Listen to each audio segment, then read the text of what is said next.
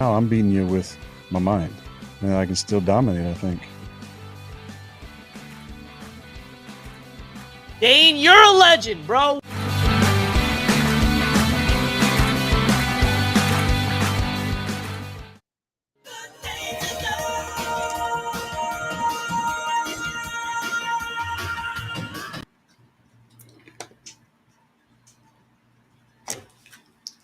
The danger zone. What's up? How's it going, guys? Friday night, man. What's up, Daniel? Oh man, glad this work week's over. I'm glad football is back, baby. We get to hear them pads a popping, and I can't wait to see some of them green and white pads popping, them red and gold and 49er pads, man. Oh, I'm so excited for Monday, but I'm excited to have a day off tomorrow, and I'm excited to sit here and talk some Jet football with you guys. Click clack, right? Dude, we got a fun show in store, man. We got our normal Friday night routine, obviously, but sprinkled in here in a little bit, we got none other than the Godfather, Snowball, coming on. That should be fun, man. Guy. Dude, and that's the thing, man. Like with us starting here in a couple days, like I wanted to, like last week we had Saint Nick gave us a great interview with him. Mike the stat guy came on, he gave a hell of an interview. Tonight we got Snowball. Like, give me the OG people. Give us your final takes, because I have a feeling there's going to be a lot of people moving the goalpost down, once the season starts. But like, what do you think now when we haven't seen this offense at all? We haven't seen Hackett. We haven't seen Lazard. Like, what do you feel will happen? So that'll be fun to hear from Snowball. Yeah, I mean, when you say moving goalposts, I'm picturing, home game AFC Championship just beat the damn Chiefs going to the Super Bowl, and the fans are rushing the stadium, tearing the goalposts down, baby. That's what I'm talking about, moving the goalposts. Wouldn't that be awesome, man? Oh, In my man. heart, I think we get a game in MetLife this year, man. At least one. I really do. I really Yes. do. Johnny Boy in the house, man. Just put on a hell of a show himself. Speaking of Godfather, he had Jake Asman himself on, man. That was a good show there. Excuse me. Absolutely. I think Sean. they were trying to bring Jake out of his comfort zone a little bit with a little Bang Mary Ghost. I was excited about that. That was fun. I do have some canned questions for Snowball. Nothing crazy. While we're waiting, let me ask you one of them. Do you have a pregame ritual? Our boys. Do you have a pregame ritual, Dan? Pregame ritual. Oh man. As of lately, I don't know. It changes over the years, and none of them ever seem to work because we always seem to suck. But not this year. Not this year. I know last year it seemed like I would get up. I would usually order like a breakfast sandwich in the morning. I might like, I don't know, like play a game of it would be Madden back then or something, football in the morning, kind of get the football vibes flowing. Maybe take a little like 45-minute nap because I always wake up earlier than I really want to, and then I kind of start getting ready. I go get my Jets gear and stuff, and I start watching some of the pregame stuff. You know what? It also depends on when we play too, right? Because like if it's a 1 o'clock game, my pregame ritual is setting fantasy lineups and like scouring the web for like last minute info. But like it's kind of nice when you're the night game because you can really enjoy all the stuff that happens before it. Monday though, man, that kind of sucks. Yeah, yeah. I got to be up at 4 a.m. Tuesday. I have a Dude. feeling I'll be late for work the next day because this is a big game, man. I can't miss this one. I'll probably be Jake drunk. Asman in the house. That's what I was saying. Our boy Jake's in here. Yeah. Damn He, straight. he's still trying to gather himself after having to say who he wanted to bang between Bonesy, Dre Correa, and I can't remember the third one now. Oh man, probably Gary. No, that was a different question actually. But he was involved. So yeah, got Clancy here, man. Welcome, Robert C in the house, who I've seen calling in places now. He seems like another new character we have. That's pretty cool. Roger, always bright and early. Allison in the house. I see her trying to get the info for the game. The game is Monday Night Football.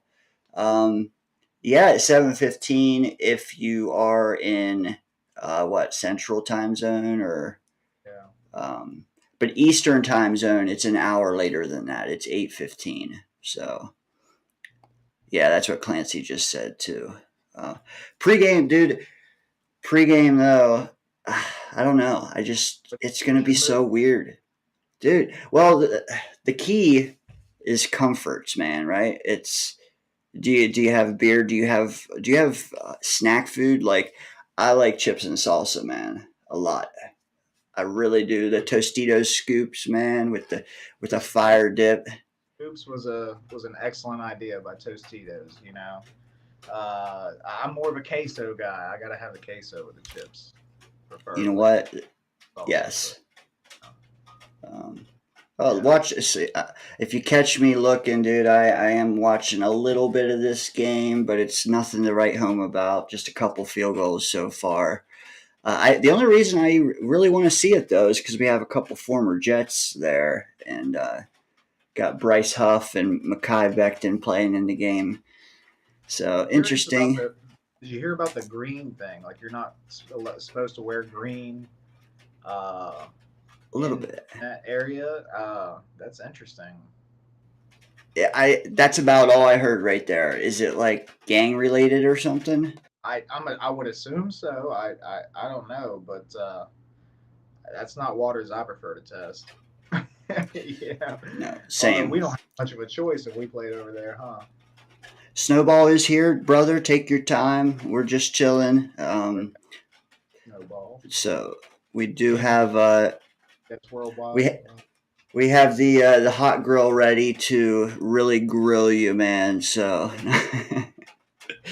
No, I'm just glad he made an hour for us, man. Like you said, he's got his show going now, and you've been on there a few times. I've been on there once. It's pretty cool over there, man. I'm sure we'll have him tell us a little bit about it while he's here. Yeah, absolutely. I'd like to pick his brain on that a little bit. We got Stack in the house now too. Yeah, nice to see you, Stack, brother. Pants are optional. I don't think I've seen Sco in here before, but hell yeah, man. One of the fellow as maniacs. You know what? When you have Snowball headlining out, it wouldn't shock me if we didn't get 1 million more people. Yeah. You know what? I got me a shirt like that. I'm gonna have to rep that at a key moment. I had a green bean one for like a year, and I finally needed like a show I watch a little more. I got me an Asmaniac one, so it's plugging it at the right time, though, right? Yeah, absolutely.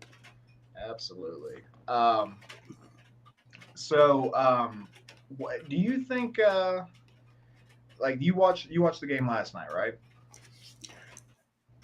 I did. I was also shooting pool, but I did see most of it. Yeah. Yeah. Okay. I only got to watch first half myself because I had to go to bed, and I don't stay up unless it's Jets. So, so what you think it's first team or first game of the year's sloppiness, or you think it was just two tough teams clashing, or do you what was your take on it? You know what? I more thoroughly watched the first half than the second half, because then I started shooting pool. The first half, it just felt like the Ravens were like this close on everything. Like they were out of sync almost. There was plenty of things where like just tweak something a different way, they would make big plays. In the meantime, it felt like they used Lamar to carry them at many moments, but personally, I felt Lamar looked out of sync, man. I was paying attention specifically to Mark Andrews because he was on one of my fantasy teams. So I saw him miss. I mean, Mark Andrews standing wide open, nobody within 4 yards of him, any which way, and him just not even look his way, and he just tucked the ball and run, tucked the ball. I don't know why he kept doing that, man. Like it's like last year, it felt like he was trying to prove that he's not, because that was the big thing. Everybody said, "Oh, running back, right?" And he said, "Well, I'm going to set out to prove him wrong." He said, "Not bad for a running back, huh?" And I thought he was really kind of on that trajectory, right? And then last night, man, he just was. At least in the first half, I can't. I don't want to speak for the second half, but in the first half, it didn't look like he was. He had a grasp of the offense, like his progressions and stuff. Like, it's like if the first or second guy wasn't there, he was just tucking and running, and maybe it was KC's defense getting to him because they were taking advantage of that offensive line of the Ravens. They didn't look great. Maybe it's because we stole two studs from them. What do you think about that? It very well might. I mean, it's like you said, it's rust for one. I think that the refs were also trying to work some stuff out themselves. But yeah, definitely. I mean, don't be shocked if our O line is a little bit like that. You got to develop continuity, right? Um, but I don't know, man. Like, Likely got what, 12 targets? Andrew got what? Andrews got 3 or 4? Like, I know he had 2.9 points for me. yeah, yeah. And that And came in the second half. Like, it's pretty disappointed there. don't I get me saw Murphh wrong. a few times, so I don't know.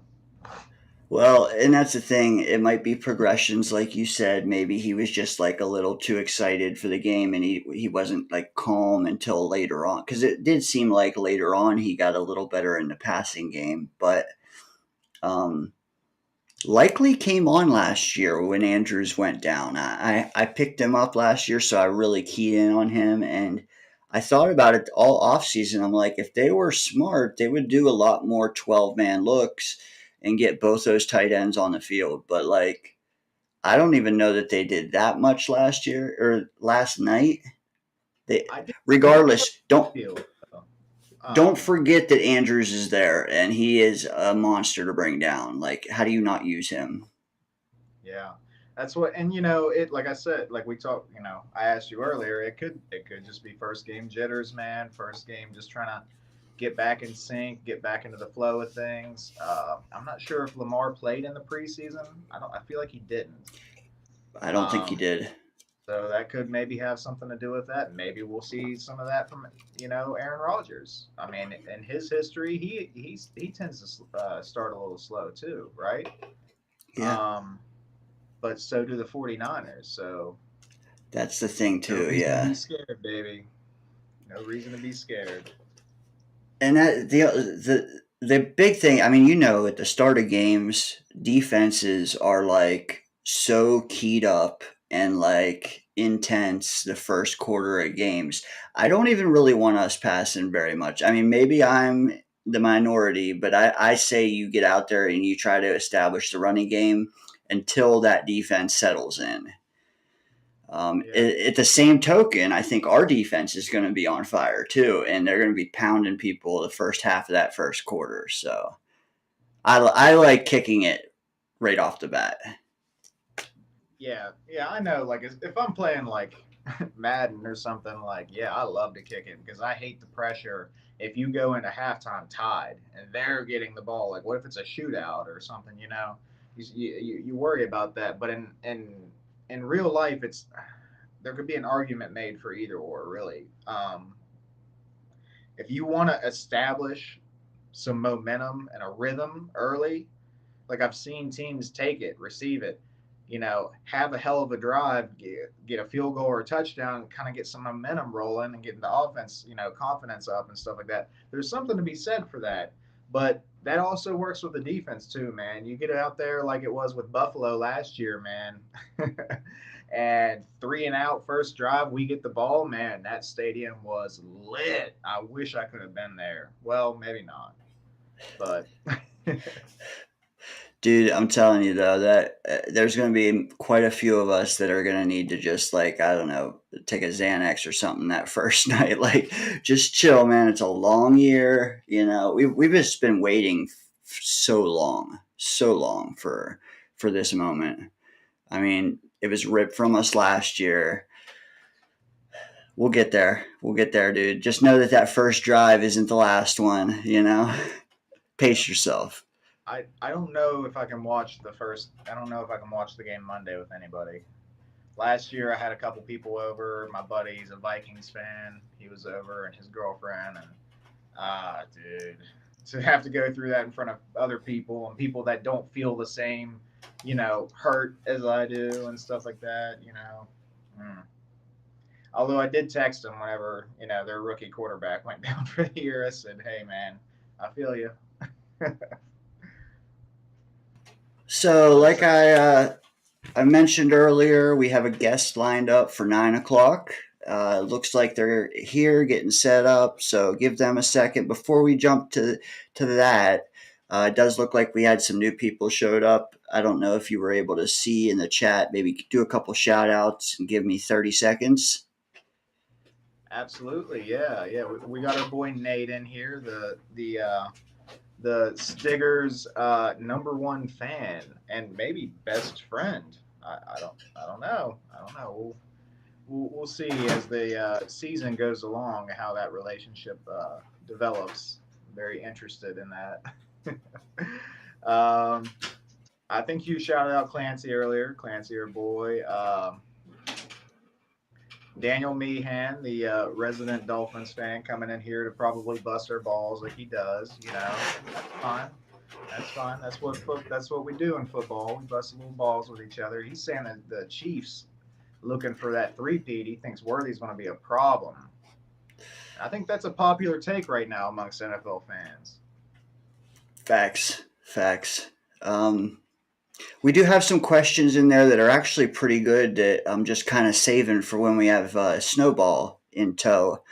But just know, guys, if you put some questions in the chat, I didn't miss them. I just kind of highlighted them for using here in a minute.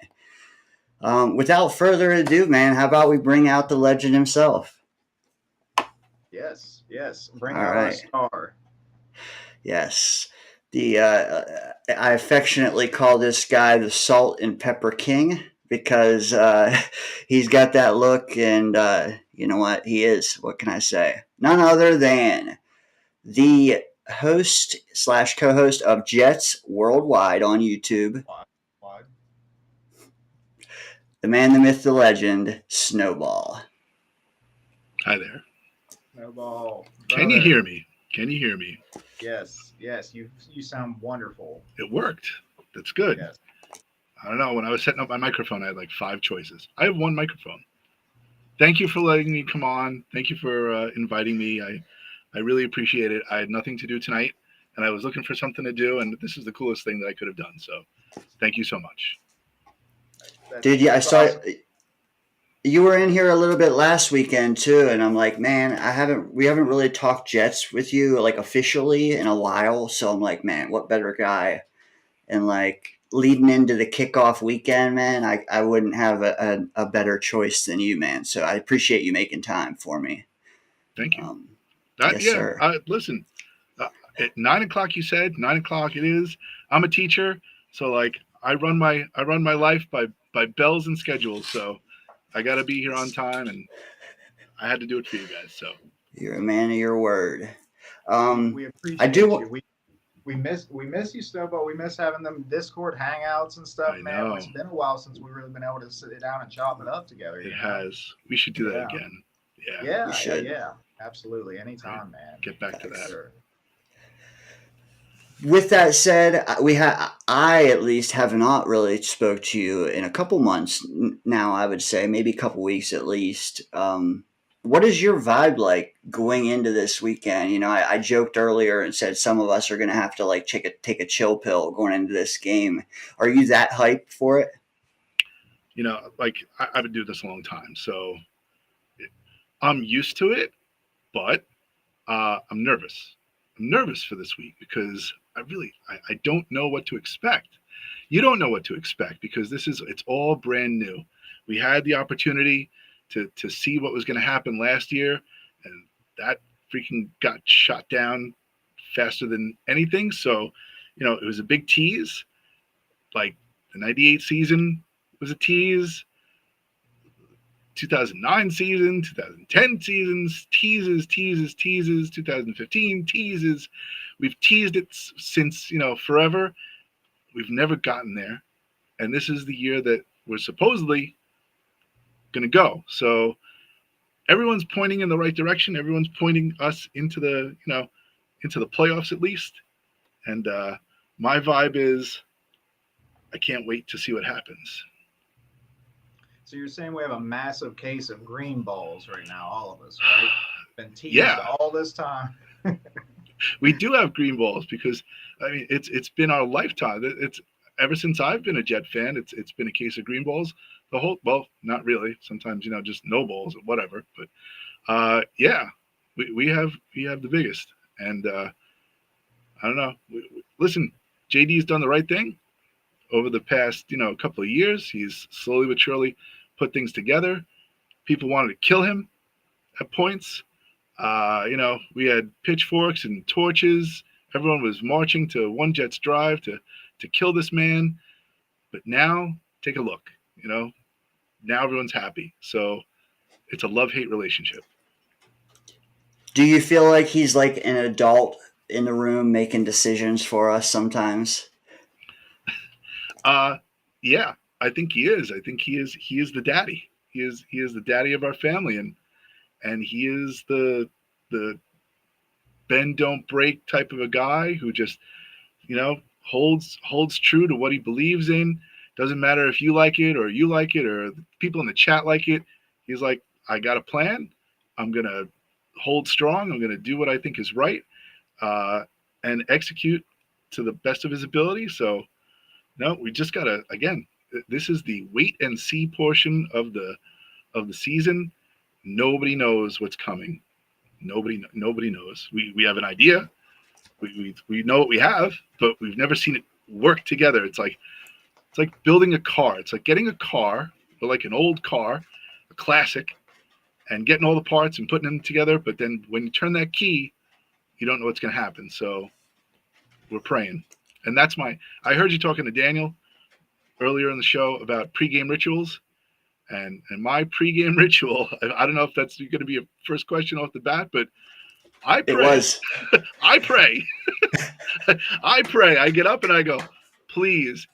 Anytime I go to church, anytime I walk into a church, like I was in Italy over the summer, and there are a lot of churches in Italy, and every time I went in, I was always like, God bless my family, God bless the Jets, and please let them win the Super Bowl. Like, that's the way I ended every prayer was, please let the Jets win the Super Bowl. So, yeah, I pray. Yeah. What? Go ahead, Daniel. I was going to say we probably need to pray a little more. Yeah. But maybe we need to separate our prayers and then do separate prayers to the football gods, and then maybe even like some like sacrificial stuff. I don't know.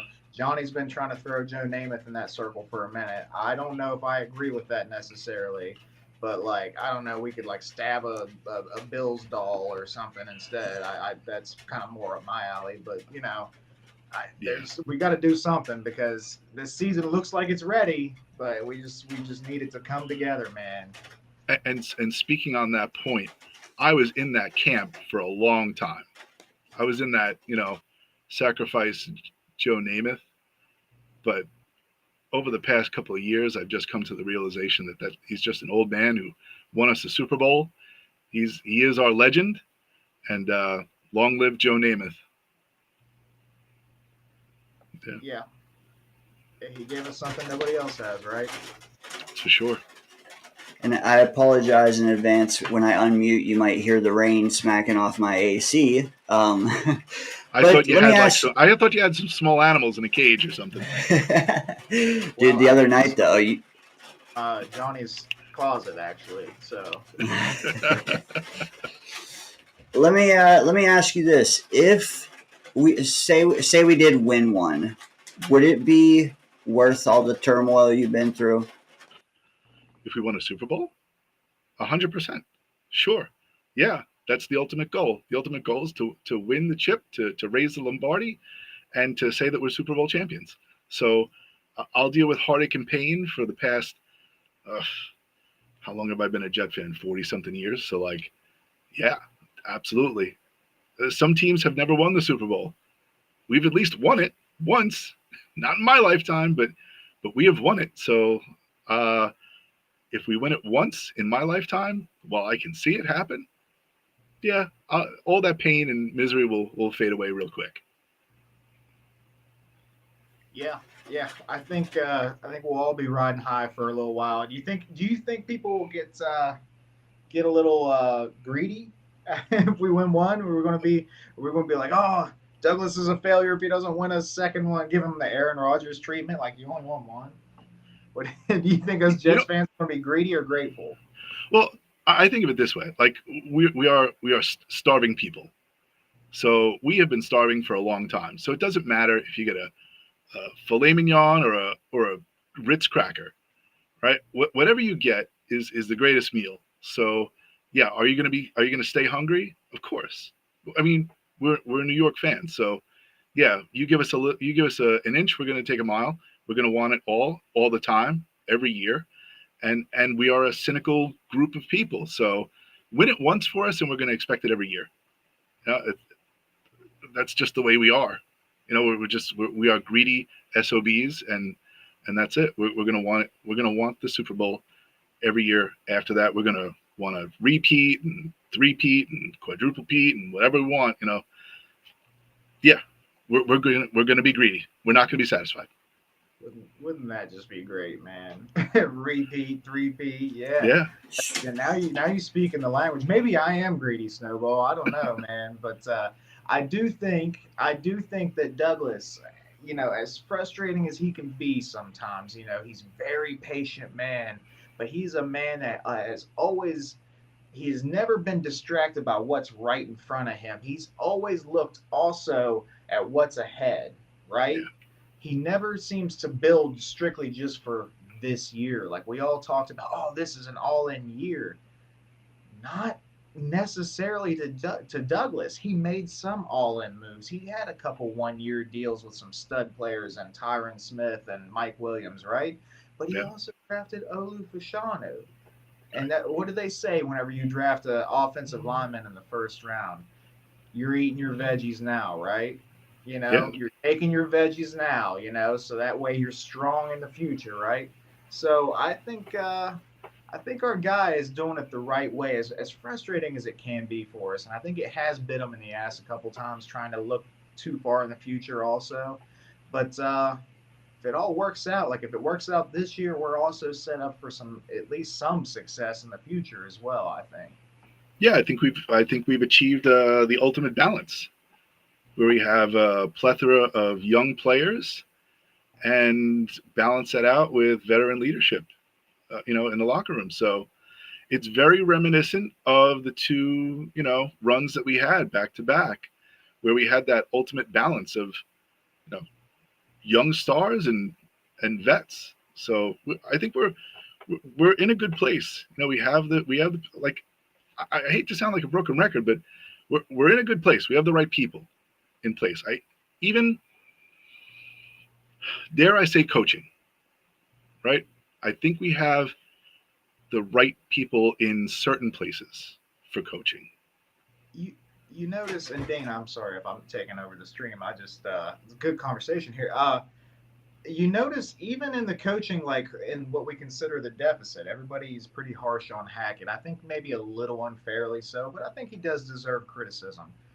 But even with the offensive coordinator, he still kind of has that little bit of backup plan, right? Like he has Todd Downing in there, right? Yeah, right. In case things fall apart, or if Aaron retires after this year and Hackett proves to be what a lot of fans think he is, he's like, all right, I got this backup option that has some potential, that has called plays before, and can at least give us some semblance of competency, right? Yeah, we have a little bit of stability in back of who's out there. I'm not confident at all in Hackett. Really, I think he's just a placeholder. You know, I think Rodgers runs the offense. Really, he's just there to kind of say, you know, Hackett's there just like, hey, how about this? And you know, Rodgers be like, no, we're gonna run this play. But thanks for trying. A sounding board. A sounding board. He's a sounding board. He's there to offer options. That's all. Yeah. And somebody's he's not running the show. Right? What's that? Like Rodgers isn't going to sit down and do all the schemes and draw up the plays and come up with the terminology and things like that too. Like somebody's got to build the actual offense and teach it to the players and things like that. You know, but whenever it comes to the actual play calling and whenever we get in critical moments and stuff, we're in the red zone and Hackett is trying to call like an outside zone run play on 3rd and 12 when we're at like 20-yard line, and Rodgers is like, nah, throwing it up to Garrett. You know, like you're going to have that, but I think the answer lies somewhere in the middle, and I don't want to be like cop out with that, but I think that you are right, Snowball. But I also think that Hackett has more. He does more than what we give him credit for, probably. Sure, he'll design the offense, and he'll say, okay, we got A, B, and C. What do you want? You know? Yeah, I think so. You know, I think you also mentioned, like, none of us really know, like, what to expect. I think you're probably mainly talking about the offensive side of the ball when you say that. Because, I mean, how many pieces are stayovers from last year that we can actually say they're going to do this again? Because to go from Zach Wilson to Aaron Rodgers, who knows? Yeah, who knows? Water to wine. It really is. It's water to wine. Yeah, I was going to say something and it totally slipped my mind, but keep going. Well, I mean, okay. Dare I say that might be the biggest single-year jump at the most important position in the game of all time? You wouldn't be lying. And I did remember what I was going to say. You know, before we even, and I don't know if we're going to get to this later on, but I'm just going to jump ahead probably. But even before Hassan Reddick even became a consideration for the Jets, last year we said that this defense was top 3. Without him, we did get rid of Bryce Huff. We did get rid of JFM. But we did draft in the first round Will McDonald. He is one of the unknowns. So we don't know what we're going to get out of him. We brought in Kinlaw. We brought in, who's the other guy? Kinlaw, Fotu. Right? We brought Fotu in. We got 3 UDFAs who flashed in the preseason. Totally unexpected. So, yeah, you got rid of 2 guys, but you got really like 5 guys who kind of came in and kind of, you know, can fill gaps here and there. And then you have this crazy unknown person on the outside edge that you don't know what you're going to get out of him. You know, he's a spin move machine, and you know they say that he's improved and he looks like he's ready to go. Ulbrich doesn't lie. Ulbrich knows his stuff. Saleh knows his stuff on defense. And they're not just going to say stuff just for the sake of saying things. Like if they really needed somebody, they would have gone out and tried to look for somebody to kind of back this kid up. But they're I don't know if they're putting all their eggs in one basket and saying, you know, and they're putting their hands together and saying, I hope he does the job, because they know what's at stake this year. They know that we're contenders. So why risk it for the biscuit? You know, like really, you know, they must have some faith in this kid. So let's see what he's got. You know, I'm really anxious to see what I want him, and I want Michael Clemens to shut everyone up and just prove themselves to be the people that I hope them to be. I'm sure that there are some people out there in Jets land who have faith in McDonald and Clemens, and I just want them to shut people up and just be like, we're here. Don't worry about it. We got this. Dude, I think we also see the best year we've ever seen out of Quinnen. Oh, yeah. And I think call me crazy. It might be a hot take. I don't know, but I think JJ has the best year he's had this year, not last year. Mm. And I think all of that, it helps us. It helps the sting of losing Huff a lot because, like you said, there's 5 or 6 guys that can all be taking mini leaps that will definitely offset a lot of that. There are a couple questions here I want to just. I mean, we don't have to spend all night on them, but just kind of rapid fire. Snowball, if you can direct or you take some of these first, just because they hear us all the time. How many plays do you expect Mike Williams to play? Are we just getting his toes wet and that's it from Roger? No, this is Brees Hall 2.0 in a receiver form. I really think that we, could he run out of steam on some plays? Yeah, but I think the ability to play the game, to be that clutch 50-50 receiver, it's still there. Like it doesn't fade away that fast. You know, this guy is built to receive the ball. He is built to battle for the 50-50 ball. And there's no ifs, ands, or buts about it. This guy is here to win. He wouldn't have come here if he didn't have faith in the team. That pork roll, egg, and cheese was the was the deal sealer, but he knows what he's in for. He knows what's expected of him. Yeah, might he be slow in the beginning? But I just expect it to ramp up throughout the season. He is our number 2, and that's the way things are.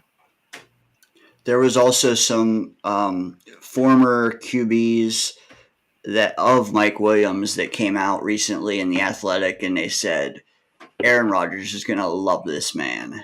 So, like, if you weren't pumped already for that pairing, it's going to be nice. It is. Who wouldn't love like a 6'5" uber athletic like receiver that like has just proven time and time and time again that if you throw it up to him, he's got the better chance to bring it down. Even if he's got 2 or 3 dudes surrounding him, he has always got the best chance to pull it down. He is like Mike Evans light, maybe, in a sense. Like he's a very good wide receiver too. He could even be a wide receiver 1 on a lot of teams. And we saw 0 of it during training camp and the preseason. We saw 0 of what Mike Williams can do. And that means every other team out there in the NFL had 0 chance to see what this guy can do with Rodgers, who can throw the ball through a Cheerio.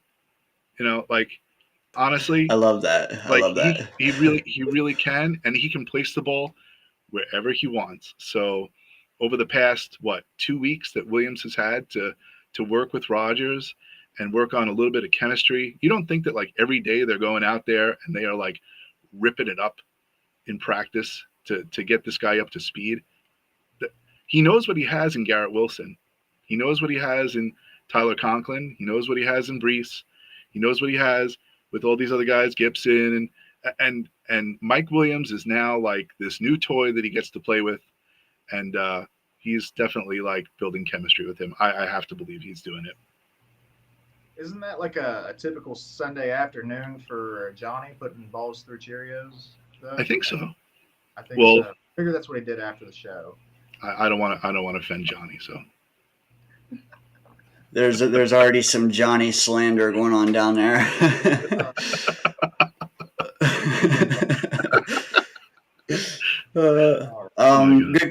Another good question here from Sean. Anybody here that Hassan is going to show up in the next few days? Supposedly he won't play game 1. Is that real? I don't know about real, the former or the latter. I would say he's definitely not playing Monday, though, no matter what Saleh says. What do you guys think? I'm in the house of Hassan Reddick has dug his heels in the dirt, and he wants something really bad, and he had the opportunity to at least like sit in instead of sit out. They kept saying it over and over again. We're here with open arms. and he is just staring at their open arms and going, keep them open because I'm not coming. Like he has had every opportunity. He has lost money. He is losing money. He continues to lose money. He will continue to lose money. There is something that he is after. And I think he's gotten to a point in his career where he is just like, I'm either going to get this or I'm going to play the fool, So like, I don't know. Or he's waiting for someone to get hurt on the defensive line. That's my theory. Like you said, they're holding them open arms for him, and he's like, nah.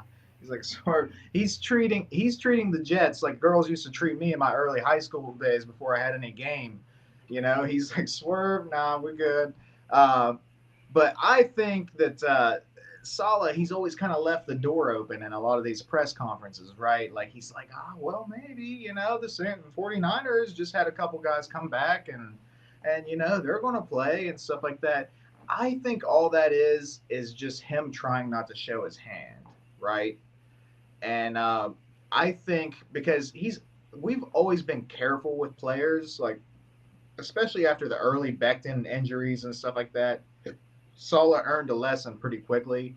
Like we need to be safe with our guys. Like even though Brees, dude, I mean, what was 150 rushing yards in his first game back from a torn ACL, and we still limited his snaps for the early part of the season, right? Still, even after he was like galloping down the field and nobody could touch him, didn't matter. Saleh had a plan and he stuck to it. So I think that even if Hassan Reddick shows up tomorrow, he's either likely not to play or likely to play on a very limited snap count. I think that Saleh is just trying not to show his hand. He doesn't want to give the 49ers an idea of what to game plan for. And obviously Reddick is somebody that has previously terrorized them. Yeah. Or he might be waiting for a layup game. He might be waiting for a game where he can, it's a layup game, comes in on the Patriots. Like you could easily, shine in a game like that. Give him like two games to kind of condition and get ready for them. I don't know. I'm still in the house that he's not showing up. I agree. Fair. I think he's dug in. But it is what it is. Like you were talking about earlier, we had a top 3 defense last year without him. Yes, we lost a couple pieces. Yes, we gained a couple pieces. I will play devil's advocate and say that you did kind of forget to mention that we lost Al Woods and Quentin Jefferson also on top of that. But like you said, we had a first-round potential stud pass rusher waiting in the wings. He only played, I don't know, there was a 1 in front of the percentage number, and it wasn't 100%, I can tell you that. That's all he played last year. And in that limited snap count, his rates, his pressure rates, and his, he had, I think, 3 sacks or something like that. And he blocked a field goal. He made an impact on just very limited snap counts. So it looks like he could potentially develop. And especially if you trust this coaching staff on the defensive side, you're going to feel like he's going to take that step, right? So in my eyes, that went from a basically nothing to an addition, right? Like, because they didn't use him last year. Well, it's almost like we're gaining a guy in that sense. So I'm with you, Snowball. I think that we're breaking even, and we're still going to be at least a top 5 defense this year, with or without Reddick. Let me ask you this question, though. Have we failed on anybody yet on the defensive side of the ball? Gerard Davis. I mean, have we struck out? That doesn't count. Right. What I'm saying is, have we struck out with anybody who we've put in games, who's been a starter, who's been a second stringer? Have we struck out with anybody yet? No, we've made mid cornerbacks look like studs. Even Bryce Hall, he had that really good year, and we're like, not good enough, But a lot of other teams probably saw him. I was like, holy shit, he's actually pretty solid. Yeah. We had Sauce and Reed out for that game against the Eagles. We got guys named Yeah. Craig James and shit, like shutting down AJ Brown and Rick Devontae. James, Like, bitch. what are we doing? Like, so Right. yeah, no, they haven't let anybody down. Like, they've proven that their scheme works. If they get the players to buy in and they get the players to fully commit, and the players have some talent, that they can perform well in our scheme. So I'm with you, Snowball. I trust our defense. I trust Ulbrich. I trust Sala. I trust Tony Oden. I trust all the guys, man. I think we have the best defensive coaching staff in the NFL. Yeah, Hands Yeah. down. Hands down, the Yeah. best coaching staff in the NFL on defense, and they have not let us down with a player who they have put out on the field on a regular basis. And they've also made it work with water, and they've also made it work with wine. Like that, it's versatile. Like you give them first round picks, they make it work, but you give them 6th round picks, and they do as well. So that's pretty nice. Yeah. Couple quick hitting predictions since we are on the eve of the regular season kickoff. We were just talking about Reddick, so let me just ask you this one. Who's your prediction for leading the team in sacks? Not the ratio for games played. I mean, just total volume. Who has the biggest number at the end of the year? What's the biggest number? Daniel, you're welcome to. I wouldn't mind answering as well. Wait, I only caught what was the exact question again? Who has the biggest ratio of sacks? Is that what? No, I said don't worry. Like if Hassan plays 5 games but he has 5 sacks, he has 5. That's all. You're not going to say he would have had 17. Like at the end of the year, who gets the most sacks, regardless how many games played they have? Okay. Well, I think you already know my answer to that question.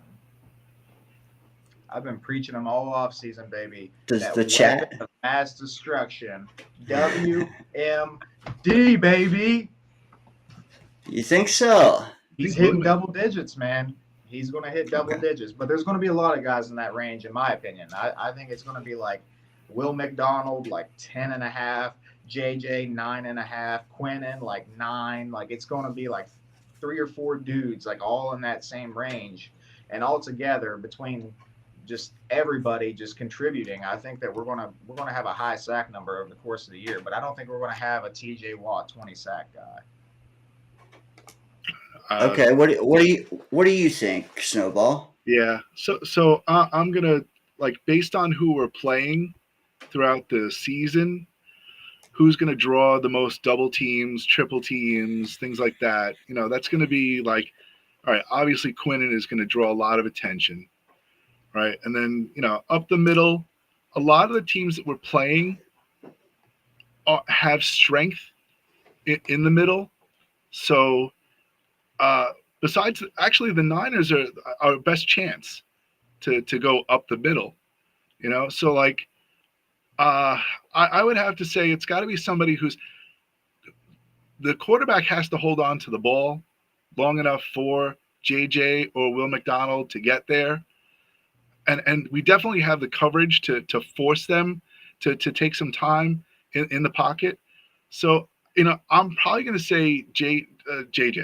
I think he's going to lead the team in sacks. He's got the speed. He's got the bend. He can do it. I think I don't know if he may get to 10 this season, but I think he's going to be the guy. I think we're going to spread it out a lot, but I think JJ is going to be our leader. So neither one of you want to take the bait and say Reddick, huh? I like it. Because honestly, my answer would have been one of your two. I lean JJ though because of the snap count that I know he'll get. Like last year, he had almost 70%, and Will had 15. So I'm gonna take the sure thing and say JJ. But there's another leap though, if that's the case. Like you're banking. I'm banking on the other guys not getting that many. He only had 7.5 on 6, 7, almost 70% of snaps last year. So he's got to take another leap to be able to do that. But he's a year smarter. He has a year more experience. Yeah, that's what I'm saying. You're banking on him progressing. You know, you're saying he has not hit his ceiling and he's got more to go. And I hope that's the case. I do. He could get eight again and still have more than a lot of guys. I think he's a little limited on his pass rush ceiling. I disagree. Think for a minute. I think that a lot of his sacks. I mean, we've heard other guys talk about this, Blewett and Buffalo, whoever. You know, like they, you know, a lot of his sacks are just from him just outworking the opponent. Like it's not from him having like a great pass rush plan. You know, and he doesn't have like elite bend. Like he's fast and strong. You know, but you know. Like he doesn't have the traits that like Will McDonald does. He's stronger than Will McDonald. He's better in the run game by far than Will McDonald, and probably always will be. I think he's an elite edge setter. You know, I think he's better than JFM was at setting the edge, honestly. But I think that his pass rushing ceiling is just a little limited. So I think he's always going to be like an 8 to 10 sack guy, which is fine. That's a good player. That's a great player, in my opinion. Next question, and I do have a little bit of stats just on hand in case they'll help. It doesn't mean that they're your only options, though. Who do you feel like leads the team in tackles? Quincy Williams. And okay. I'm jumping. That's at fine. this because he's I believe this man takes another leap this year. And love that. And becomes the ultimate linebacker in the NFL. He will be one of the top linebackers in the NFL this season. And that will be the first time that he's ever topped CJ. And that's kind of what I was hoping someone would say, but I wasn't sure. I mean, the safe money is on CJ, but I'm putting my money at. Uh-huh. I think he is the smartest linebacker in the league. I think obviously he's a little older. He's not as athletic as he once was, but he is always in the right position. So he may not be able to make the play to break up the pass. He might not be fast enough, but as soon as that pass is caught, he is wrapping his arms around that defender and taking him to the ground. He has always been a sure tackler. I think CJ is going to keep it up. Now, if you ask me who gets the most tackles for loss, I'm going to say Quincy by a long shot. I think that boy is going to be in the backfield blowing people up. You know, I think as far as big plays on the team, if you ask me who makes the most big plays on the team, whether it's like key stops on third down, whether it's forced fumbles, TFLs, sacks, all those things together, I'm putting even over Sauce, over everybody, I would say Quincy is. I think he's our playmaking player on the defense.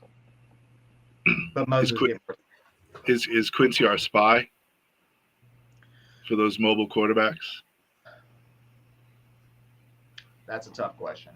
That is you would think so, but it depends on what other weapons they have. You know? Mm-hmm. Like, let's say we're playing the Eagles. You know, you got to watch Jalen Hurts. He's pretty crafty, right? Right. But, you know, they also have Saquon Barkley, which, by the way, I got a notification. I guess he got a touchdown already. So do you want Quincy kind of watching Saquon?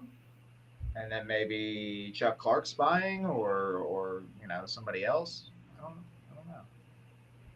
Kind of depends on the matchup, in my opinion. I guess. It would be nice to see Mosley hand that torch over, though, because I mean, last year he had over 99% of the snaps. Like, I've been lobbying, dude, get that guy off the field a little bit, give him a little bit of rest, and maybe he'll be better in January. And maybe if they do that, maybe he doesn't have 160 tackles, maybe. But I'm with Snowball. I want to manifest it. Let's get Quincy that torch, man. Let's get it.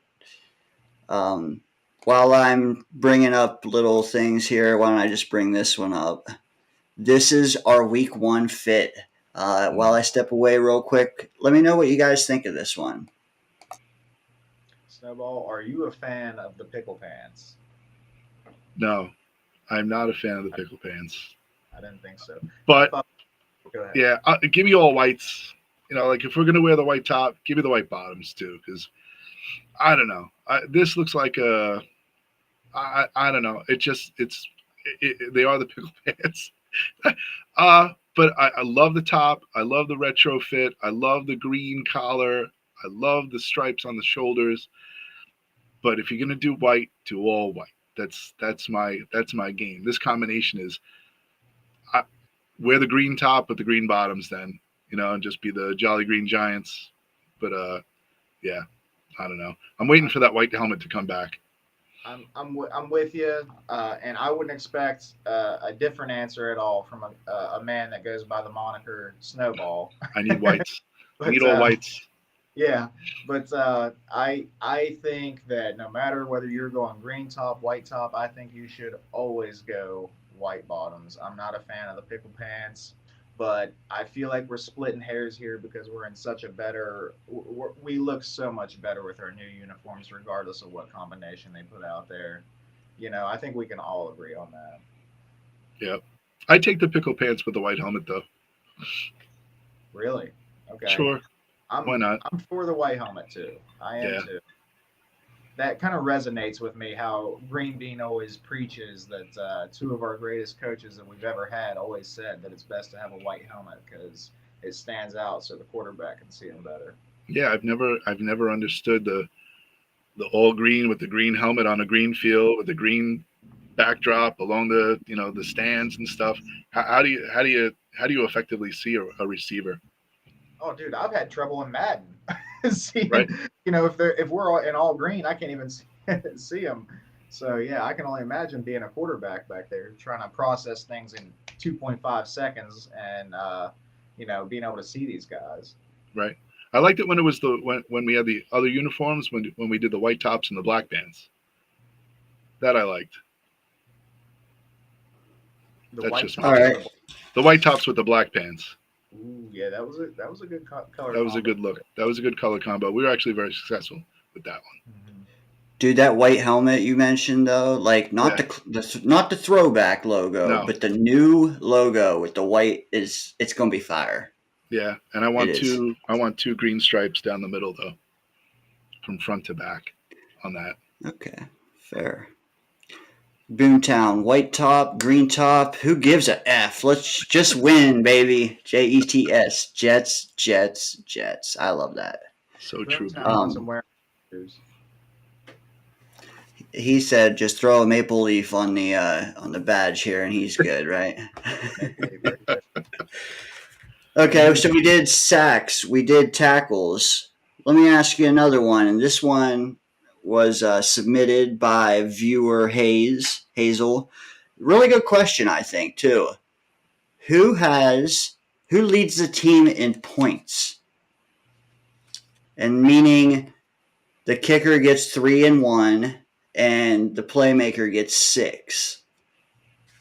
Who leads the team in points? It's a tough question, if you ask me. That is a tough question. Because his number one target is going to be Garrett Wilson. All over the field, no matter where he is, he's going to be throwing the ball to Garrett Wilson. Now, does Garrett make it into the end zone, or does Garrett just take us close to the end zone, and then we give the ball to Breece Hall? So, that's your toss-up. That's your 50-50 question. I would put my faith in Breece Hall before Garrett Wilson to be the top scoring person on the team, because we've all seen Breece find an envelope's worth of space in the offensive line and take it through and just run to the end zone on several occasions with the offensive line that we had last year and the year prior. The man just knows how to run through a line. Now that we have a run blocking offensive line that has Tyron Smith on it and Morgan Moses and Elijah Vera Tucker is back, and Joe Tippmann is a year smarter, and we got this guy Simpson. It looks pretty good. So him being able to break a run, the chances look even better this year than they ever have. And now that he is a receiving running back extraordinaire, Hackett has finally figured that out. I would say that Breece stands the best chance of being the leading scorer for our team. Ooh, a little bit of a hot take here. Boomtown says he doesn't like Garrett because Devontae Adams will chip away at that. He wants Brees Hall. What do you think, Daniel? I was really hoping Snowball would go elsewhere, but he kind of stole my answer too. I'm with him, man. Brees has proven himself not just to be a great running back, but he's also a great pass catcher. And whenever you got a guy that can do it all, why won't you feed him? You know.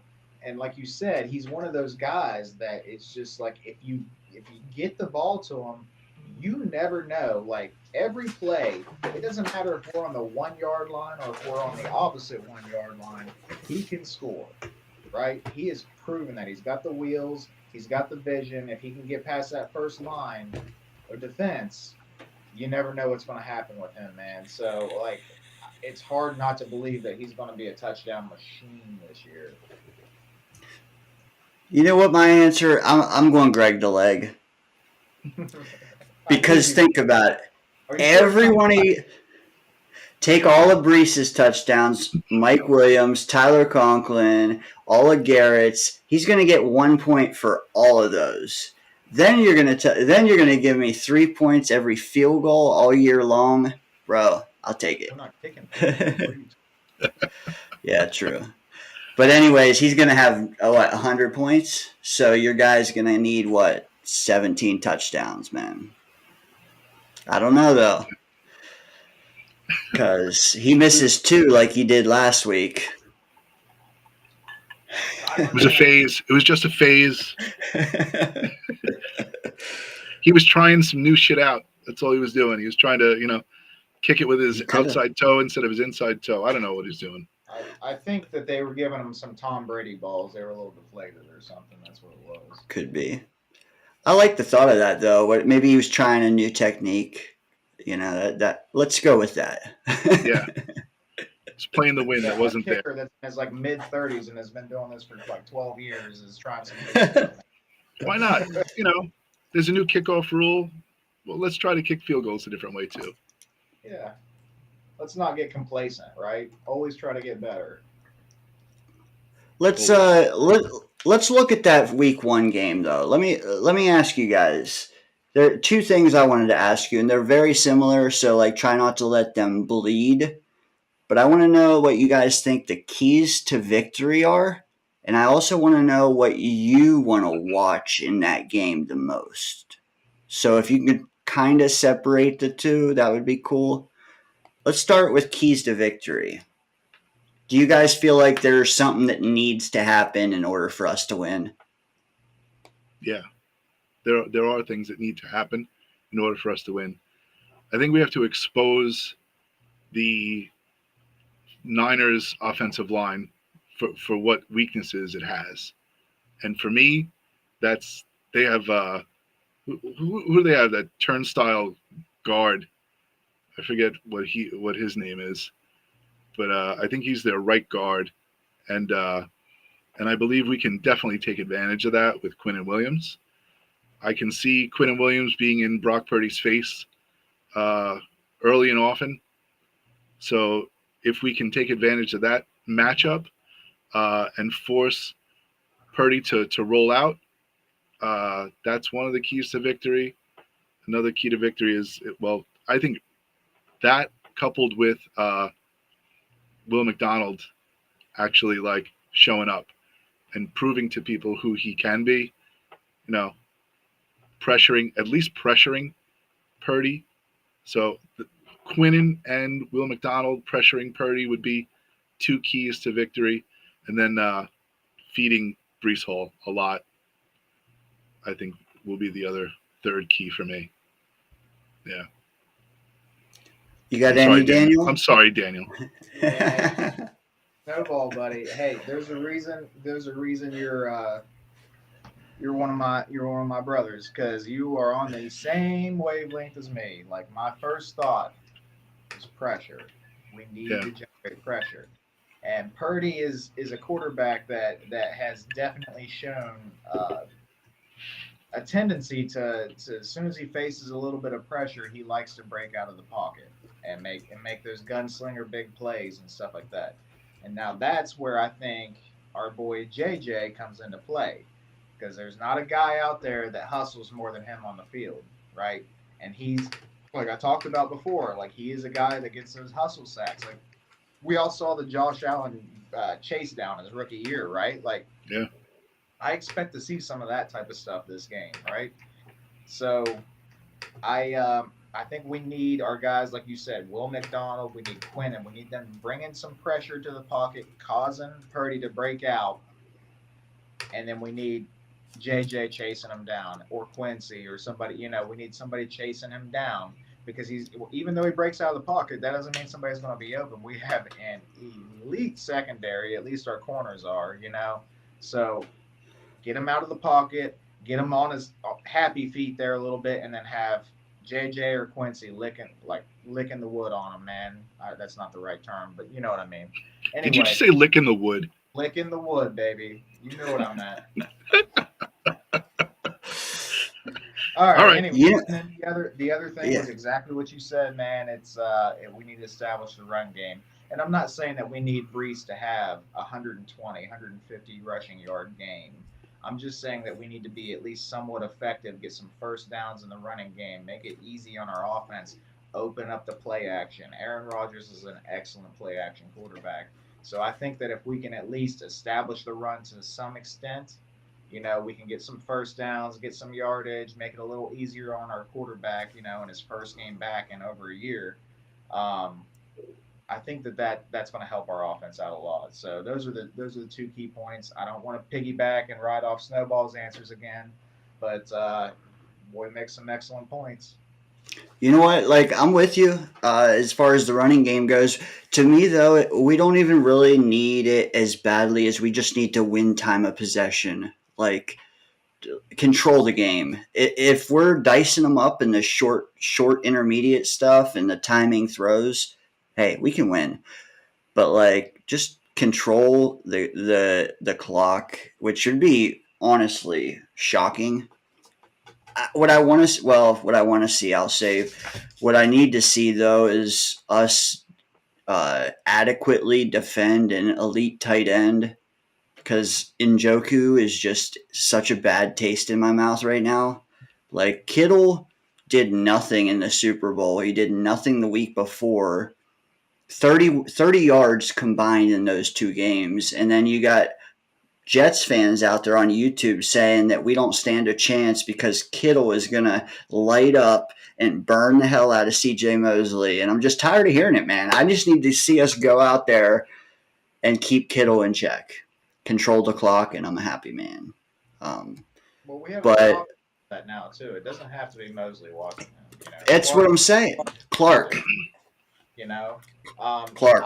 I just wonder, like, who are we putting Quincy on? Like, because you could put Quincy on Kittle, or do you want Quincy on McCaffrey? Because to me, I think that's where I'm leaning a little bit. What do you think? What's the better matchup there? I don't know. We have this guy MC2. Yeah, he's pretty good. He's a pretty good slot corner. So, like, you could afford to maybe use him in some of those situations where you want to. I mean, he's the best. He is the best slot corner in the league. So, you might want to have him roaming around the center of the field and making sure that Kittle stays in check. Dayne-O said it. Chuck Clark is again an unknown. So, we never even got to sniff Chuck Clark. So we don't even know what he's capable of. He might be the Kittle killer. You never know. So and I think we have plenty of people who can do the job. It's just whether or not they execute the stuff that they're supposed to be doing. And how much man do we play? I mean, if it's zone, I don't think Mosley will be in the, like, we got Quincy, we got Clark behind him. Tony Adams is hella, like, if it's a concern with coverage, Tony Adams, fine. If it's concern with bringing him down, Clark. So, like, we got a little bit of everything everywhere. Yeah. And you have the bullhawk, Ashton Davis. Sure. I'm almost tempted to say that Ashton Davis comes down with an INT this game. Hey, Hey, save your hot takes. Okay, all right. Let's go right into the next thing, though. What do you want to see? Not even what equates to victory. Yeah, you're fine. Yeah, what are you anxious to see? I mean, we kind of teased it the whole way. Like, what do we want to see? But like, maybe more specific. Like, because Chuck Clark, for instance, is something I can't wait to see. Yeah. Yeah, go ahead. And I'm really anxious to see Tyler Conklin. I'm really anxious to see Tyler Conklin and Rodgers play together because we never got it. And I know how much Rodgers loves to get the ball out fast. And Conklin's going to be one of those, I need to rip it and zip it and get it out of here because I feel the pressure right away. I definitely see Conklin having a big game on Monday because of the fact that, we're going to be so cautious with Rodgers the first game.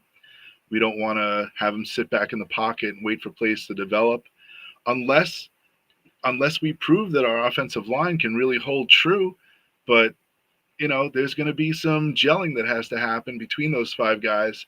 So it may take a week or two for that to really develop.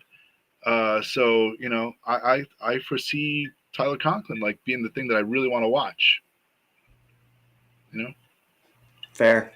Yeah. Daniel, do you have one that you want to spit out? Like something that you're unrealistically like just enamored to see?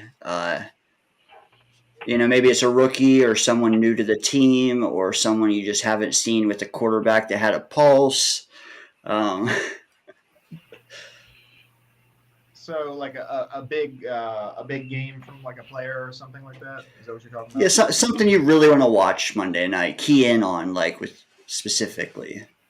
Okay. Yeah. Sorry, because I missed part of that. I think there was a wreck on the freeway, literally right behind my house, because there's like a big bang, and I'm like, what the hell? Somebody letting off guns or something? And then I heard an air horn going off. I'm like, what the hell? So I went and looked, and there's like lights and there's a whole thing going on. But anyway, more importantly than their lives, Jets football. So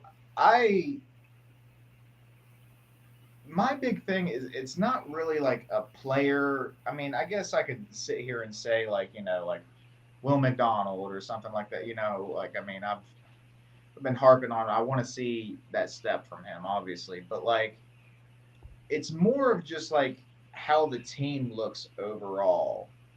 Like, I want to see us in sync, like I want to see, I guess more even so than the defense. I just want to see the offense in sync. Like you said, we haven't had a quarterback that can run it.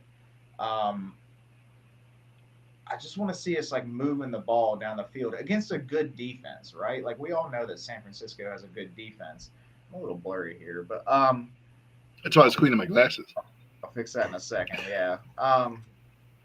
But my big thing is I just want to see us like have successful drives, like drive it 70 yards down the field against a good defense. And, even if you kick a field goal, like know that you can get there. Like that defense doesn't intimidate you anymore. Like we don't have the traffic cone at quarterback. Like that's what I want to key in on. I just want to see like an offense that looks like it makes sense, to me, that's the main thing I want to see from this game. Facts. Dude, I mean, if you went specific player, like you could say Braylon, Mike Williams, like there's so many. Just us looking at it. Here's a stat. So I actually ran this info earlier. And listen to this. At halftime of our games last year, for one, we gave up 13.4 points per game in the first half. 13.4. Us, we scored 7.4 points per first half. And if you take away our two games, Cleveland and Washington, like the outlier games, the other 15, we averaged 5.5 points in the first half all year.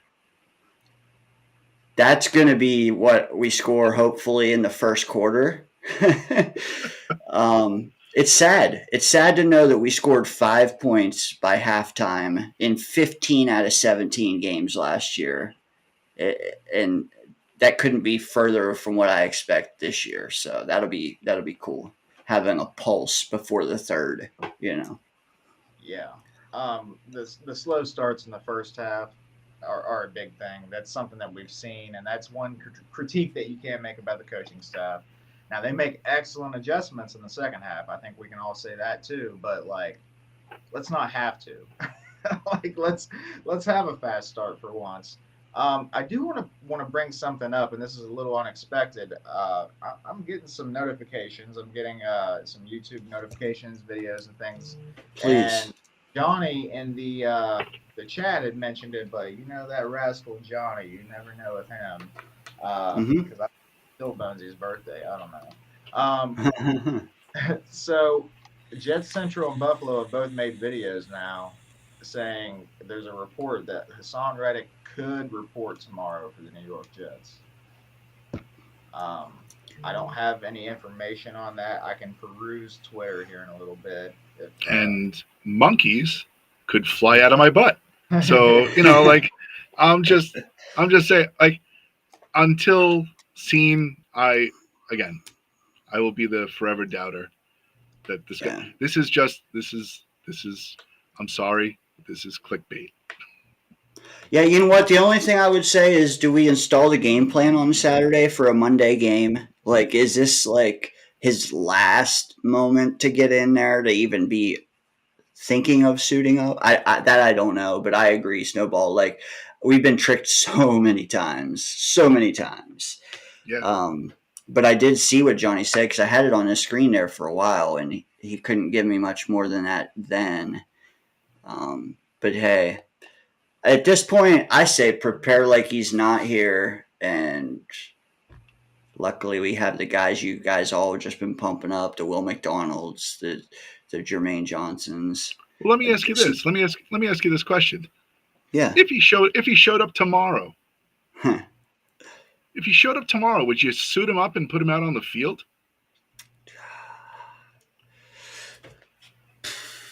I mean, he's got a very simple. He's got a simple position, right? Pin your ears back and go get that guy who holds the ball. Dude, giving him a dozen snaps solely on third downs would make a difference. But where are you at with, like, do you need to punish him? Is it just chalked up as business and no punishment? Where are you at there? I think we're a team who's hoping to win the Super Bowl. So, like, does he give us a better shot to, or are you risking him hurting himself by going out there and not being conditioned and putting him up against guys who have been practicing for months? Like, I don't know. For me, I think preservation and longevity outweighs, taking a risk and just trying to put him out there. I don't know. I still don't. Nate says there is no punishment, but okay. And true, it's all a benefit for us if he does go out there. But your take, Dayne-O, with limiting, I agree with. If he does show up, you definitely don't waste him on first and second down. That's for sure. No. But then again, is it worse on a hammy to rev up, sit down, rev up, sit down, or do you just wait and play him the whole fourth quarter? I don't know. Like, from a science or a biologic, Regardless, it's already past 10. There was a couple quick things I wanted to get out of you. One was the hot take. Sure. And there was one other thing. Oh, we had a question from the chat for you. Let me do the question first. You go ahead and read it out loud, Snowball. Have you ever docked any of your students a mark or a letter grade after finding out they were a Patriots fan? I'll have to listen. I'll tell you this. I did have a student 2 years ago. His first name was Brady. Ooh. And I asked him, I said, like, Tom Brady? He goes, yeah. He goes, we're big Patriots fans. But I did not bring his grade down because he was a talented student. So I couldn't take that away from him. But yeah, I didn't like his first name at all. So he was named after Tom Brady, and he is a Patriots fan. But whatever, I get to laugh at him now. He's a senior now, so I get to laugh at Yeah, him. Yeah, fair. right. Hopefully, he wasn't like a goaded student, right? Because that's No, just ironic. Okay, good. no, he was not. I would have encouraged him to transfer. Me And and my Daniel hot can take. do our hot takes after you. So yeah, do your hot Yeah, take, and then can you just go straight into tell us yeah, about your show? sure, Yeah. sure, yeah. So I told you my hot take before. Ashton Davis comes up with an interception. I believe in this guy. I think we're going to put Purdy under pressure. Uh, Ashton always seems to be in the right place at the right time. So I think he comes away with an interception. That's my hot take. And then yeah, we are at Jets Worldwide. One word, Jets Worldwide. We're on Sundays, 10:30 a.m. Eastern Standard Time. It is a blast. We have a lot of fun. It's a good time. I'm looking at the reigning champion right here. Daniel Murphh is our reigning champion.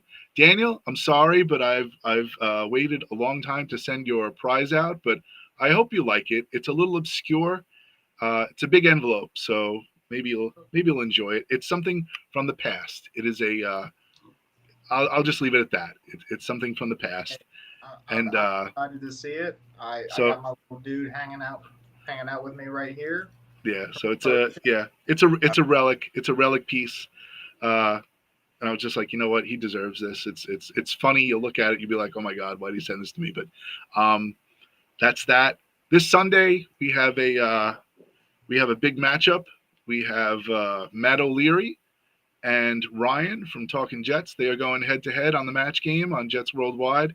We have a panel of who's, including we have Tio, we have Jake Asman, we have Boy Green, we have Midnight Mike, we have gosh, I'm forgetting names now. We have not JD. You'll have to tune in to see who that is. Not JD. Who am I forgetting? Oh my God, I'm so sorry that I forgot who the last person is. Oh, they're gonna kill Let me me. see if I can find it. Who else is? Yeah, who's on that preview? Because like, I'm an old man, and I just like. Let me tell you. Snowball, I did want to ask you, like, kind of getting into the whole thing. Like, what was the inspiration there? Like, where did the idea come up with? And Oh, so growing up, I loved the match game, and so I was like, how can we utilize this in a Jets fashion? Yeah, Boy Green. Oh, Chaos, right? Chaos is the last one that I was going to say, right? Chaos. How can I forget him? He is the final guy on the panel. But the way I came up with the idea, well, Johnny and I kind of like put heads together, and we were like, let's use this idea to do the match game and relate it to the Jets. So we come up with all the questions. They all relate to the Jets. We kind of have fun with it. You guys have been on the show before, and it's just kind of funny. You know, it's like I don't want to steal the thunder of all the people who like really do stats and analytics and game analyzing and all that kind of stuff. So I just figured we'd have something fun to do before the games start on Sunday. You know, everyone's done their analytics and everyone's done their, week before of going over what's going to happen in the games. So everyone's full, and I just figured we have a good time on Sunday mornings. So that's that. Shout out to Johnny Boy. Shout out to you guys for coming on the show the other week. That was a blast. I had a lot of fun with you guys, and that's that. What else can I say? yeah, hey, I just want to say I love it, Snowball. I know it's kind of like an obscure way of tying the Jets into like a fun atmosphere and a fun thing to do. And I love the banter between you and Johnny. It's so fun. It's lighthearted. It's a great way to start your Sunday morning. So everybody in the chat, if you have not checked out Jets Worldwide, please do so. It's awesome, man. Like, subscribe. It's just every Sunday morning we go toe to toe. Whether it's me against somebody, I am the current reigning champ of the non-content creators at the moment, but we Goldberg. have You're a content creator. You are a content creator. well, not really. I just sit here and drink and talk football. When you flex, you're the biggest. Yeah. You are the creator. All right. Goldberg. Heart palpitations, sweat in the females. You know. All right. Well, anyway, I think that this show this coming Sunday is going to be excellent, man. I'm so excited. Hope to tune in and watch it, and I'm excited to see who my next opponent ends up being. But like it's really a good time. It's a good twist on getting us away from like stressing about like, oh my God, how are we going to cover George Kittle this Sunday or whatever. It's like we talk about Jet stuff and stuff, but we also have a lot of fun in doing it. And breaking news, Daniel. Breaking news. We have your opponent for the next time you're on. Oh, you asshole! I thought it was a Reddick. You asshole! Now, don't get me wrong. This is second best, but damn. I didn't even think it was Reddick, so you can tell that me and Snowball are like the two cynical ones here. We didn't even think about that. I was like, why would I be breaking the Reddick news on this? Like, why would it be me? But you will be going up against none other than Mr. Bonesy. Ooh. He's getting let out of the closet? Yes. Ooh. We will have another judge in the closet. It will be Joe Bonesy will be in the closet. So. Okay. All right. Ooh, all right. Well, I'm super excited for that now. Now, I love Bonesy. That's one of my guys, as you guys are as well. But I hope he knows that I ain't going to take it easy on him. No bones about it. You know, I said it that first day he took the title. I said, here comes a Goldberg-style streak. I'm just saying. I think he'll defend. He'll defend. Hey, dude, it's been a pleasure. Dude, thanks for giving us the time, man. No, for real. Thank you for inviting me on. I had a blast. Monday night score. What's Monday the night score? Okay, I think, you know what? The premonition from that mentalist comes to fruition, 31-21. Love it. All right. Yeah, okay. Right. All right, brother. You going to kick me off or should I leave myself? You know what? I got you because I know it's hard to fumble sometimes. But thanks for coming, man. Have a good night, brother. Here I go. Thank you, Snowball. Whee!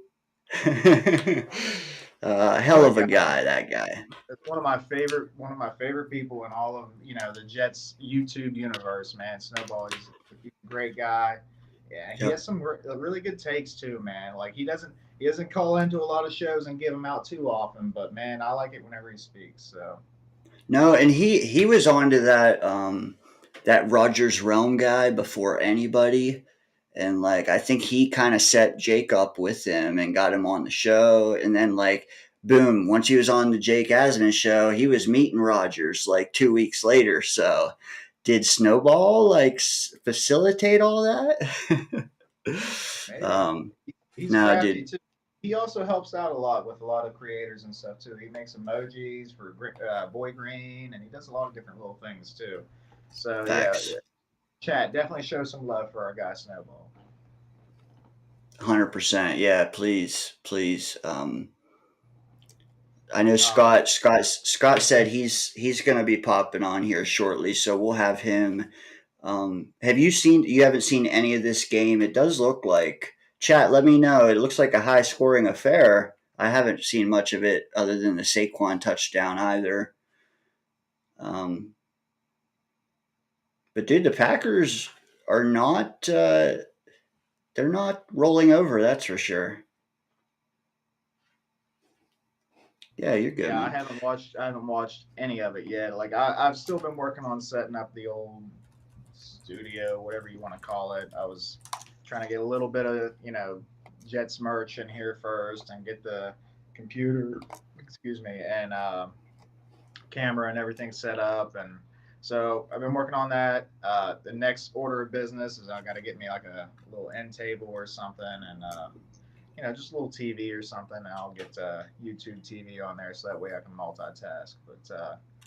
But yeah, I figured it was going to be a good matchup, man. The Packers and Eagles are both pretty good teams. It's always interesting whenever not only is it week one, but they're playing like out of country and stuff. So you never know what you're going to see in a game like that. Nope. If you want to go do your thing, brother, I got it for a few. Like I said, Scott's coming shortly. I have some chat catching up to do. Take a peek at some of that, and then we'll circle back if that's cool. Yep, I'll be back like 10 minutes or something. Yes, sir. Chat. I've been toying with this idea. Like, obviously, you guys see me in a lot of chats throughout the course of my week, and I've been meaning to sooner, but I see a lot of great takes, and I see a lot of poor takes. Okay, what I deem to be poor. Obviously, I'm the judge and jury in this scenario. But today I saw a funny quote, I'll say. And Quincy Williams, he has his quote of the day, and that's pretty cool. So first time I'm doing this, but I have a quote of the week. Jingle. This quote I saw today, and it was in response. Let me frame it with the context behind it. It was in regards to a JD doubter. And I'm sure a lot of you probably know who I'm talking about, but that's irrelevant. It's more about the zinger that I'm highlighting here. So and so was doubting JD. And Addison. Shout out Addison. Quote of the week from Addison, and it's regarding JD doubters. He said, "How are you going to love the building but hate the architect?" And I love that. That to me is hilarious because A, it's true as hell, but B, it's also very smart. Like, I don't know if he heard that before or if he just, slept on it or something, because JD doubters are everywhere. But he is my very first feature on the quote of the week segment. So if you see Addison, make sure you say, dude, that was a good one. How are you going to love the building, the Jets? You're going to take all the spoils, but you're going to hate the dude that designed it all, that put it all together? Come on, man. Come on. And I do agree. You're either down on him or up. And you say, hey, 22 and a million is his record. Is it? Is it? Like, how heavily do you weight? I don't know. I could have that argument for a year. But what I will say is if we go 14-3 this year, I'm not going to be still saying he's under 500. Like, that's stupid. I'm going to be counting today on. That was his little 4-year deal, whatever. This is a new one. And he escaped that one to start today. Now, clean slate from me. Whether you agree or not, it's up to you. But for me, clean slate. See what he can do with a quarterback that is top 30 at their position. I mean, it's kind of hard to judge a guy when the most important spot is ranked 35th, 38th. Like, come on, man. So definitely a very good quip there by Addison. I'll also be highlighting ones, like I said, that aren't as savvy or that ones that I just strongly disagree with. Looks like a touchdown there by the Packers. So this game is going back and forth. Pretty cool. I bet you the fourth quarter will be very fun to watch. I'll be highlighting the ones I disagree with the same. I also thought about, so Matt O'Leary has a voicemail line where people can call and leave a message, with a take that he then plays on air. What I'm thinking of doing is setting up like a dummy text line. And just to accommodate the people that really don't want to have their voice out there, or, if you have a strong take, you can burn it in a chat room and 3, 5, 6 people see it and then it's gone. But if you send it to this number that I'll provide in the next week or so, then we'll highlight it right here on the show. We'll all look at it and see what the hell you're talking about and judge you adequately. So prepare for that, because like I said, not everybody wants to call and sound up. Maybe you don't articulate your thoughts very well verbally. I feel like my strongest sounding off comes via like when I can think and type or write. So yeah, you can call in some shows. You can call in this one occasionally too. Call in some shows if you're good face to face. You can call in and just talk to an operator with O'Leary if you are good with that. If you're good with neither, though, I'm trying to find you a third solution. So, like I said, stay tuned for that.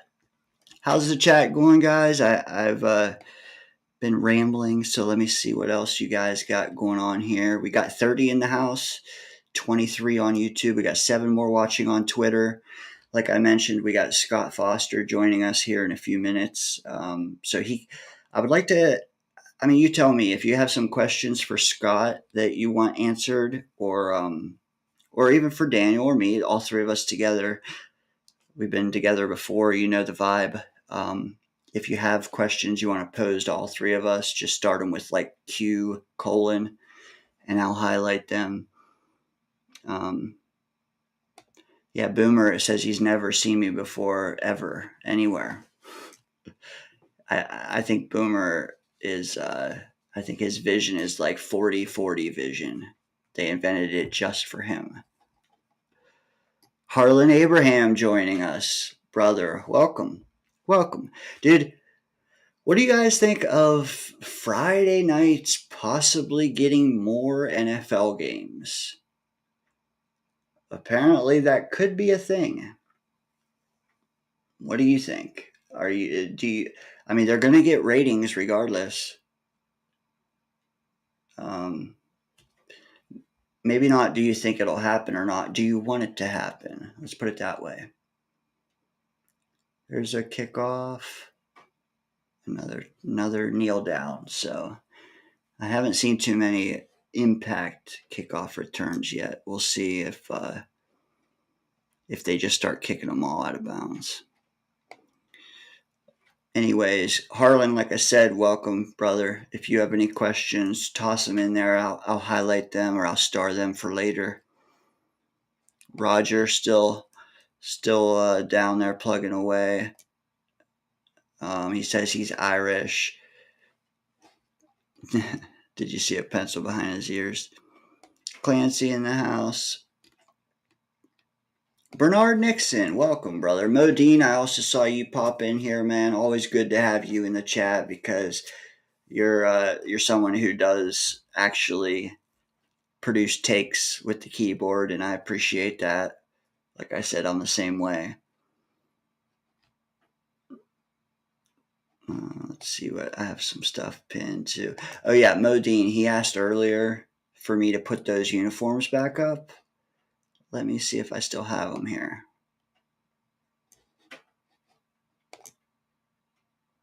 There. So yeah, what do you guys think of those? If you've already sounded off on it, that's cool. In my opinion, I don't know. They call them pickle pants. I mean, just wear the uniform. Just don't wear the green socks. Wear white or black socks, right? You got to break up that color a little bit. That's a little too much green below the waist, in my opinion. But yeah, there's that Modine. I know you were asking about it. You wanted to see it again. There it is. While I have that up, I'm going to go to another thing I had starred here. Johnny Boy, he said he thinks Hackett is good. Aaron can run Hackett's offense. Hackett's offense has like 6 plays for every one that you can. I think he's saying you can adapt each one into 6 different ones. And only cerebral player like Aaron can run it correctly. I agree. I also think that it's beneficial to Aaron in his late stages to have an offensive coordinator that already knows him. You don't have to change the offense at all. I think it's easier to. I mean, we already fired our old OC, right, before we took Hackett in. So the entire offense was going to be learning a new offense anyways. So, like, why not either A, pick one that they've just been doing, which we didn't want to do, or pick one that Aaron has familiarity with. It's pick an OC that suits one or the other. So they did that with Aaron. I think it also will help him want to stay here longer if he knows he doesn't have to pick up a whole new offense after age 40. So if there's a little drop off in creativity, but it severely increases the chances of Aaron giving us a third year or a fourth, counting last year. Dude, I'll take that trade off. You want to go get like an innovative mind?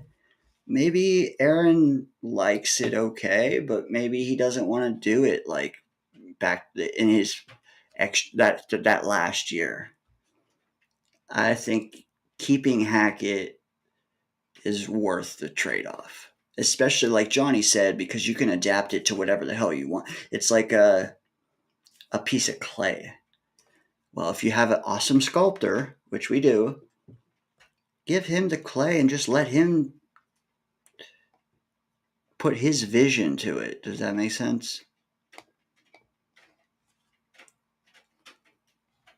See what else you guys are talking about.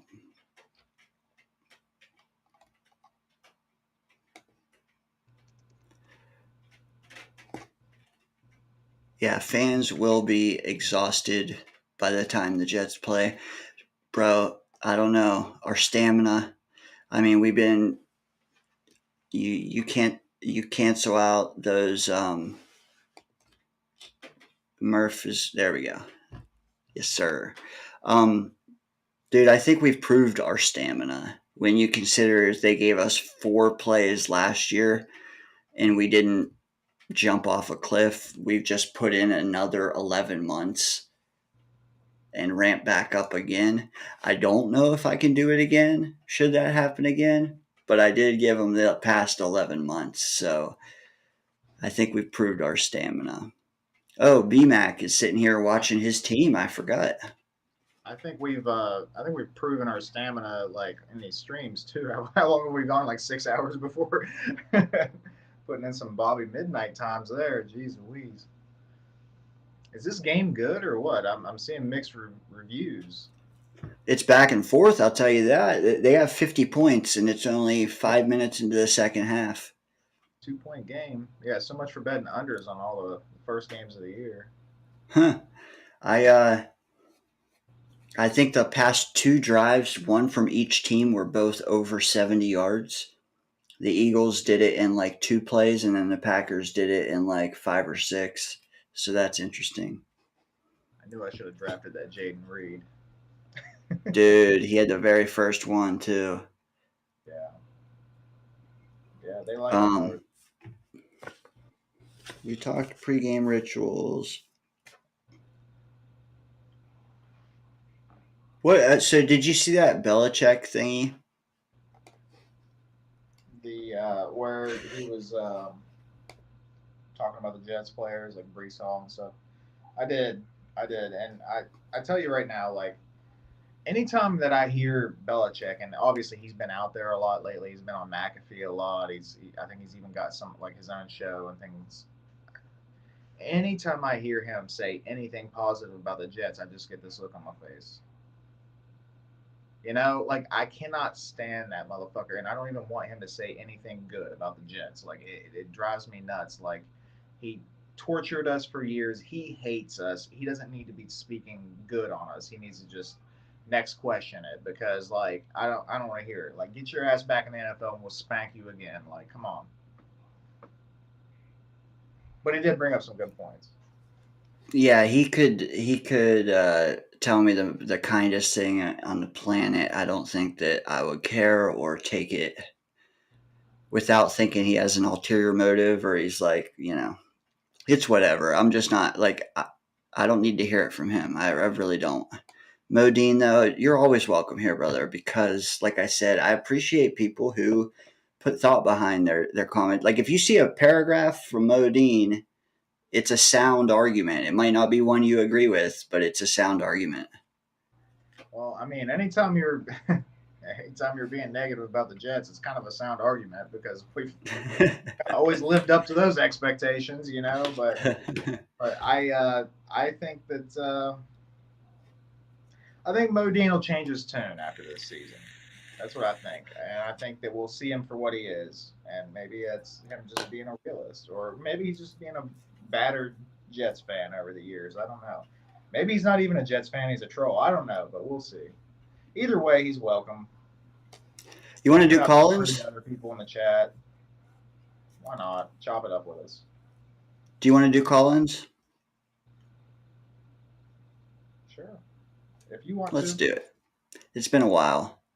And I saw BMAC was asking, so like, why not, man? We got Scott coming on, but I think he's the same where it's like, whatever. Let's just go with the flow kind of thing. If you want to talk ball, let's talk. Like, I just don't like to just sit here and say nothing, or tell me what you. As long as we're talking ball, really, that's the big thing. Like, we're not really an entertainment show so much. We want to get on here and talk some Jets football or even NFL football, whatever. Yeah. But... And we all watch all the other shows, so like, I don't know. I don't like the slander. Like, don't just rip another show. That sometimes we're on here till 3 a.m. I don't want to. All these shows do different jobs, do the same, like a good job, different ways. That's all I'm trying to get across. Yeah. BMAC, Bernard, I want to ask you what you prefer because I don't think I ever really asked. The link is down there. I'm pinning it now. I wonder if he's related to Richard. Oh, crap. I had a poll down here, bro. 27 votes. Who do you think wins Monday Night Football? How do you think that poll went? I would say it probably leaned towards the Jets, considering the base of people in our chat right now. But if there was one vote that was a no, it was probably Modine. 27 votes. There was a good 6 or 7 no's, but there was a lot. There was 75% yeses. So that. Hey, that shows you how much stamina that we have. All right, we do have a couple. You know what? I see a couple people down there. What? At this time of night, I tend to go potty here and there. So why don't we just bring them both on and they can let my voice take a break for a second? Let's see. We got a guy here by the name of Damn You Murphh. Love you, Scott. COVID, Murphy. Oh shit! I already kicked that thing's ass. We're good. I'm still blaming you. Oh, you got? No, I got it. I got it. I gave it to you. Okay. Oh. Novid. COVID. Yeah, exactly. I don't. Hey, we got a fourth guy here, and let me just say this: his team is playing right now, and maybe he can tell us how this game is going. But maybe he can also tell us if Rodgers is injury prone or not. None other than BMAC. Hey, what's up, guys? What's going on? Yeah. Is Rodgers injury prone? No, I'm joking. Hell no. I love to tease Dayne-O over that. But yeah, I don't. My Packers. It's a pretty good game, man. It's 26-24 right now. It's a back and forth, man. And I was expecting this, but I mean, don't be shocked if this game goes into overtime. Hey, now I know that you don't live in the Packer area, so are you able to actually watch the game, or are you having to try to keep up with it through like ESPN and stuff on your phone? Yeah, I don't have the game on I'm just looking at the score. Okay. On my phone, so just keep it. Trust me, dude. Yeah. As an out of market Jets right fan, I get it, man. It's tough to keep up and be able to watch the games. Yeah. But I'll have to get a hold of you sometime, and maybe me or Dane can send you some stream links to where you can actually watch some of your Packer games and stuff whenever, because we might have the hookup for you. Good one, Snowball. Sorry I missed you. Yeah, you missed the great Snowball. So but that's okay. We lost a little wisdom. We gained a little wisdom. Now we're good. We're good. You gained a lot of gray hair. You know what? I wasn't saying that. I was saying wisdom. Now, come on. It comes with it. You mentioned something the other day, and I'm having a problem with it more and more every year. But you can't hardly hit anybody in the NFL anymore. Boy, don't touch a quarterback. It's unbelievable. Some of these flags. It's getting rough. This kept the Packer touchdown drive alive because I don't know what they did wrong, but they touched Love. So, and they didn't give him a love pad either, huh? No, it no. wasn't much more. It wasn't much more than that.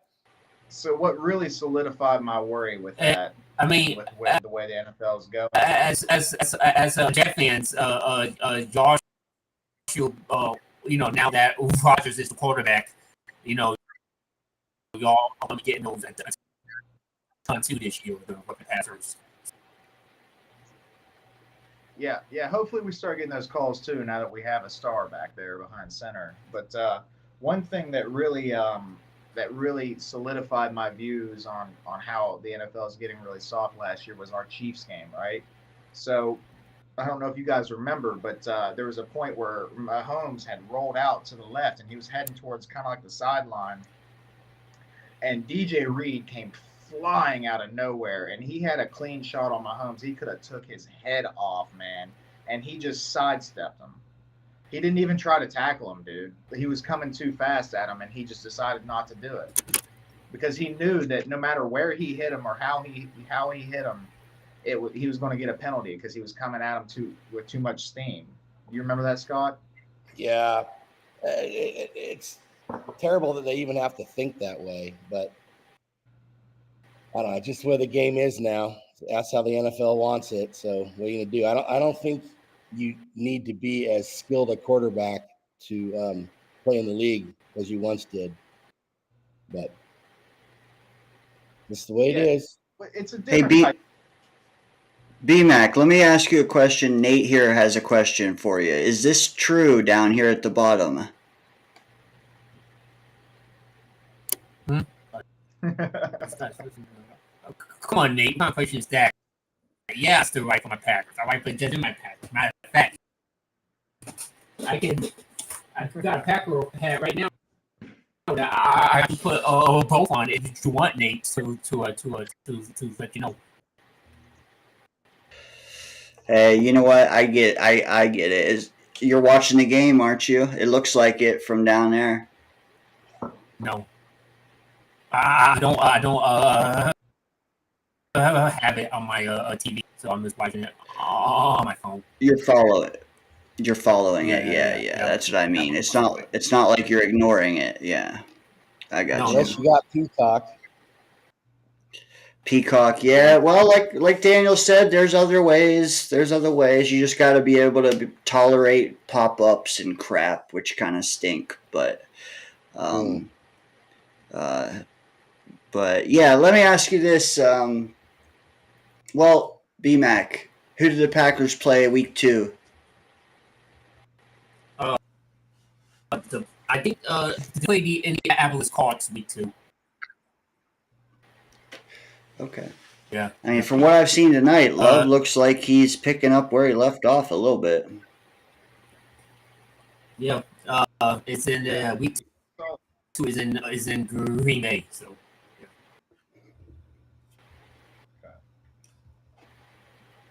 Yeah, how lucky are you, BMAC? Getting to watch Brett Favre into Aaron Rodgers, and now Jordan Love looks like he's stepping up into that place, man. That's yeah. I mean, it's yeah. It is going to be something in Green Bay, man, that's making these quarterbacks good. I don't know what it is. It's the personnel or the scout team or something like that. But I feel like it's because the organization is patient with their quarterbacks and they let them sit for a while and learn. They don't throw them in the fire. I think that has a lot to do with it. But I tell you what, if there is something out there, I'm gonna travel to Wisconsin and drink some of that water because I could use one of them hefty contracts myself. I got to slow you guys down on Love tonight. I don't know if anyone's watching the game, but he's 10 for 22, got a 70-yard touchdown, a blown coverage. I mean, he hasn't been anything like he was the end of last year. Well, last year, I mean, his rating's still above 100, but like you said, it's kind of inflated, and I haven't seen most of it. I just see the score, really. No, he's got a long. Jaden Reed, though, I hope you drafted him, Dane. Remember I was telling you, get Jaden Reed, dude. Dude, it is that I was high on. They have so many weapons, man. It's hard to gauge that offense. Can you count on Reed week in and week out? I mean, he's a playmaker, though. He gets the ball. Watson, Romeo Dobbs, Josh Jacobs. Yeah. I mean, we got some firepower. BMAC probably it's kind of like back in the day. I think if BMAC can confirm this or not, I think he led them in receiving last year. Jaden Reed? Yeah.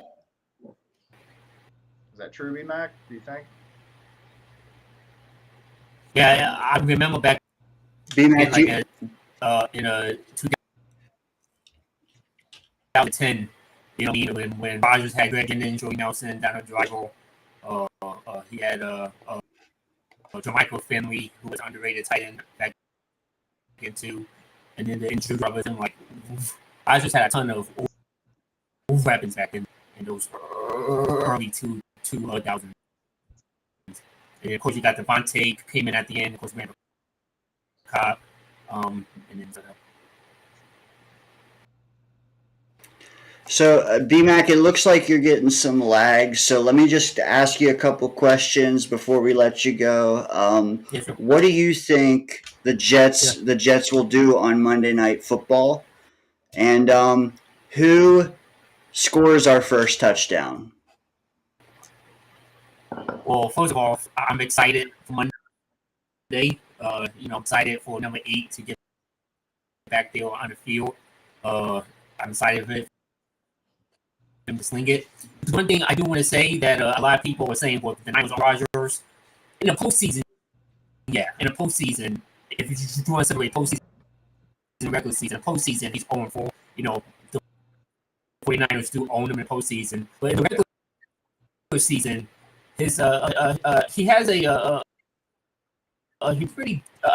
does some. He's 6-3 with 20 touchdowns and 2 in his career in regular season. So he does have the number pretty good in the regular season. It's just the postseason. I don't know what's up with that. He just kind of disappears. But I think the Jets are going to win this game. I'm the Jets to win, and I think it's going to be a low scoring game.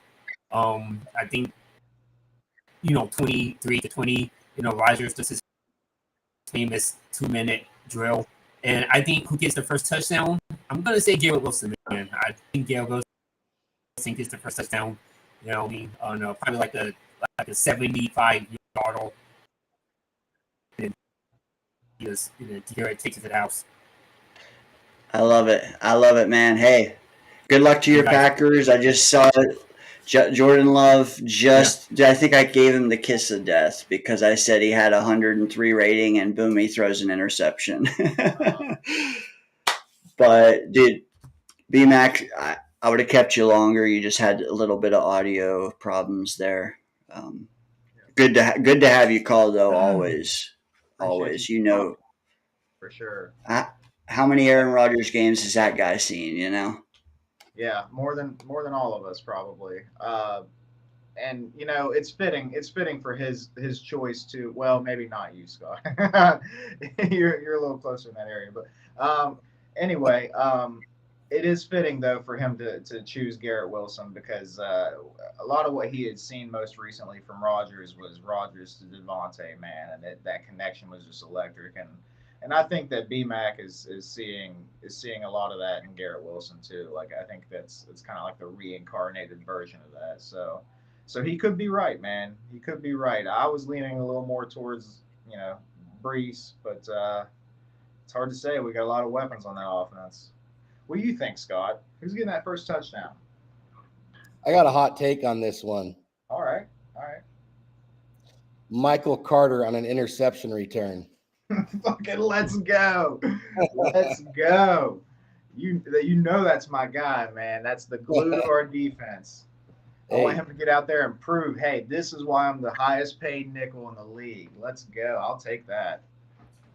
Right there in the flat. Boom. See ya. Thanks, Brock.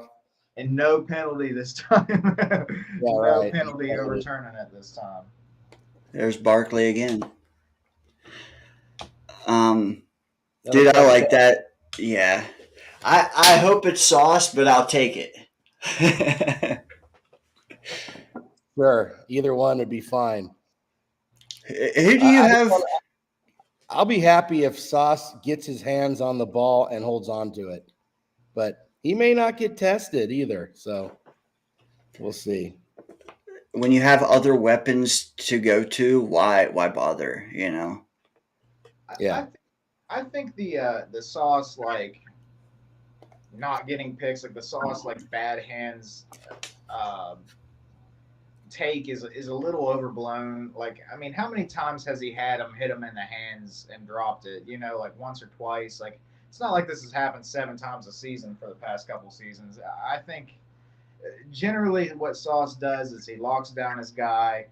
If the guy does get the catch, he gets his arm in there and gets it out. That's his game, man. And the picks will come, but I don't think he's ever going to be a 7-pick-a-season guy or something like that. But he'll get a few, 2 or 3 a season, but he's just going to absolutely clamp everybody down.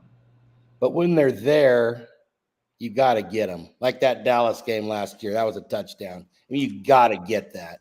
Yeah, and that would have been a huge momentum swing. Oh yeah, but he could get more, and I keep saying this, but he plays so technically sound that he makes sure he doesn't get beat because he's going for interception. He gets an arm around the waist and he gets an arm up to knock the ball away rather than 2 arms up going for the ball and then the receiver's gone if he gets it.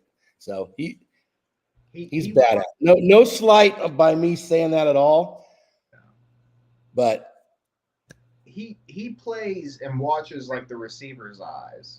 He doesn't turn his back to the receiver and watch the quarterback so much. Like he might a little bit in zone and stuff like that, but if he's playing man, he's on that receiver and he watches their eyes for when that ball is coming. So that way he knows to put that long lanky ass arm of his up in there and get that ball jarred loose. That's his game, man. But that's how they're taught to do it. Yeah. Because you know what? If you're not looking, I've been hearing this stuff for years. If you're not looking at the receiver, when you look back at the quarterback, receiver can do whatever he wants. Now, some DBs, they have a good feel for when to look and when not to look. Some don't at all. So, Kyle Wilson. Sauce is very sound in how he plays ball. No doubt about it.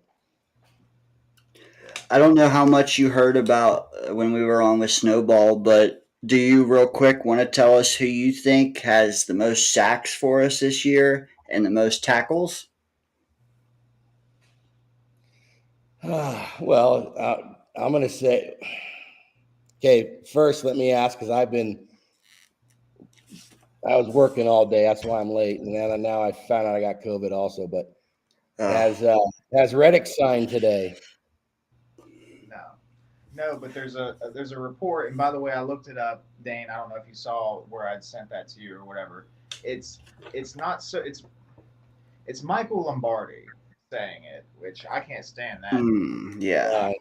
You know, and that's another one that the very few times that he says anything positive Jet related, I'm like, but he's saying that he expects him to show up tomorrow.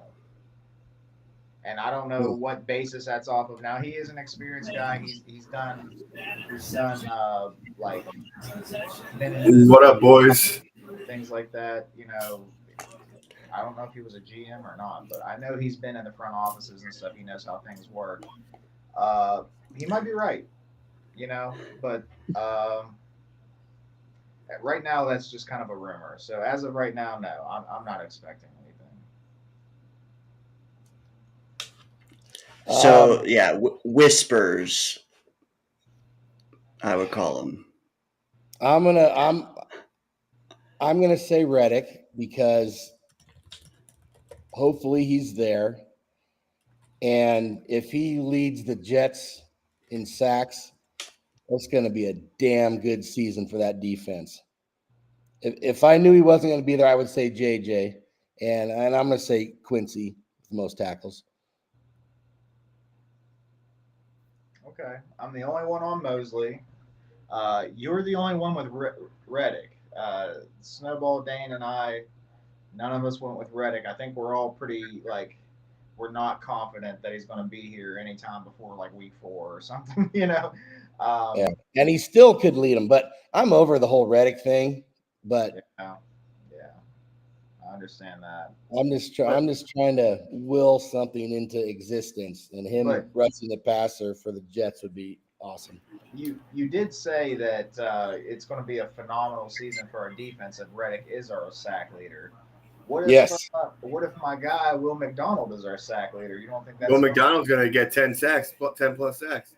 Yeah, well, you don't think that would be a phenomenal year for our defense? That would be great. I just question whether or not he can do that. That's all. Oh, you're killing me, Scott.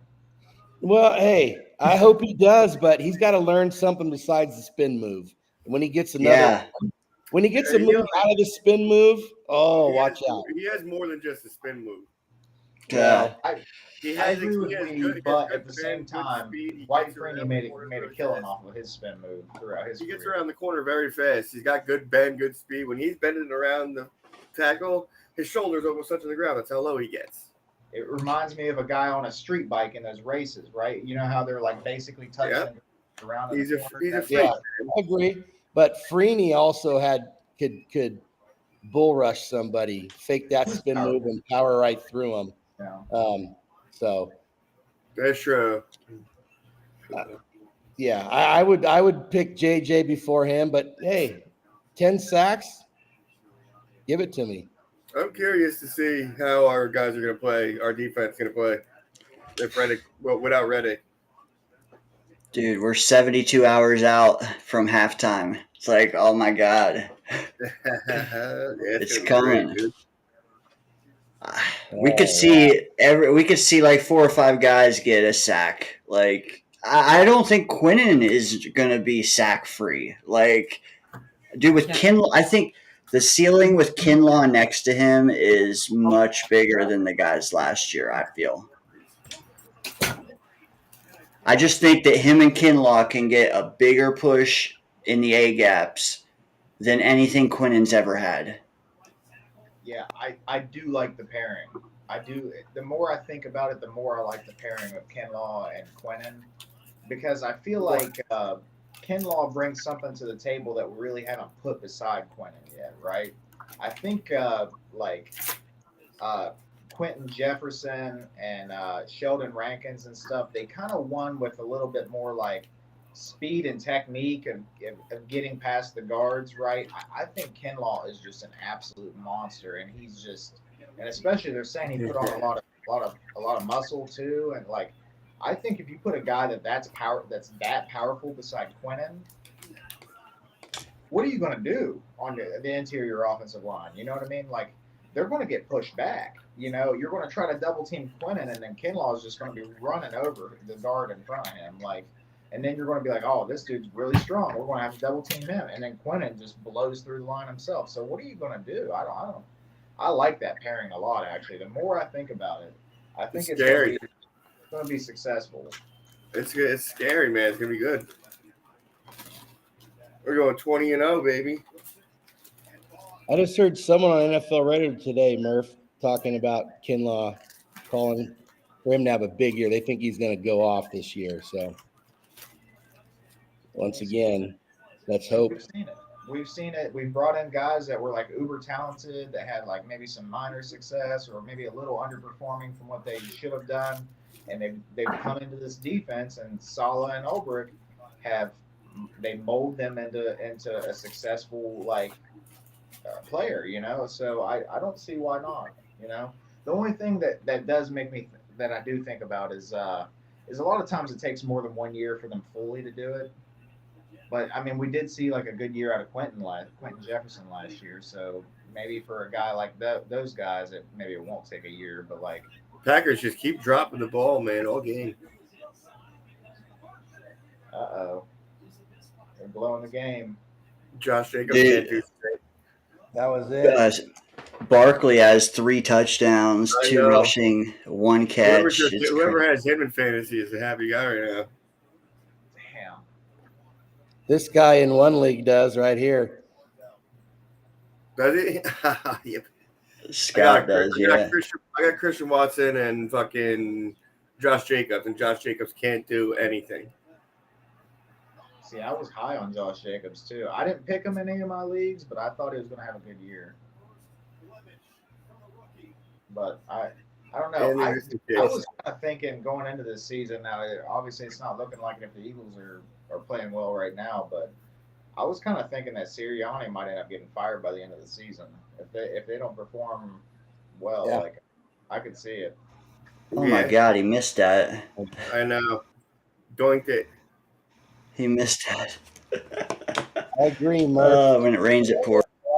The way they collapsed last year, if they're bad this year, he's gone. Yeah. And who's going to make funny faces on the sideline? Yeah. I can't. He's got such a punchable face. I can't stand his face. He does have the most punchable face of all coaches. Probably, yeah. I'd say out of all the coaches, I dislike his face the most. Fucking Barkley, Jesus Christ.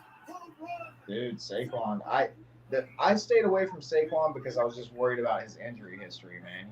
He's been dinged up a good bit. I was going to take him too, and I didn't. So pissed. Long season, fellas. 1 game in for real football and fantasy football. Not even 1 week in yet. And what do we know about week 1? You know, it's yeah, a little wonky, man. At least the 2 games so far have been good. I know I don't have a tight end in the Asmaniac League. Good Lord. You don't? No. I took Isaiah Likely and Kyle You Pitts. did? Yeah. I gotta find one. I'm getting shut out. I'm doing the draft, and all of a sudden I think I better get a tight end now, and it's like, whoa, they're all gone. I took Likely and Pitts. I benched Pitts for Likely last night. Thank God. Look at that guy, man. Look at that mammoth of a man. He's a monster. Jesus. And it's not like Rodgers is a little guy either. No, he's about like 6'4", 5. I think Rodgers is 6'2". 6'2", so Kinlaw is like 6'5", 6'6". But dude, his thigh is enormous. That's the size of both of Rodgers. That's crazy. You can fit both of Rodgers' calves in his thigh. And that's where that power is coming from, man.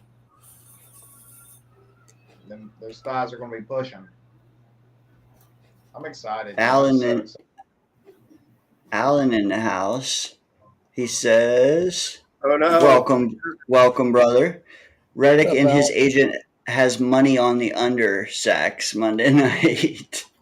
You know what? I can't.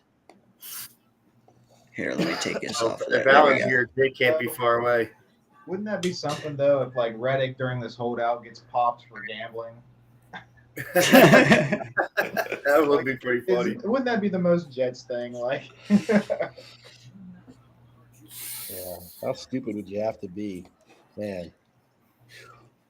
you think Jets fans Does- are over Reddick now? If he got popped for gambling, dude, we'd all be ready to kick him to the curb. Does anyone share this take?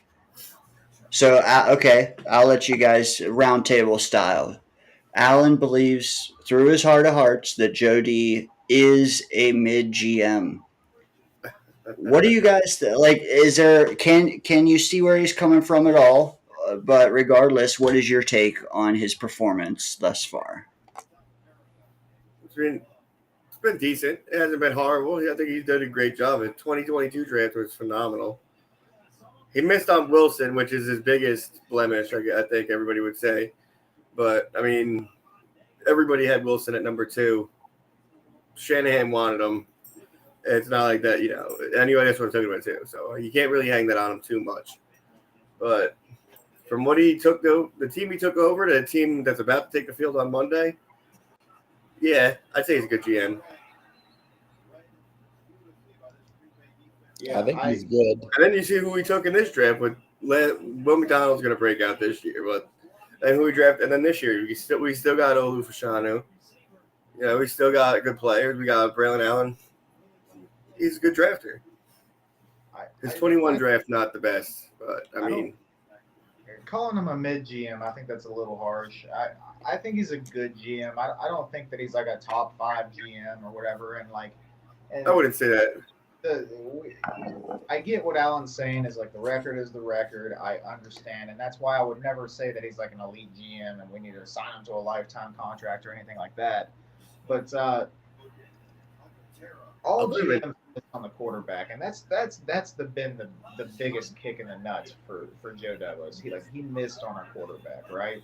It is. So, and I want you to show me a GM that has been good and had a good record without having a good quarterback.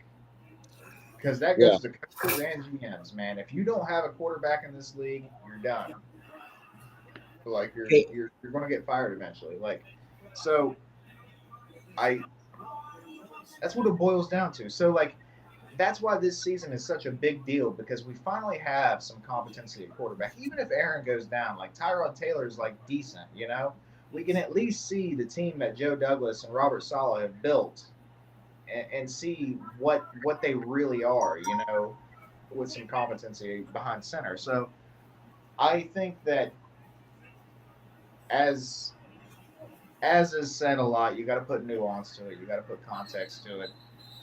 Give us one more year, Alan. I understand you're down on him. You're down on the team. You're definitely down on Saleh. You've always been down on Saleh. I understand, but you got to point a coach to me that wins without a quarterback, other than Mike Tomlin. And even he hasn't really accomplished anything since Big Ben retired. That is true. What do you think? What do you think, Scott? Huh? Well, I think we all can agree that no GM is 100% in the draft. No. I would ask Alan if the Jets win the next 2 Super Bowls with this roster that Joe D has been tinkering with, do you change your opinion of him? Because he's going to have to do it again next year, too, a little bit. There's a lot of, as we've been through before, there's a lot of guys in the last year of their contract. Yeah. But his job is to put together a roster, and he's done that. And I know he's the ultimate decision maker in the draft, but they have scouts that are out telling you, giving you reports on all the college players, that sort of thing. But like they said, it all flows from the top. So, but hey, they get 2 Super Bowls with this roster he's put together with Band-Aids and spit and glue. He's up towards the top. He brought in Aaron. He got Aaron Rodgers. He got Aaron Rodgers to come play for this team. He did. Look what he did with the offensive line.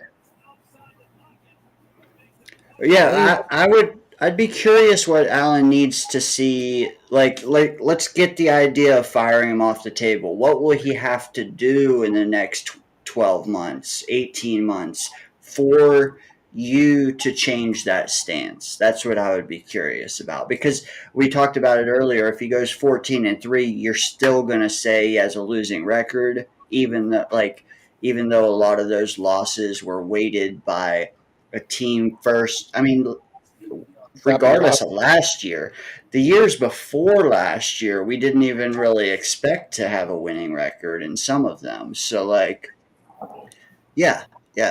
what would he have to do for you to change your stance? Because your stance is obviously very strong, but it's also to fire him. So let's just meet in the middle and say he's not fired. Where can we, find common ground? I think he's slightly above mid, just above mid. I'd put him in top 20, top 15. Maybe. The problem is his highs are very high, and you got one faction of people that are riding those highs, but then some of his lows are so low that you got people like Allen riding those lows. Allen and Gary. So, The thing yes. that I want to is, and I keep harping on this too, but when you miss, that miss is magnified whenever you don't have somebody like a good quarterback to hide those deficits, because other teams miss all the time. Like Belichick was not a good drafter, dude. Like he missed a lot, but he had an elite quarterback that hid that, man. So if you got a guy that goes out there and he always gives you a chance in games, it doesn't matter if you miss that much. Now, obviously, you don't want to, and you're not likely to win a lot of Super Bowls that way. But I'm just saying, everybody misses. It's just some people have that established quarterback to hide it. And one could argue that we're a better team today than had he made some of the other choices that were in his path. Taking Derek, dude, we would be locked into how long of a deal and that no end in sight of the promised land. At least now in 2024, we are we're arguably the best we could be at this moment. Maybe we had to take last year, to get here. I mean, would you guys have rather had Carr 15 months ago and had a better 2020? Yeah, I know the answer, but would you rather had a better 2023 to maybe not have the ceiling we have now? No. Carr is not going to win a championship. Yeah, no, I don't see Carr ever going to a championship. Yeah. But even Carr didn't look that good last year. What's he on now, the Saints? But I think that team is just they need to talk about a coach that's on the hot seat. I don't think he should even made it as long as he has. Dennis Allen, my God. I don't know.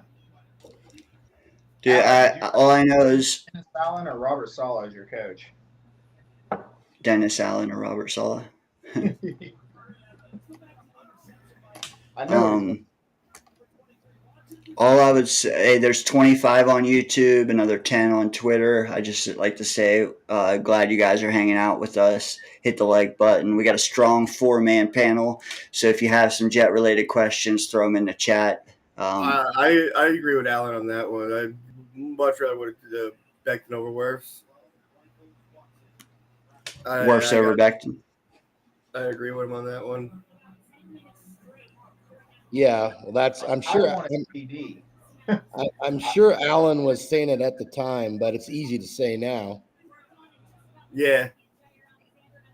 Because the guy back then is he's a massive dude, and he's quick. I didn't He's a want that, shame. but I respected the pick. But I wanted CD, man. I know we needed a tackle. I wanted CD Lamb so but to bad. me, Dude. like if you got a guy that you know is a stud, you don't pass up on him, and we did with CD. We passed up on him because we wanted a tackle because JD said he wanted to build through the trenches. Yeah, I was 100% on CD Lamb. I was so pissed off we didn't take him. If Odunze doesn't get drafted 9th, do we stick and pick him? Yeah. Does JD do that? I think he does. I'm pretty sure I read that he was even trying to trade up. Yeah, because he already picked up Smith and Moses. So. No, I agree. He was looking to trade maybe even for Neighbors even sooner. I don't know, but I heard that too. I heard he wanted to try to trade for Neighbors too, but he wasn't willing to give up enough to get that. I just think a mid GM, if the wide receivers are gone, a mid GM at 10 takes Fashanu. They don't trade back one spot and then take Fashanu and get an extra 5th, an extra there's a lot. He squeezes pennies out of nothing very often. He is notoriously Hebrew. Dude, I've never seen a guy trade a 7th for a 7th. Or, when a guy doesn't command a 7th round pick, he'll do a pick swap that's worth a quarter of a pick. It's insane, but I love it. He traded Zach Wilson, man. He traded Zach. Jamal Adams. And the same. Yeah, that drafted Zach too. So, but almost every team that did a quarterback in our position would have done the same thing. The Niners were dying. They wanted. Yes, Shanahan was dying for Wilson. Yeah, look what they did. Got some new blood. Adirondack, welcome, brother. Yeah, but JD's not getting any change back on the Reddick trade if he doesn't make something happen here. Okay, let me ask you this. On Halloween night, well, let's say on Thanksgiving, even we have a bye week, whatever. In November, do we have Reddick and do we have Adams? We'll go around the horn, Daniel. Which guy, if any, take them one at a time. Do we have either guy on this roster? We have Reddick. We don't have Adams. I know all the signs point to Adams is coming here. I'm not ruling it out entirely, but I don't think it's going to happen. It's a lot of money to take Adams, still, wouldn't it be? I think the Raiders are going to be stubborn about it. I think that they're going to win a couple games and be like, oh, we might turn it around second half of the season, Excuse me. They got a fiery coach that inspires them to play hard and stuff. Maybe they'll win a couple more games than they should, but still not quite be in the playoff contention. But maybe they think that they can make a late run for it, and they're like, no, we're going to keep them, And I don't think it's going to work out for them, but I don't think we're going to have Adams. What do you guys think? I mean, Joe Douglas is notoriously cheap. Yeah, and they're going to want a haul for him for sure. So I don't know. It'd be dope if they pull it off. I think Reddick will be here. I think after week 1, Reddick will be here. Regardless, whether we pay him, whether we give him a contract or not, it all depends on what happens Monday night. So, I mean, I think he's on the team regardless. Devontae Adams, I'm with Murph. I'm a little more skeptical about, but I would really like it. It would be awesome. Also, we would have to take we'd have to clear up cap space for him too. Again, I wonder. All these young guys that their contracts are coming up. Should we take on the Devontae Adams contract with all these guys coming up when we're in the middle of a situation right now with Reddick for the same kind of deal, Good so I'm point. not sure. That's another thing to think Yeah, about. that's my take. Never just looks at what's in front of him. He also looks at what's ahead. And if he trades for Devontae Adams, then he's risking what's ahead of him. Well, Dane, get into that contract again. I don't think Adams has a lot of guaranteed money left. He doesn't, and I wonder too. Like, I think that, like Weed said, man, JD is not. He's frugal with draft picks, but would he be more willing to give up draft capital if he knew that he was getting a guy with $100 million left on their deal, but that guy was willing to tear it up and give us a deal to go out in the sunset with Aaron Rodgers? Like, I feel like he would justify it a little more if he knew Devontae was willing to give us more bang for our buck. But Yeah. I can bring that contract up. But I also wanted to point this out, which was Reddick's money is pretty well taken care of, even if it's a little more than if we sweetened it. I think it was taken care of because we had 19 million in space, and he only cost 14. But yet we went ahead and we created another 7.5. Is that just for Reddick? Is it for Reddick and some trade deadline moves that he doesn't want to be tinkering with this kind of stuff mid-season? I wonder. Dude, you got 19 million though. You just created another 7.5. You're talking what, 27 million? You could possibly get both guys for that. By the way, I wanted to point out, a lot of people have like talked about these extensions, and they're like, oh, well, Michael Carter followed it. That's Michael Carter's money. And it's like, no. Michael Carter is still this year playing on his rookie contract. Michael Carter got an extension. So after this year, I'm very happy about that too. And that's when he makes more money. You know, that's when he starts making that $10 million a year or whatever. So that Michael Carter thing affects nothing this year. Correct. So this is making money for this year for something. I don't know what it is. You would think it would be Reddick. Maybe it's Adams. Maybe it's both. I don't know. But or maybe it's that we have no idea. Like, who knows? Because we don't like. You know how many injuries you can suffer in the first 6 weeks of the season? Who's to say that wide receiver? While it is an arms race, we do need weapons. What if Tippmann is out 2 months? Knock on wood. I'm just saying, like, how many injuries you can get in the first 4 plays of a season? Yes, that's what I'm saying, man. That is. I wanted to show that tweet, but I had 2 more I wanted to show. This one's pretty cool. Didn't someone just mention 7.5 million? For when you guys mentioned something about 7.5 million, saved 7.5. Someone saved 7.5 million. I think Murph might have said it. We did. Okay. I just had that tweet up. Yeah. Haven't I heard that if they bring in Adams at the trade deadline, they'll owe him $7 million for the rest of this season? That's what they'll be taking on. I think you're right. That sounds right. Yeah, that sounds right. True. Those numbers. That's half of. Those numbers kind of match up. That's all I'm saying. Damn straight.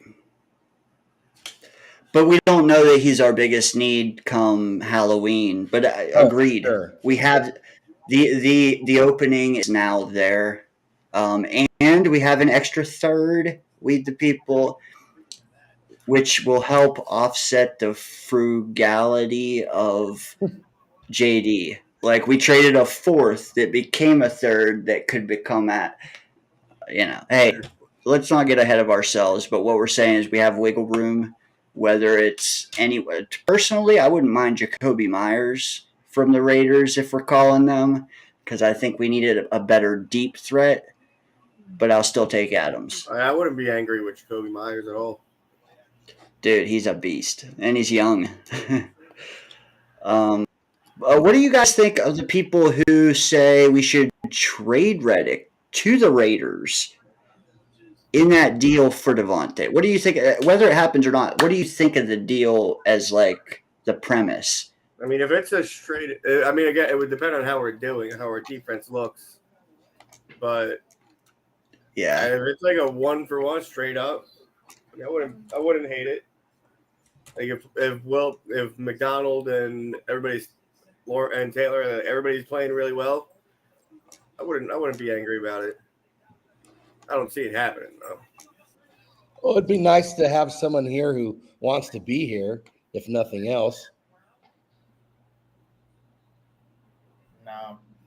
No. I don't have much else to add to it. No, we're not gonna give him what he wants by trading him away. It's no. Honestly, same. I would like if I had to, I would rather wait until spring to go after Devontae if I'm forced to trade Reddick to get him, because I think that ultimately he comes here regardless because of that contract Scott mentioned where the Raiders are in for $9 million already next year on Adams, but if they want to keep him, they're going to have to pay him another $35. And then the following year, they're in for $9 million again automatically. They're going to have to pay him another $35 to keep him the year after that. That's $70 million in 2 years just to keep the guy. So, they're either going to cut him or they're going to trade him to someone, and they're going to be calling us. But the longer we wait, the better for us. I did want to show this real quick. PFF, top 15 graded corners in the league. I wanted to make sure we gave our guys our flowers because all 3 of them are in the top 15, which to me is bonkers. I'm a little surprised that Carter's over Reed, but he is probably the best nickel corner in the league. So, yeah, You know, I'm actually blown away because Jalen Johnson had an incredible season last season. I don't know how it's gone under the radar for people, to be honest with you. I think like a lot of Chicago fans and maybe some of the more in-depth analysts have recognized it, but like Jalen Johnson had an incredible season last season. The fact that Sauce Gardner still got rated higher than him, and it's by a smidge, but he still did. That just tells you, man, we got a stud. Absolute stud.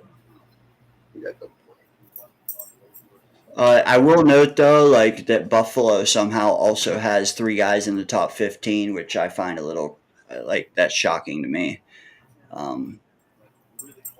But hey, dude, it's still something to write home about. Well, they got a good coach, man. I mean, their head coach is a good defensive-minded guy. So even with I don't want to say lackluster talent, but like he's going to have his guys in the right spots. So That's a good question by Clancy. Where's Surtain? He had a rough year last year. He did not have a great year last year. Do you guys think Garrett is going to cook Tarvarius Ward? Ooh. A little disrespect, Tarvarius Ward was throwing at him. Is Garrett going to cook him? They'll have something for him. Yeah, I hope so. Is he a guy that shadows? Like, I don't know how they run their scheme. Is it like a lot of zone like ours? I'm honestly not really that sure. I think I was listening to like a 49ers insider on, I think it was Boy Green the other day. I think he said that he will do some shadowing, but that does seem kind of odd because I thought that they were more of a zone-based team like we usually are. And that's something that really a lot of people keep saying. Jalen Hurts saw his life flash before his eyes. We'll have that. A lot of people are saying that San Francisco, that's our defense, basically. It's the same as our defense. I don't know that that's the case. Robert Saleh hasn't been there in years. D'Amico Ryans, it's been 2 years now, and they're on their second coordinator since him, right? Like their defense was different last year under Steve Wilks. Steve Wilks doesn't run the exact same defense. And then this other guy, they promoted him from within. I have no idea what kind of defense they're running now, So I kind of find fault in what people are saying. Oh, well, they're used to running against this defense because they run against it every day, and I don't think that's the case. I think it's a little different. Yeah, last year was, but I don't know. Like you mentioned, Murph, I don't know this year what they're doing. I can't remember that guy's name. Is it Sorensen? Yeah, no, I think it is, but I might be confusing him with. Isn't there a linebacker named Sorensen as well? Nick Sorensen is his name. He's promoted internally. And they brought in the old San Diego, the Chargers coach. That little weird dude.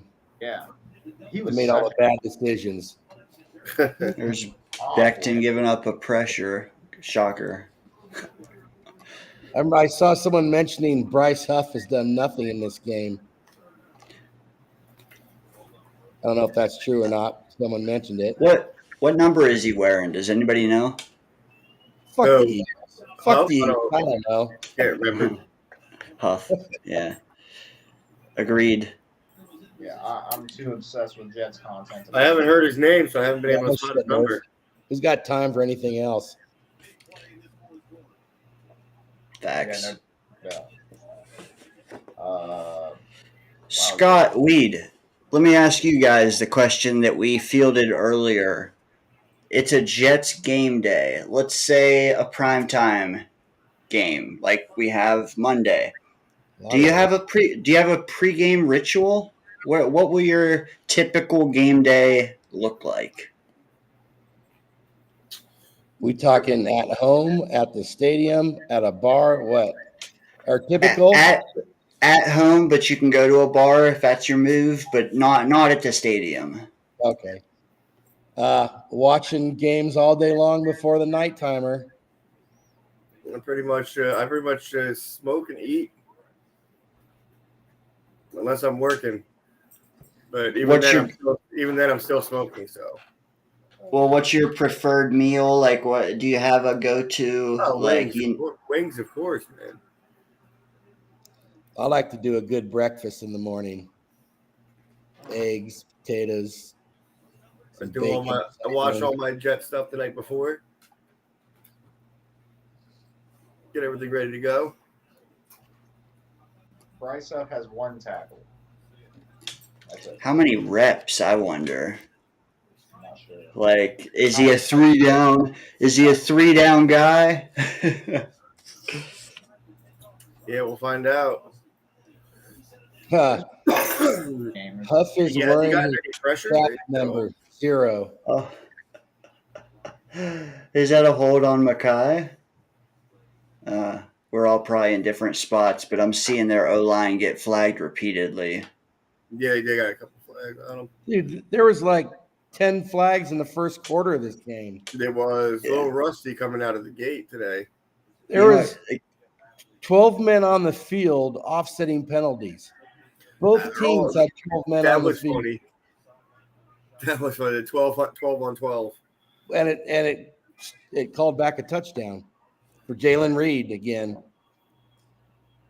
Jalen, whatever the hell his name is. Yeah. Hey, somebody that is having a good game that was an ex-Jet, Braden Mann. He's averaging 50.5 yards per punt. He's got one of them inside the 20. He's only punted twice. He's always had the skill in him. He just, I don't know, didn't have the confidence or. I mean, there's a reason didn't we draft him? Who? Braden Mann. Yeah. Yeah, we drafted him. Yeah. A couple years ago. He was just very inconsistent. Yeah, that's on him. He just keeps shanking. Man, he would either shank it or he would drop it right on the 1 yard line. It was very hard to tell what he was going to do first. Yeah, more the coin flip with him. I didn't hate him. I'm glad we got fucking. Damn, I can't even remember his name. Morstead. Yeah. Yeah. Well, didn't he cost us? Didn't Braden Mann cost us Trevor Lawrence? Well, Frank Gore cost us Trevor Lawrence. So the story goes. Yeah, Frank Gore. If you would have just fell backwards instead of forwards, we would have had the number 1 pick. Okay, Murph, here you go. Go back in time. Would you rather Trevor Lawrence is the Jets quarterback right now, or you're rolling with Rodgers and what the Jets have done since that debacle? That's another one of those, like, in hindsight, like, I don't know. To me, looking at the way that Lawrence is right now, I'm not that impressed with him, really. Yeah, I'm not That's either. what I'm getting I at. think that he's an average quarter, like maybe slightly above average quarterback. Yeah, I don't think he would have done I well don't because know we would that have he won you a Super Bowl. we would have still brought him in with a rookie head coach and Mike LaFleur, rookie coordinator. It And a bad team. would have been a disaster. Yeah, The one thing about Lawrence, though, Coach's office. he did survive. Remember what a mess the Jags were his rookie year with that asshole from Ohio State with all that nonsense going on? Yep. But that's kind of my point, Murph. I think Lawrence might just be mid. So It's looking that way right now. Like, I've seen some moments out of him. I'm like, wow, not too many quarterbacks can do that. But then I've seen a lot of just like him just not look that good. Like, he just looks out of Yeah. I don't know. yeah. So He might have been playing hurt last year. We'll see what he does this year, but I'm not sold on him at this point. yeah, I think that I think he deserves maybe another year for evaluation. I don't know that I can necessarily put my stamp on it right now, but as of right now, he just looks average to me. Like, Yeah. it's Eric Carrish to me. It's a hung jury still on him, though, whereas Zach, he's been convicted. Should have been convicted. You know what? That whole team, I think, if anyone's on the hot seat, you said Sirianni. I think Jacksonville, I don't know if it's a new regime or not, but it's for them can they compete in that division? Because you may not have to beat Houston, but can you get ahead of Indy? Because there's a pecking order there. They have a Super Bowl winning head coach now. Was last year his first year there? Or has it been 2 years now? Maybe it's been Peterson. It's been what is this? It's his third year now. Yeah, year 3. So they went to the playoffs one year and they were bad last year. His first year, he had the finger banger himself, fucking Urban Meyer, Captain Finger. Dude, are the Eagles going to put him away? First and goal, up 2 with 2 minutes left. I don't know. You're ahead of me. Packers have 3 timeouts, touchdown, and it's over. But yeah, 6-yard line. If they score a touchdown, it's done. Yep. Never know. They always come back, score, kick an onside kick. A hell of a game. Yeah, dude.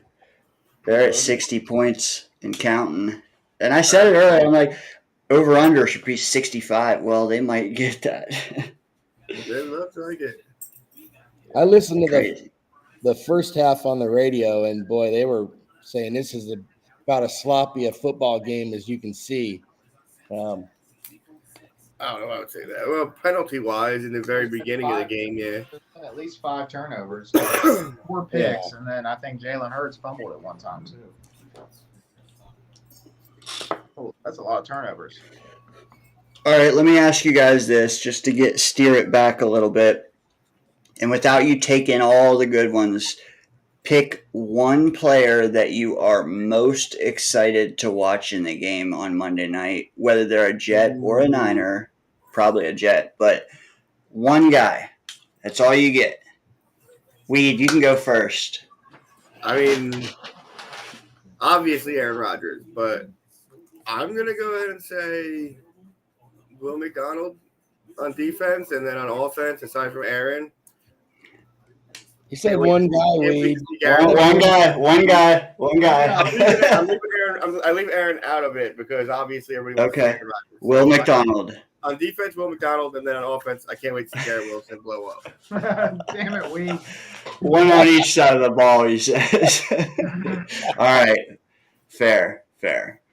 I'll go next, dude. One guy, Braylon Allen, man. And I hope he gets closer to 10 carries than 5. Like some people think it's going to be Brees because it's game 1 and pass blocking and, veteran assurance. And I get that. I do. But I think it's going to be yards are going to be hard to come by. And I want to see if this kid can he play like a 25-year-old and not a 20-year-old. That's what I want to see. He's only 20. Jesus. Youngest dude in the whole league. That's crazy. Crazy, dude. He can't even drink alcohol yet. He can't even have one of these. What the hell? Yeah, I never drank before I was 21. You can't even smoke weed legally. Never broke a law in your life. So Never. my guy, since weed took my guy, frick. My guy. And my guy. Got him. My my guy bad. is Mike Williams. Yeah. I want to see what we're getting out of him. I know he's probably going to be on a limited snap count, but I think he's still going to make a difference out there on the field. And it's something that we haven't seen yet, man. We want to see what him and Aaron got working, if they have any chemistry, So Mike Williams is my guy, and I'm going with one guy. I like that, Murph. I'm curious how many snaps he's going to get. I have one guy, and he plays for the 49ers. But the reason I'm picking him is because I want to see him get his ass kicked. And that would be Brock Purdy. He's going. I want to see the Jets embarrass him. Dude, that's a good choice. You're gonna That eat is him a good alive. one. I thought for sure you were going to say Dominic Pony. I was going to say Jackson Sermon, but he just Preach that sermon. They're gonna eat Brock Purdy alive. Trevor Williams hasn't practiced real. all off season. He's coming in fresh, raw. I am curious. Like now that I brought it up, I am curious to see how Pony holds up. Because they said he's been a stud all camp. He earned that starting guard job. Is he'll be a stud against some absolute dogs on our defensive line. Is he going to be able to hang with Quentin Williams and Javon Kinlaw? Kinlaw might have a little something for the 49ers also. Yeah. And the 49er fans, because they weren't really nice with him. Hey, Alan, thanks for stopping by, man. It was good chatting, for real. I want to see you next week, though, because I want to see your face when Kittle doesn't destroy our second and third level defense. That's what I want to see.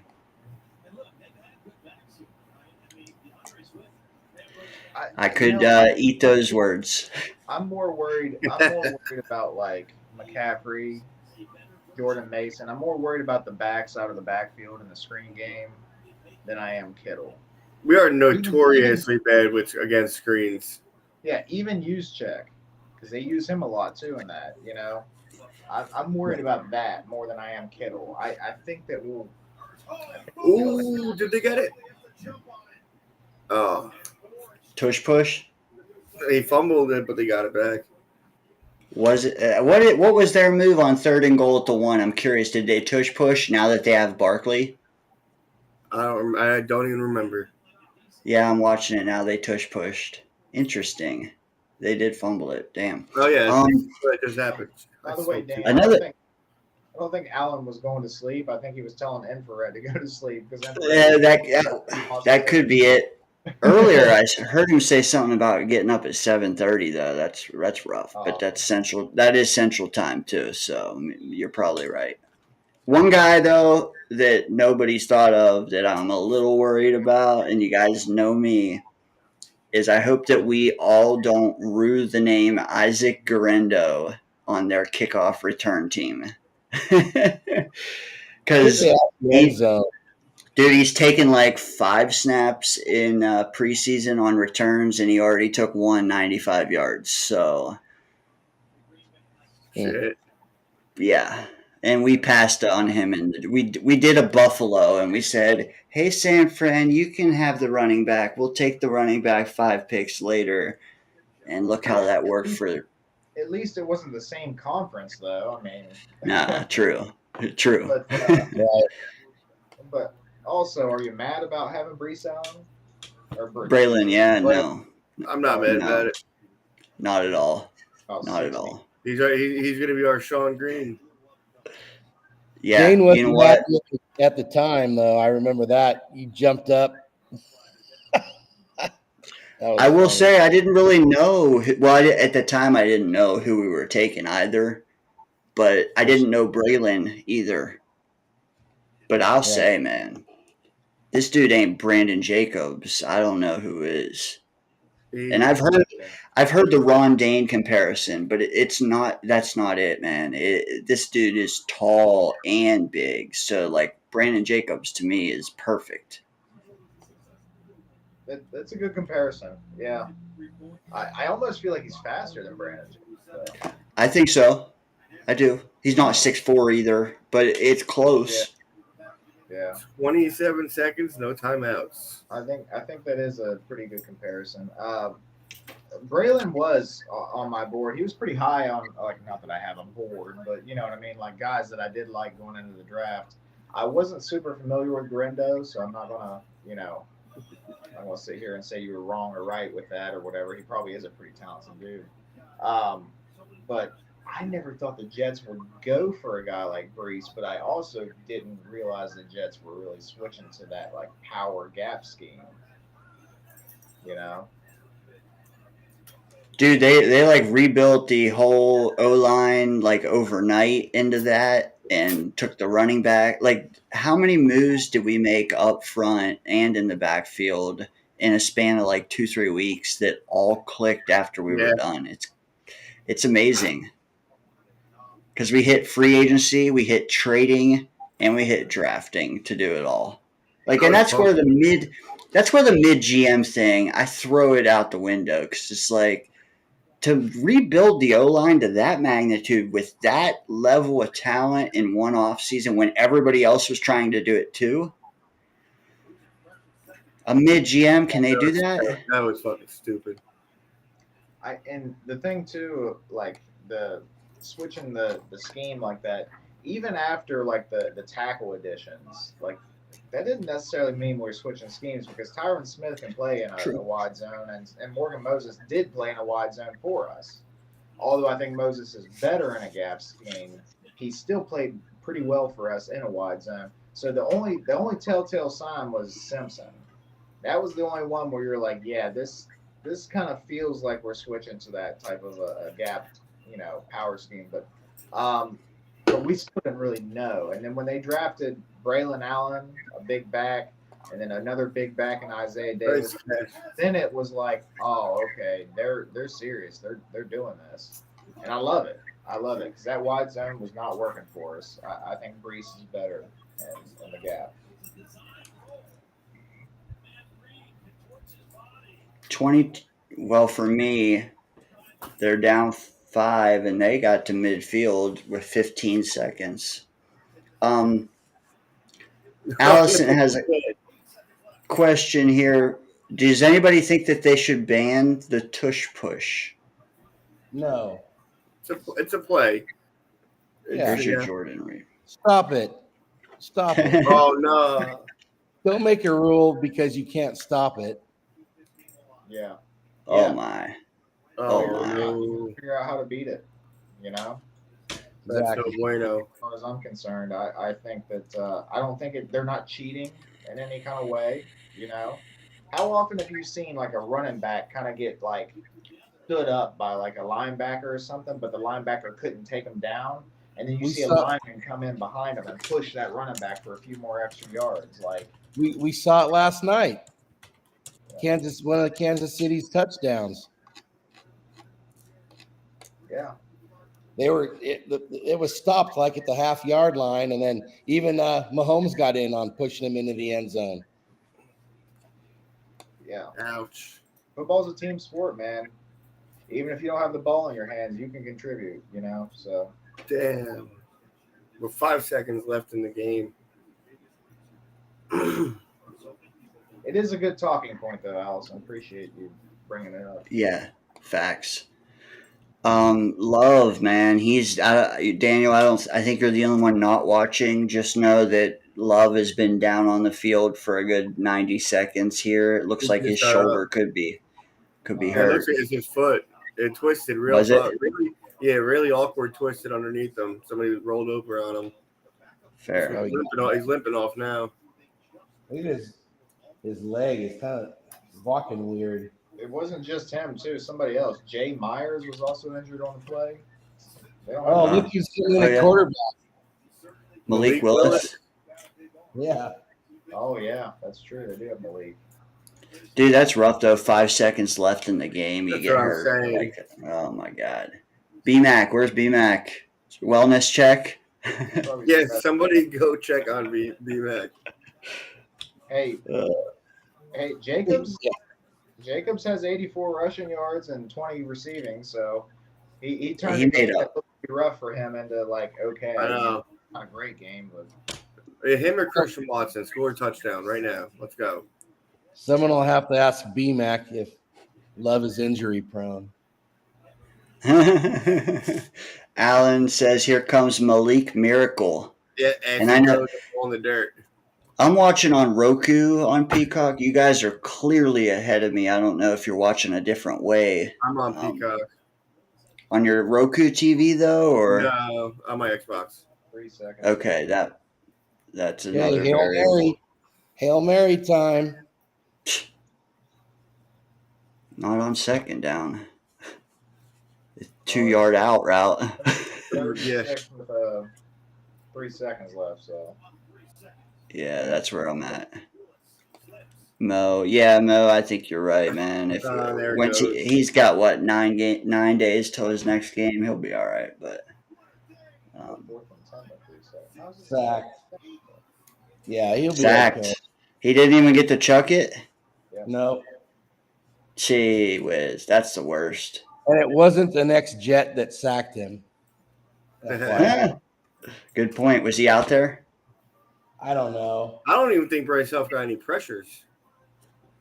I want to know how many snaps he played. No, yeah, the dude that sacked him, I think he's got 2 sacks this game, and I've never even heard of the guy. Was it a linebacker? Number Bond. 59? Baun, Zach Bond. Oh, he's from Wisconsin. Oh, one of them Wisconsin backers. Wisconsin linebacker. Yeah. Listen to this: 15 tackles, 2 sacks, a TFL, and 2 quarterback hits. Dude was balling out this game. Yeah, Wow. yeah. I'm not even sure. I didn't even know who he was. Good for him.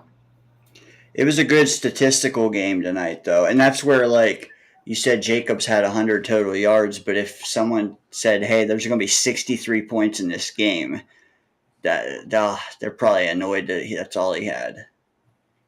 Hell, look at Saquon, man. I mean, 11.4 points is what he got me in fantasy. Okay, Not in the I have- Asmaniac, other league. No, Jacob's got it. I got some points, and I am spanking leave in. Oh, look at that. Jesus Jerry said weed is looking rather sensual this evening. Oh, thank you, sir. Appreciate that. What's the background this time? I can't tell. Who do you have in there? Oh, is that Charles in there? I felt bad even showing it because I love Charles, man. I do too. That's why I do it. I know. That's why I do it. You love him, but do you know he hates the comedic aspect? Yeah. That's also why I do it. Okay. That's also why I do it. I have many reasons. Okay. Fair. You love him, just not his wishes, right? That's right. You got to mess Yeah, with him a little Murphh. bit. Keep him on his Throw toes. the ball. Dude, that's the worst, though, when you lose the game with the ball in your hand. Yeah. Didn't even give him a chance, man. That just sucks, man. 5 seconds left in the game. You get your quarterback goes down. Can't even fucking throw. Can't even get off the Hail Mary. Nope. That's rough. And it looked like Malik slipped on his drop back. Yeah. I've seen a few people slip tonight. Quite a few. A lot Yeah. of slips, actually. Yeah. Yeah. I don't know Yeah. what's up. South America. Like turf out there. Jesus. Yeah. I'm intrigued to see what that injury is though for Jordan whenever it comes. I guess we'll find out tomorrow more, but that's tough. I think he's going to be okay. It was a pretty Good. Good man. Yeah. He rolled him pretty good though. He twisted. It didn't look good. Looked painful. He looked like he was in pain for sure when he went down. Rolling and twisting, you say. I see you. Caught on to that. Are you guys going to cheer when on the fifth play? Oh, man. Are you going to clap? No. Unless it's a positive play, I'm not clapping. Dude, I don't even care if he gets sacked as long as he gets up. I'm clapping on the fifth play. You know what? Football gods. I'm expecting Rodgers to have a funny little low-key celebration moment. Yeah, he's gonna do the finger guns. Dude, do you guys want him to bring this back? I was going to say, he had to do the belt. The belt. That would be pretty dope if he did. Bring back that discount double check, baby. Oh, Jordan Love walked off the field at least, so I mean, that's super serious. Yeah, he'll be all right. Frick. Chat is moving all over for me here. Greg, players were slipping all over that field all night. They gave the turf a Brazilian. I love that, Snowball. Mo said, what if it lasts 3 plays this time around? Oh, the old AVT. Why'd you even highlight that, Dane? Get that shit. Hey, Yeah. free Don't read speech. Don't read that shit. Jerry, did you lay your... Okay. I did. Okay, so listen to this. If the Jets win it all, $4,000, baby. If they beat the Lions, $16,000. If they beat the Niners, $8,000. And then I put Philly and Green Bay, I get a couple more. But if they win it all, $4,000. I went big on the Lions and the Niners because the odds were like 200 to 1 on one of them. Really? Damn. Yeah, dude, the Lions in March, they said there's no way the Jets will play the Lions in the Super Bowl. I mean, it is a long shot bet, but $16,000. I think I put like $100. What's the That's not bad. What's the AFC East odds now? Is it plus 175? On mine, it's 165. Oh. Which, is that a sign of how easy or how much money is coming in? I don't know. Yeah, I think I laid some money on that early in the like probably not long after like the Tyron Smith signing and stuff. Nightal Avatal. Later, Alan. Go on Jake's show. I'm going to stay out of that one. There's something there. I don't know. It is entertaining, that's for sure. Allison says she's talking into the mic and it messes up sometimes. Yeah, we've seen you around and we totally get that. Try to interpret it as best we can. But Talking to this mic, I fuck up all the time, so it's okay. big facts. Jerry, he laid 100 on Monday Night Football. Damn. A win. Wait, he laid 100 that we would win. A-Rod would have 300 yards and Garrett would have triple digits. to the tune of $1,100 though. What do you guys think of that bet? I'll take it. I hope it happens. I wouldn't have made that bet. I mean, all you need 100 on it, but yeah. One bomb. You need a bomb from A-Rod, I would assume. Yeah. I don't know. Mike Williams. Yeah, that's a long shot. I guess I didn't do the AFC East. I wish I would have now, damn it. But I threw like $15 on the Jets winning the Super Bowl at 2,200 odds. So What's the if we payout? win it all, I get $350. But that I ain't even worried about the money. If we win it all, I'm big dick swinging everybody I know in this fucking Steeler country. Attaboy. Seriously. I'm showing Big everybody. dick swinging. Have you been hiding in my bathroom again? Okay, guys, maybe not big dick swinging, but swinging nevertheless. Swinging something. Swing it twice. The old light switch. Swing it twice. Swing it more than 3 times. You're playing with it.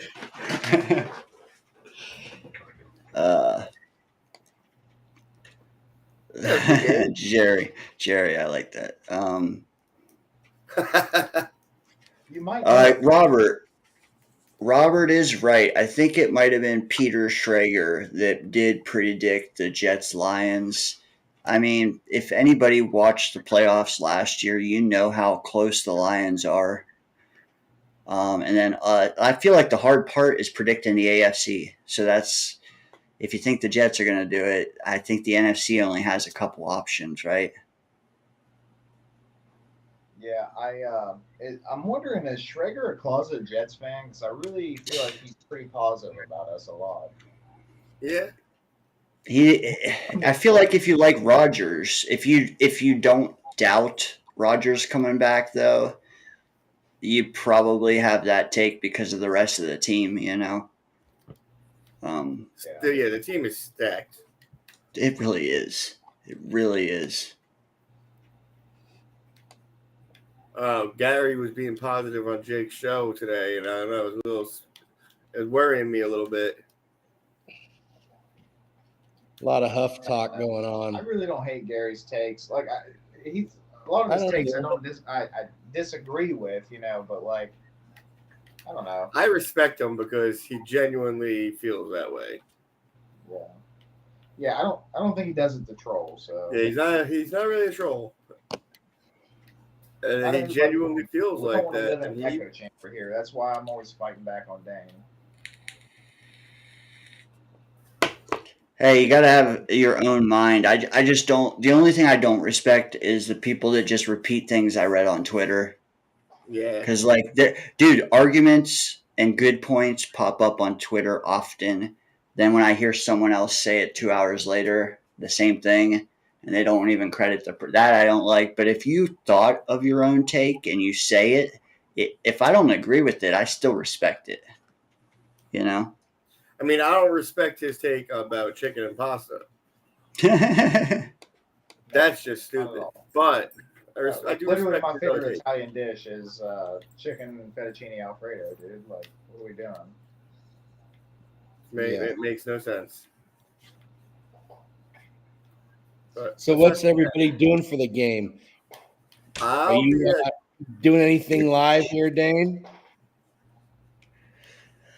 Not for the game. I want to be off air because last year I literally missed the three Rodgers snaps because of idiotic stuff. So I'm gonna really soak this game in. But I might go live before it or after it. I don't know yet. As far as like actually watching it as a fan, though, I'm gonna get all my trimmings, chips and salsa and beverages, and it's gonna be like the Super Bowl. Does anybody else think it's not gonna be like a Super Bowl atmosphere? Oh yeah, it's gonna be exactly like week 1 last season. I was at the stadium for that one. That was fantastic. There was electric, dude, electric. And then he went down and the whole stadium like just went silent. And then when we came back and won, it was probably a top 10 experience I've had at MetLife. Wait a second. We play this weekend? Yes, we do.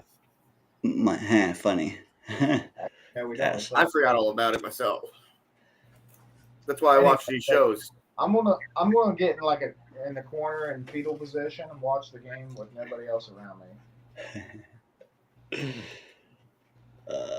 I'll be at T Squared for Jake's thing for the game. Dude, I wish I could go to that. That sounds like fun. The only reason I can go is because Clancy's the man. Clancy is the man. You know what? So a couple programming notes. I'll do it. No, I like that idea, and I will do that. Before I do that, though, we do have a fifth visitor I'm going to bring out. Let you guys say hi to them. They're new to the channel, both in the chat and on screen. So let's bring them out and see what they have to say. None other than Alison Tuckwab. Welcome to the show, Allison. Yeah. I like this, oh come on. I like this being a Jet fan, then because I like the documentary and the Packers don't do that. I found that out until they kicked Aaron out and he went to the Jets. He said he wouldn't play anywhere, but he picked the Jets. Yeah, he did. And Were you a Packer fan? You were a Packer fan first? Yeah, but after they Okay. kicked Aaron out, I dropped them. But it was I don't know, it just scared me. Cause sometimes long time ago it paralyzed someone, and then the sports and then well, I don't know how many last year it was from the Bills. I don't know what team, but they had to revive him. I don't know, it just scares me. DeMar Hamlin. Yeah, DeMar Yeah. Hamlin. Yes. And that then was wild. He's starting. I He's know. starting this. I guess that's why I weekend. was talking like that. I said, I said, what if it takes out Aaron and I don't know, and Zach and The safety I is just freaked out. this. Yeah. Yeah, I got you. The safety is on your mind. So the tush push you didn't like either. I got you. Because if we keep Aaron upright, I think we all believe we're gonna be having a good year. Ruining the It's sport. going to be a fantastic year. Yeah. Well, the tush push is something the Jets will not run with Aaron Rodgers. Don't have to worry about that. Yeah. Yeah, I don't see that happening. I mean, Jason Kelsey, it was, he's a veteran. That was different, because he was experienced at that. He knew how to do it, and they're a younger team. Yeah, if anybody I'm was sure wondering how the tush pusher was going to be without Kelsey, pretty good. Yeah. That's Well, what I'm talking about. Allison went a step further than BMAC. She did. She dropped the Packers altogether. BMAC still, he's splitting his love between two teams now. Yeah. Allison's all the way over. Yeah, I BMAC like- can help the split personality. I know. I can't do it. I like everyone. It doesn't matter what team it is. So I quit. I had to step, I can't be a fan of anyone. So I can, enjoy myself. So you just root for Aaron now. Yeah. So I had to drop the Packers to enjoy myself. My cousin did the exact same thing when we got Favre. Yeah. I love it. And I didn't make no sense, typing the shows.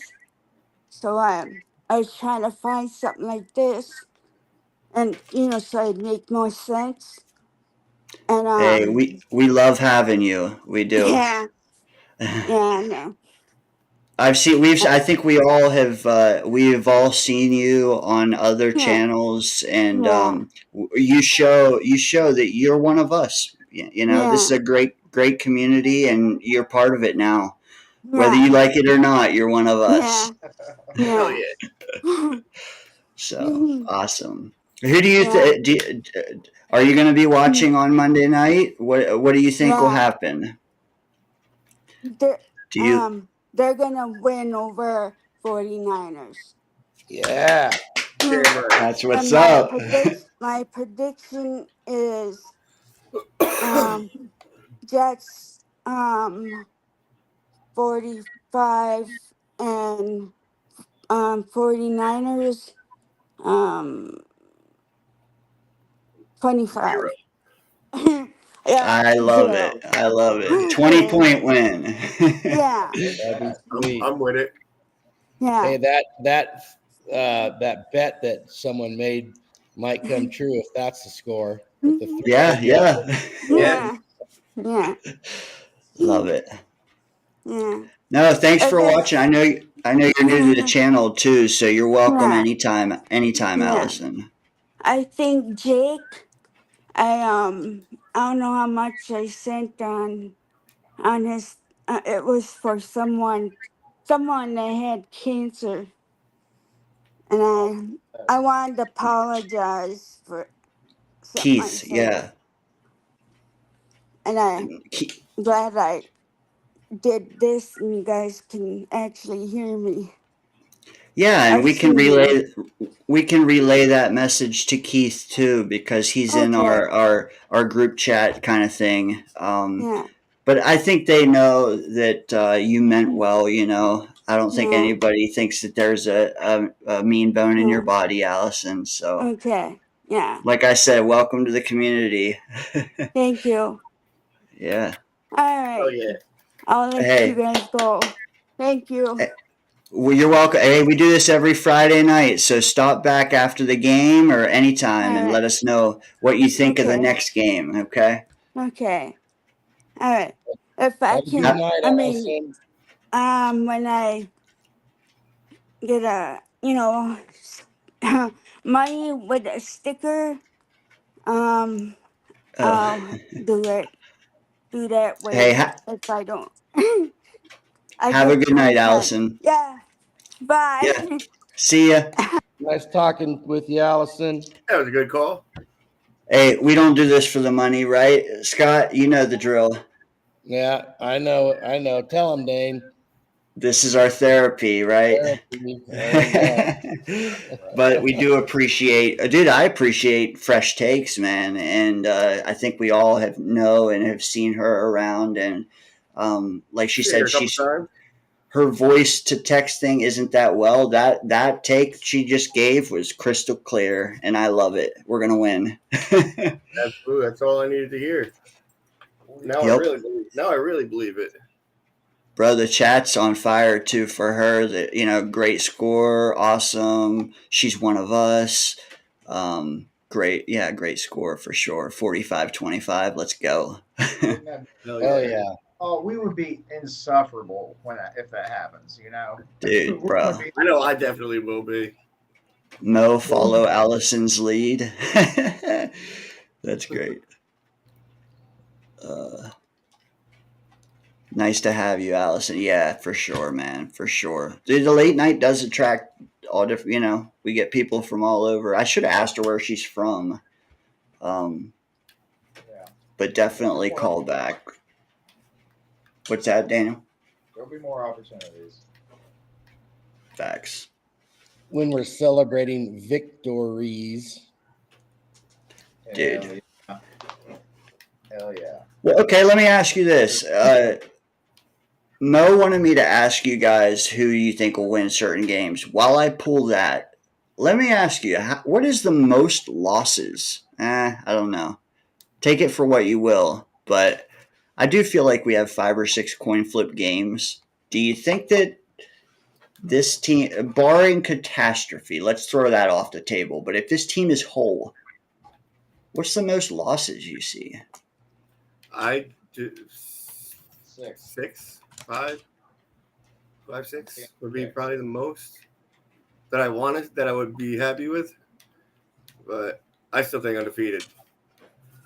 The good thing about that, though, is that can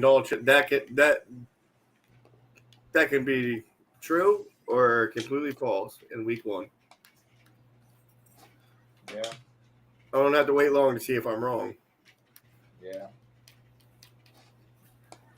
Yeah, I mean, unless we go like 16-0 and then lose the last game because we have all our guys benched, all starters. Yeah. They'd have to go for the 17-0 season. Yeah, man. they would have to do it. They would just have to. I don't know if you got a Super Bowl on mind. What That's tough. That's tough. Yeah, tough choice. What did the Dolphins do, and what did the Patriots do, if you happen to know? I honestly don't remember. Well, you weren't born for the Dolphins, of course. Thanks for reminding me, Scott. Trusted their starters.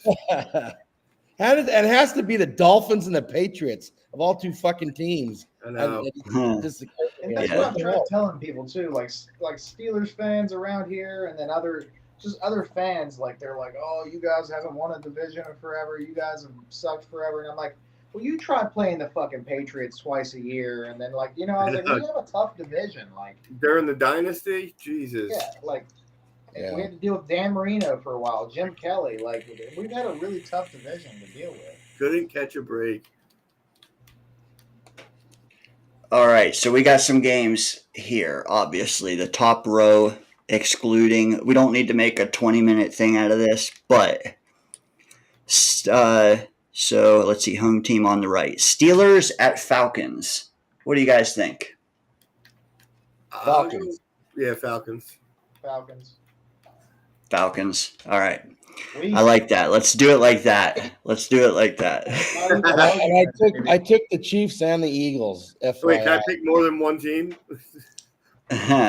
Cardinals at Bills. I'll take the Bills to win and the other team to lose. Yeah. I'll take the Bills. A hot take here. I think the Cardinals are going to be sneakier than people expect, and I think week 1 is wonky. I think the Bills will still get their, like their 9, 10, 11 wins, whatever. But I think they're going to start off a little slow. I think the Cardinals are going to have a sneaky week 1 win. That is I'm still going to stay with Bills, but that is a good point. Well, Murph, here's an interesting stat to support your thoughts there. Kyler Murray has a better road record than home record. Yeah, and Kyler's healthy. He's got a new stud receiver. Plus, I really like that Michael Wilson, too.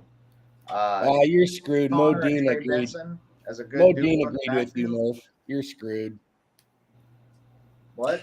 Modine agreed with you. You're screwed. We might all be high on the Cards because they're agreed. I just don't think they win week 1. But after that, I think some have. Let it be known. Where is Dane? I'm down here. I'm not high on the Cardinals. I want to make that perfectly clear right now. There he is. So you think? I think they're probably. What are they pegged for? 5.5 wins. I think. I think they're gonna get 8. I can see them getting 8. I'm thinking 8. So if we think they're gonna get 8 wins, does that mean we're high on them? What do you think? Not the Cardinals. I don't know. Let's move on though. Yeah, Titans at Bears. That's a good game. Oh, that's an interesting one. Titans. I'm gonna go Bears. That is Titans. Tough, I think I'm gonna ride Dane's his Titan bandwagon here, and I'm gonna say the Titans are gonna pull this one. Bill Callahan, man. Bill Callahan. And they have some pieces, man. The Bears need more than 1 week to get together, I think. Yep. And did you guys know that Jesus built a hot rod? He also mows my lawn. Okay. Patriots at Bengals. Bengals. Yeah. Bengals are my Get that one out of here. I don't Bengals think are they. my standing pick. Okay. I don't think the Bengals score 30, but I do think they win by a touchdown at least. That might be a hot take. They might be slim at the receiver position. I heard that. T. Higgins is already hurt. Oh, is he? Yeah, he got a hammy. T. Higgins out. Chase on a pitch count maybe, but come on. It'll be like 27-13. Fair. Texans at Colts, another divisional bout. That's going to be Texans. Okay. Colts. I'm taking the Colts. Ooh. I'm going to go Texans. I'm going Texans. But it is away, and I acknowledge that. Divisional away game. Tough. I just think that I don't know. I got to see more from Anthony Richardson before I crown him like everybody else seems to be doing. Let me give the chat. Let me be clear again. I'm not crowning him at all. I'm just picking his team to win. If you can crown them, then crown their asses. Crown his ass. Crown their ass. I'll give the I want to give the chat a chance real quick. Sluggo says the Colts. I think that's a good game though, man, for sure. Yeah, I do too. That's one, and I'm gonna get to it, but Jerry, in a minute, we'll circle back and which 1 o'clock game are you gonna be watching the most? But in the meantime, Jags at Miami. Miami. Yeah, I'm going to go Miami. Same. Maybe not as much as people think, but they're going to win. I don't think it'll be an easy game. I just think they're going to win. Yeah. Jags. Oh, Robert C. Jags over the Dolphins. Okay. I see you. Robert, is that just because you hate the Dolphins? Panthers at Saints. Man, a lot of divisional games. Panthers. Saints. Really? I Saints. think the Panthers are better Panthers at Saints? than they seem. Yeah. What do you think, Reed? What do you say? I'm taking Jags over the Dolphins. Okay. Okay. I think I'm gonna go Panthers. I'll go Panthers. Both. You want the away teams, huh? Okay. I don't put a ton of stock into that. Like it's got to be like I got to be neck and neck for me to. It'll push me over the edge if I'm neck and neck. The Panthers and the Saints are not neck and neck. No. Well, I don't. Okay. I don't. It's not a beatdown, Dane. I'm just saying, like. I got you. No, and you're right. I do. I want to see Derek Carr. How do you rebound after you're like a laughing stock now? Like, and see, that's like a battle of mid QBs. That game. Yeah. The Saints are kind of an aging roster, man. Their offensive line struggles. Like they don't have. Do they still have Kamara? They do. Kamara's getting older. I mean, yeah. Other than Olave, what do you have at receiver? Like Shaheed, like he's just a burner, really. Taysom Hill is like 33 now. Like, shoot. Yeah, I'm not super confident in their team. Marshawn Lattimore's solid if he can stay healthy, but no, and you're right. The Aints. Here's a question: Vikings, Giants.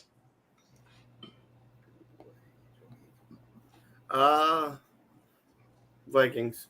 Giants are gonna suck all season. Vikings. I really want to say Giants. Thomas Cook's office. I know, Daniel. I know.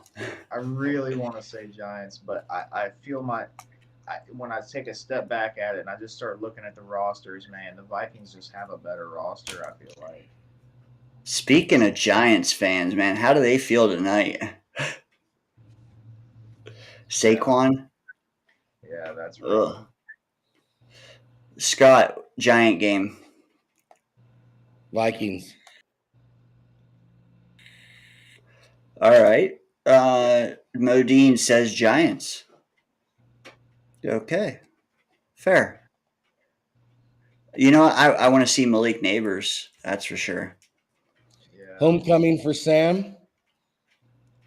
Ooh, good point. And then the Giants have a good pass rush. I mean, Thibodeau's not great, but he's solid. And then, Brian Burns is a stud. And then they still have Dexter Lawrence. I mean, that defensive line is legit. So they might have Sam running for his life. And we know if Sam gets a lot of pressure, he starts seeing ghosts, as we've heard. Here's a question: like possible, the Giant Vikings. Does a team tank like right out of the gate? No. No, they wait to see if their team's competitive. Yeah. Because I feel like the Patriots can win some games. You feel like the Giants can win some games. Like, at what point do they say, like, we need a quarterback more than that? I don't know. Yeah. Anyways. Yeah. Well, the Patriots have a quarterback. Games we're talking like. I gotta go. they? I gotta run. I gotta go see a guy about a plant. So I'm just gonna be real quick. I'm gonna go. Get Chargers, a good price. Chargers over Raiders. I go Seahawks over the Broncos. Cowboys over the Browns. I think the Commanders, Lions, and of course the Jets. Nice. I like it, man. Hey, get a good price. Of course, I always do. See you later, boys. Later. Night, buddy. All right. So, where were we? Help me out. Oh, the Vegas Raiders and the Chargers. Chargers. Wow, the ambient noise settled. I love it. I think the Raiders might pull this one out. That's it. Ooh. You know what? Yeah, Scott, but I'm gonna go with my initial gut, and that's Chargers. Same. You're talking. Good. I want the Raiders to lose. I want to keep, get those Devontae Adams rumors really percolating. Oh, yeah. I don't want to see what's his face win his first game, but I gotta say the Chargers. I can't stand me some Harbaugh though. Dude, Did you hear that? I cannot stand Harbaugh, dude. I like the other one. I like the one tonight. Me too. Did you hear the stat? The who's got the best opening day record of current head coaches? No. Jim Harbaugh. He was 4-0 with the 49ers. Does that change your pick? Or wait, did you say Raiders? I said Raiders. No. Does that change your pick? Nope. Scott, you're pushing Sean McAteer for his money right now. I see you up there. What are you talking? Oh.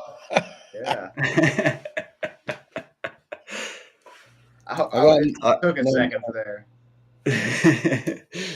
All right. So this is my eliminator pick. I'm taking. There's no way in hell the Broncos go into the 12th man and still win. I got the Seahawks. Dane, you copied mine, you prick, didn't you? The fuck the hell I did. I did that. I didn't hear you did that. Bo Nix, baby. Bo Nix. Let's go. I'll take the Seahawks. Geno reborn. Now, honestly, okay, you want to talk about teams that were like, hey, we keep mentioning like, oh, I think they're going to win more games than, I do not feel that way about the Broncos. Yeah, no. The Seahawks I think the Broncos are going to be a top 2 pick next year. No, of course. Of course. I could say that. See, I don't know what Seattle is expected to do, but I think that they're better than they were last year. New offense. I don't know. They need a do-over. They have pieces. Yeah. Yeah. Browns and boys in Cleveland. This is a tough one. Yeah. Yeah, that is a tough one.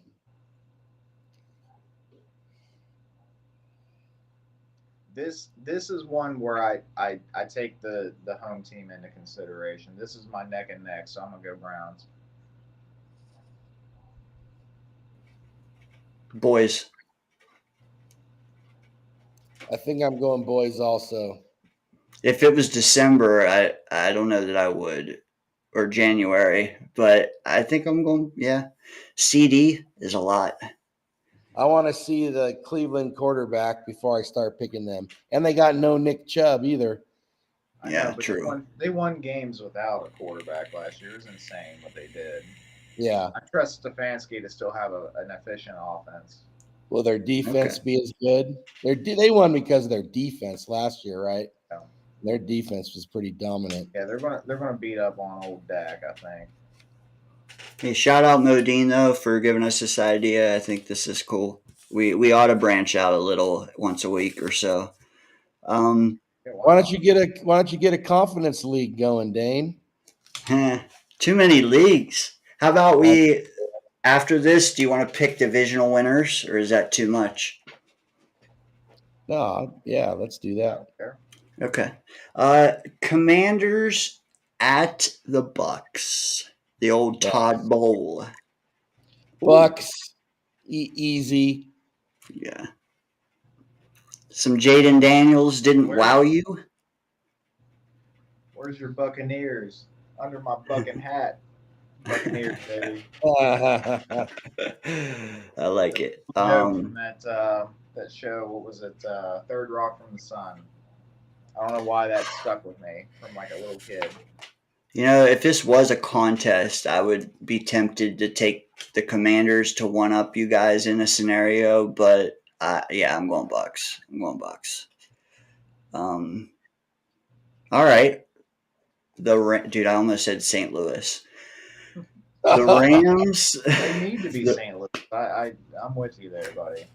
Same with Vegas, man. The Rams at the Lions. Lions.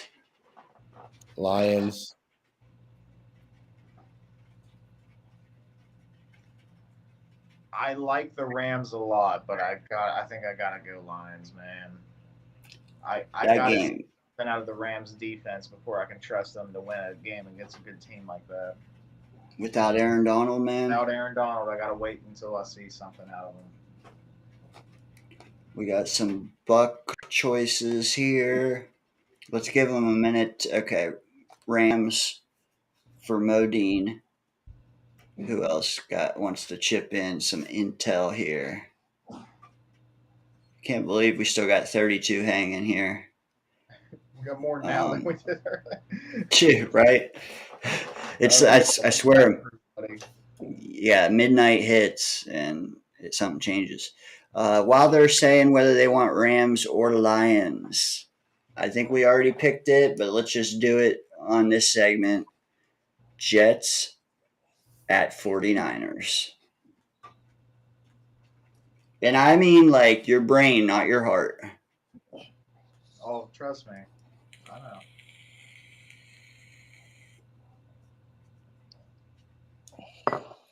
I hate to do it. 49ers. Same here. Hate it. I hope I'm wrong. Fudge, man. Dane, I love how our ADD kicks in and we start spinning our chair and doing normal. This actually feels really good. I know. At I can't the 5 beer mark. 6, so yeah. I don't know, man, because one side of me says there's no way Aaron in the spotlight, his return goes down swinging. There's no way he doesn't throw a knockout in. I don't care if it was freaking Satan on the other side. I think he'd win, man. But damn, that team is good. Yeah, I'll go Jets, man. Like all in Jets. And I already said it. Like I could see them winning this and losing to Tennessee, but this game just has too much build up. Too much build up. Jets. Tennessee is better than what a lot of people think. It all Dude. lies on the quarterback. And now, like, you got other people coming out and saying it, like Ryan Jets Talk 24/7. He's saying the same thing, that he could see a win and then a loss week 2. Like, Tennessee, are your legs under you? Because they got, how many wide receivers that are studs? How much of an O line that pushes? It'll be a good game. It's not an easy win. Like a lot of people have talked about like Tennessee, like kind of revamping like their wide receiver room and stuff like that, right? Something that a lot of people haven't really mentioned is, I mean, not only do they have the coaching, you're going to trust their offensive line to be good. When the Callahan is coaching an offensive line, they're going to perform better than what their talent level is. I just truly believe that. But I'm looking also at the defensive line on the interior. Devondre Campbell, I understand like he had his he didn't even drop that much in the draft. He still got drafted pretty high, but he's a monster. He's a big son of a bitch. He's going to eat up double teams, and that's going to free up Jeffrey Simmons, who is probably the 5th best defensive tackle in the league. He's a stud. It's going to free him up to cause havoc this year. He's going to have a big year this year because Devondre Campbell's going to be doing the dirty work, So I don't know. I kind of like that Titans team sneakily, but I just don't know if I trust Levis. He can spin the ball, man, and he's feisty. I like it, but I got to see more out of him to trust him. That's going to be a 3 interception day for him. Let's see. I'm going to. You think that we're going to get 3 picks against them? Is that what you're saying? That's what I'm saying. Yeah, I could see it. I could also see him being annoying though. Like, like I could see him annoying us because he keeps taking off running and picking up first downs and shit whenever we have perfect coverage and.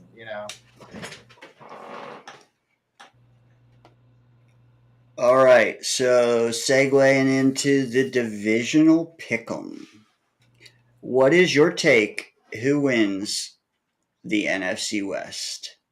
Knowing as little as you know right now, just like, just a gut feeling, I guess. We didn't research this. We just going into it blind. Well, a blind person can get this one right. Yeah, facts. Okay. Rams will compete for a playoff spot, I think. Yeah. But 49ers will win the division. Who's third in your mind? Seattle. Really? I'm not giving you guys the Cardinals coming in. Yeah, for probably. I'm higher on the Cardinals than I think the general consensus, but I don't think I'm high enough to take them over Seattle. I think you're right. No, that's a tough division, man. It is. It is. That's a brutal division. And I'm with Scott. I'm with you guys both on the order as well. I think that there's not a team here that has less than 6 wins, though. Who is Seattle's backup quarterback? Oh, I knew this. I could tell you in a sec. It's not Drew Lock anymore, right? So I'm just. Oof, I don't know. I'm just curious who might have to play if Geno goes down. It is Sam Howell. Oh. Yeah. All right. No relation to Thurston. Or Jay. Okay, we got another one here. Give me your order, I guess, is what I'm getting at. This is a tough one. Okay, I'll lead off on this one. Okay, I got Bucks, 1, Falcons 2, Saints 3, Panthers 4. I got the Falcons 1, the Bucks 2.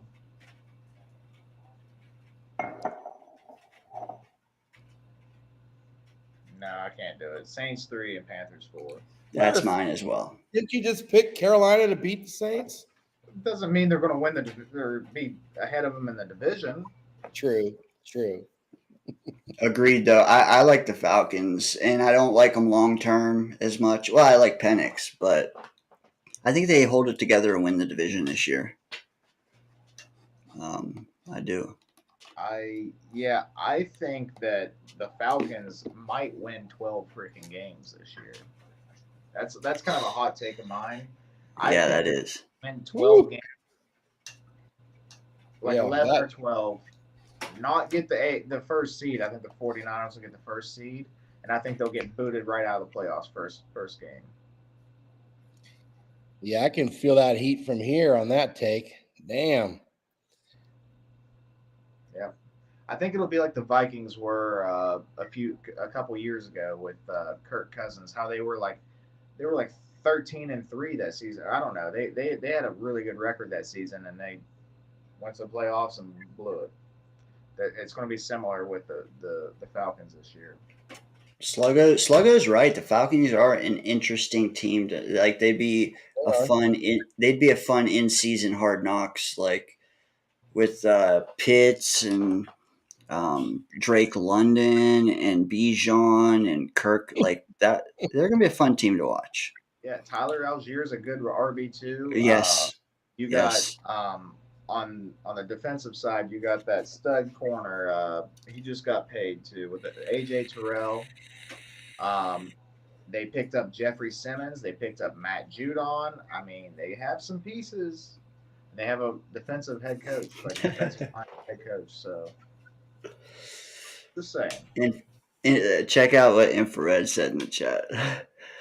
Isn't that what put him on hiatus in the first place? So I'm not going to highlight that, but the intensity, I love the passion and intensity. Infrared, you're the man.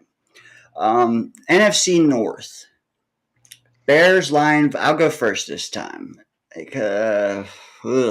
Lions. You already heard it from me. I think they're winning the conference. I think that starts with winning the division. Second, despite what you saw tonight, I'm going Packers, man. I'm going Packers. Third is where it gets interesting, to be honest. It's you know what you're getting out of Darnold, kinda. Do you know what you're getting out of Caleb Williams? You know what? I'm willing to put the young upstart team. I'm going to go Bears 3. And that the Vikings make Kirk Cousins look like he's worth $45 million because they're going to drop to 4th. That's my pick.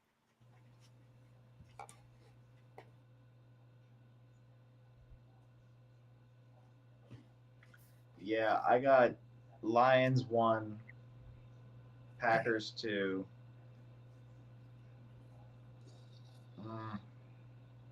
Bears 3, Vikings 4.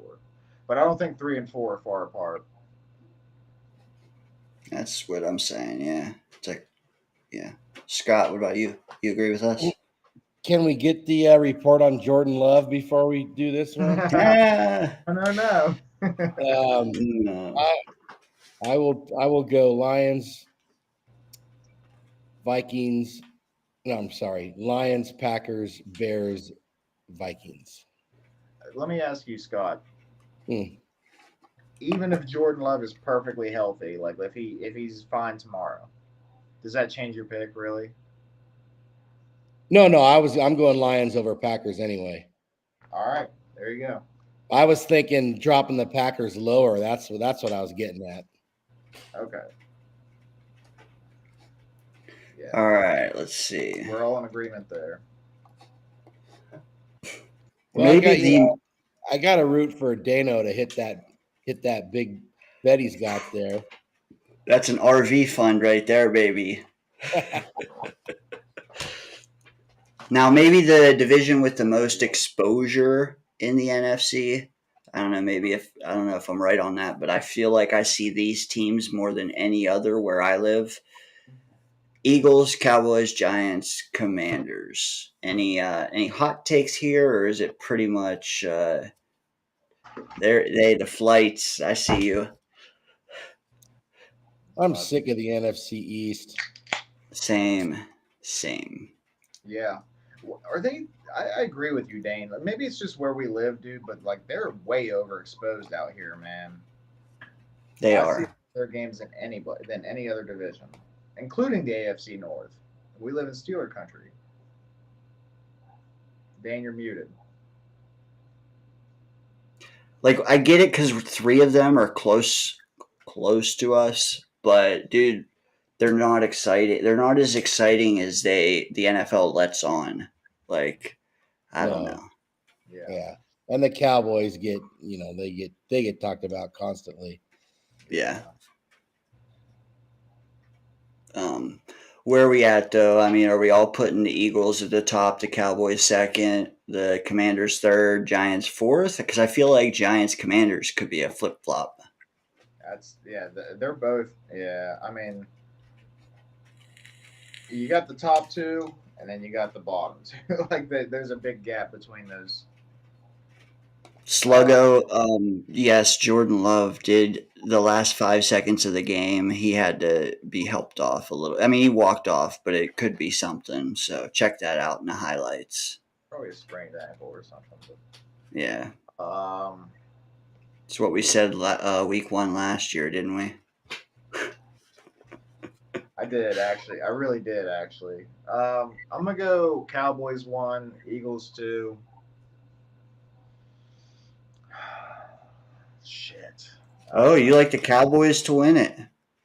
Yeah, I think they're good in the regular season and they fucking fall off. Okay. Cowboys 1, Eagles 2. That's tough. Those last 2 are tough. That's a toss up. The first 2 are tough, I think, too, like you said. Yeah.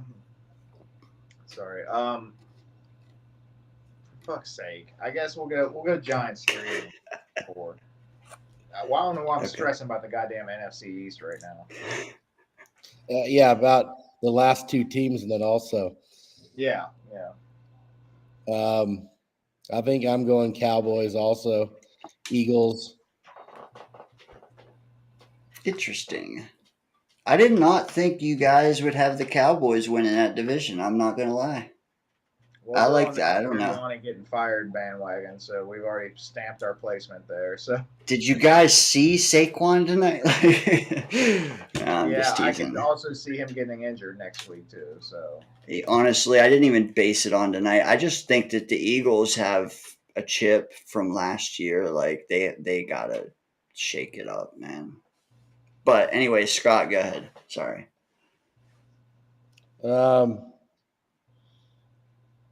I'll take Commanders 3, Giants 4.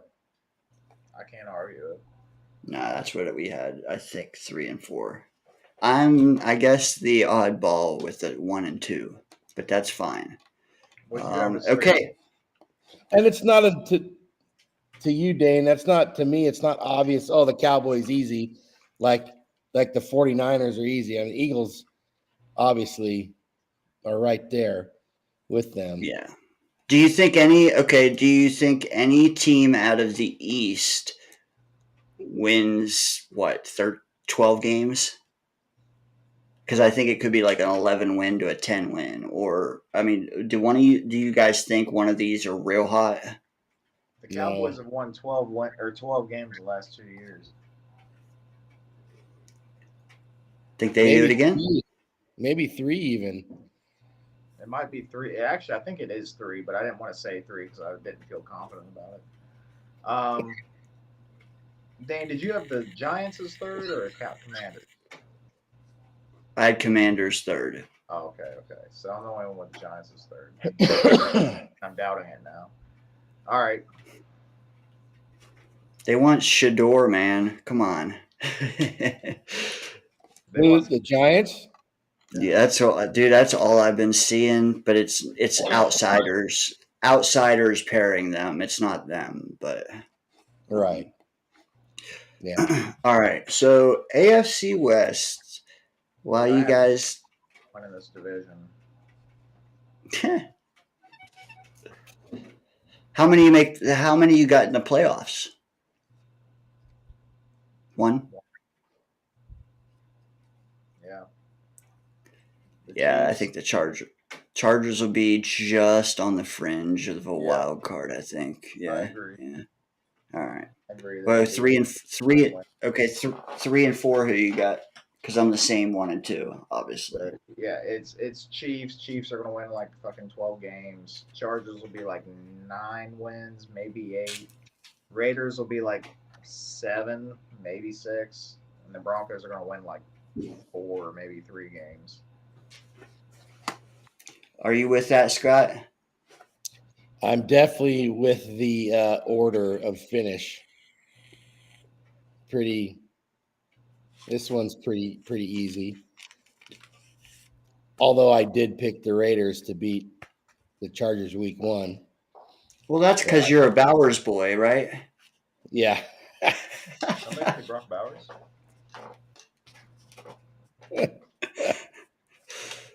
Okay, fair. Let me go. Keep moving then. Chicago. Chargers take the West. I guess he's projecting a big time injury. I will say this to Sluggo. I think the Chargers within the next 3 seasons will take the West. And okay, I can see that. Even though I hate Harbaugh, I can't disagree with you there, Scott. I could see it. I just think they need more firepower right now. Like they literally only have Lad McConkey, Josh Palmer. Well, dude, they sold all their assets. I mean, hell. Back right now. Yeah, but he's going to do it by just bludgeoning people. Not this year. Running back. I don't know. It's all the old Baltimore Ravens. Oh yeah, Justice Hill. No. Gus and the dude that was working with Rodgers getting fixed up. Gus Edwards and J.K. Dobbins. And Dobbins. I'm not confident in that running back room. Sorry. No. They need firepower. I think after next year they'll make a leap, and then maybe after the year after that they might make another one. I think they got a young back also. Where are you guys at with Herbert? I'm a big fan. I think he's a stud. He just don't have much to work with right now. I'm with you. All right, moving along to the South. Texans, Colts, Jaguars, Titans. Maybe one of the most well-rounded divisions. A lot like the Falcons division down there. Any volunteers for first here? Well, does anybody not have D'Amico winning the division? This is a tough one for me. I'm not in on the Texans as much as some people are. But I will still pick them to win the division. I don't think it's a slam dunk. Texans, Colts, Jags, Titans. Just like it's listed there. Interesting. I gotta say that I'm there with Scott. But I think they're bunched up, man. I think they're tight. Like I think the Texans ceiling is like I think they're like 11 wins, and the Titans are like 7. Like I think everybody is bunched up, like real tight. I agree. It could be like 11-9-9-7 or something along those lines. Like it's going to be tight. That's what I'm saying with the NFC South too. Like Carolina, Saints, Atlanta. Like I feel the same as well. But I do not have the Colts being second. Yeah, I don't. I think 2, 3, and 4 are all that, like, not just 3 and 4. Like, I think all 3 of them are a crapshoot. If I had to bet, like, I don't know. I think I would rather bet on Levis showing a tiny pulse because I believe a little more in the rest of the team than Lawrence carrying them or Richardson, them not just putting 8 in the box. So what do you see them as like tied records towards it? Like, do you see it like 11-7-7-7 or something like that? Maybe 11-8. I don't believe so. Jags. I'm going Jags 4th. Texans 1st. And then the Colts and Titans could both be at 9. But I'm going to edge the Titans. Wow. So, you are on the Titans. Hey, like I said, how much do you need out of Levis for them to win 9 games out of 17? Like, yeah, we'll see. Right? That's why you play the games. Yeah. First year without Derrick Henry. Yeah. IJ Spears, is that their number? They also one? drafted O-line first round back to back, man. Yeah. And they went and got Ridley. They got Hopkins still. They got who's their third receiver that's pretty good too? They got. I don't know. I don't believe in Lawrence. It's the one that we wanted from the Bengals. From Cincinnati. The slot guy from the Bengals. Yeah, Boyd. Yeah. Like, how much does Levis have to create when one of those 3 will get open? But hey, like I said, we're all that close. It's just I don't know that more than one makes the playoffs.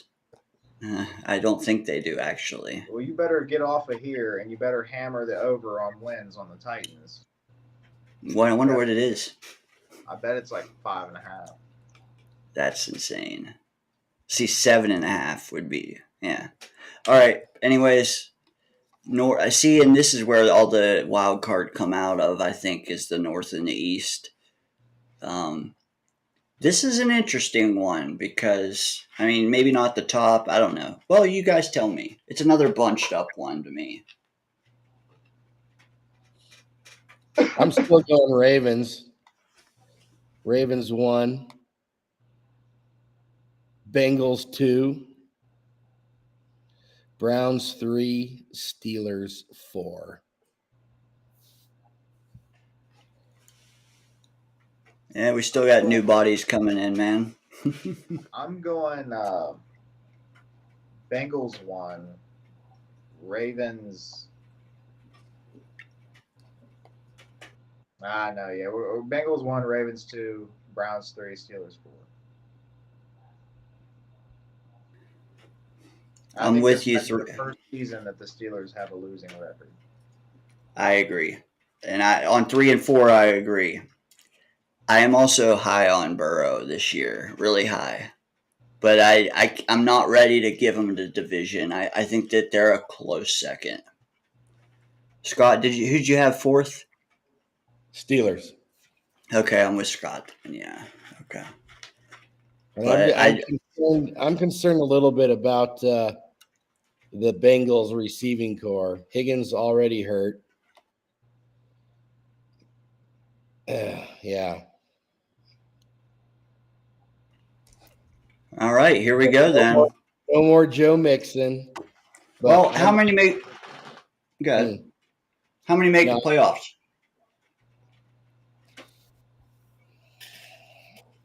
Two. Yeah, 2. I don't think the Browns may. Hey, here's a good exercise. The next thing, if you're going to keep going, teams that weren't in the playoffs last year that are in this year, teams that won't be this year. Browns are one of my teams. Well, actually, I'm the Steelers that won't make the playoffs. I almost asked you a question that'll be coming up, but I'm curious if there's another team that was in it last year that won't be. But moving along, what do you got for this division here? This obscure division that no one's ever talked about.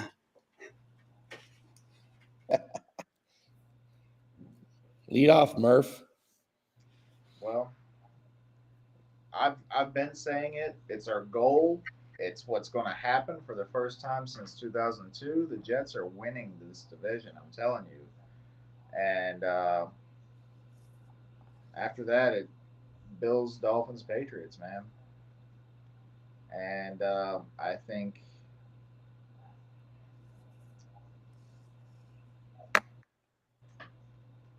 you have 3 wild card teams, right?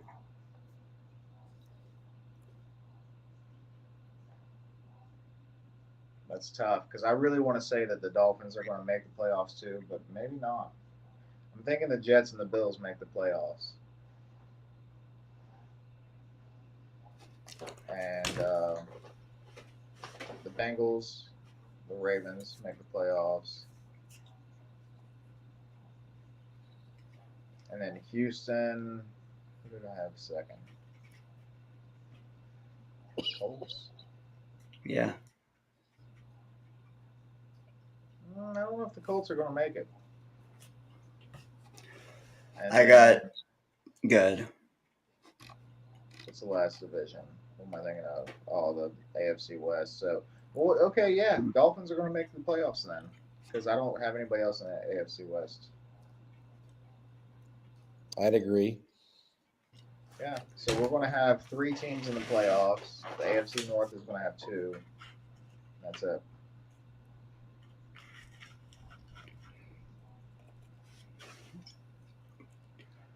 I got the same, except I have the Dolphins second and clinching.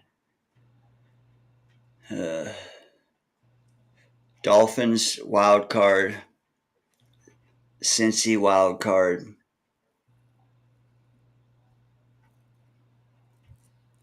Oh.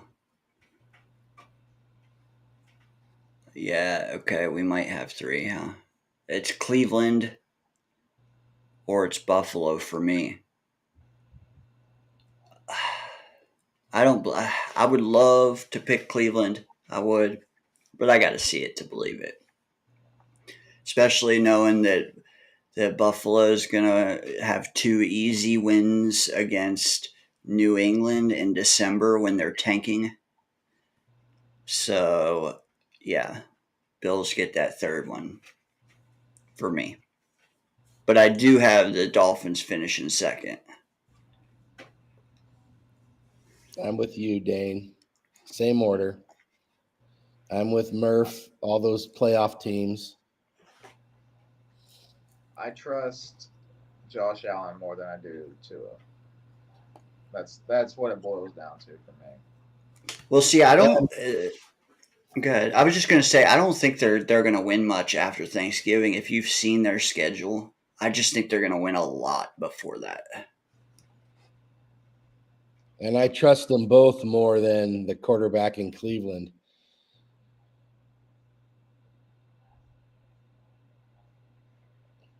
That's fair. And until he shows it again, he hasn't been good in Cleveland. So he may. I haven't seen anything that's looked like his old self since he's been. Yeah. And it's funny because I'm really high on their coach. I think Stefanski is a hell of an offensive coach. I think I don't know if I put him on like Shanahan or McVay's level, but he's just under them as far as like a guy that can game plan an offense and a successful offense. But I don't see with that quarterback. I don't see it. Yeah. Isn't he part of that tree though? That Shanahan? He might be. He might be. I'm not sure. I can't remember. I think he was like a coordinator for the Vikings, I think, for a while. Maybe back whenever they had Brett Favre and they went like fucking 12-5 or whatever, or 12-4. Dude, that's a long time ago. Well, yeah, he's been the Browns coach for like 6 years or so. All right, Google let me is ask you good. this: Burrow or Rodgers for comeback player of the year? Rodgers, baby. Yeah. Yeah, we gotta go Rodgers. What are we talking about? Does Preach it, Saleh bud. have a Does Saleh have a shot at coach of the year? He should if the Jets are as good as we're all thinking, right? If all the people that have been saying, oh, that it's going to be the same old Jets, blah, blah, blah, blah, blah. If he pulls the shit together and the Jets win 12 games, 13 games, he should be under consideration. No doubt.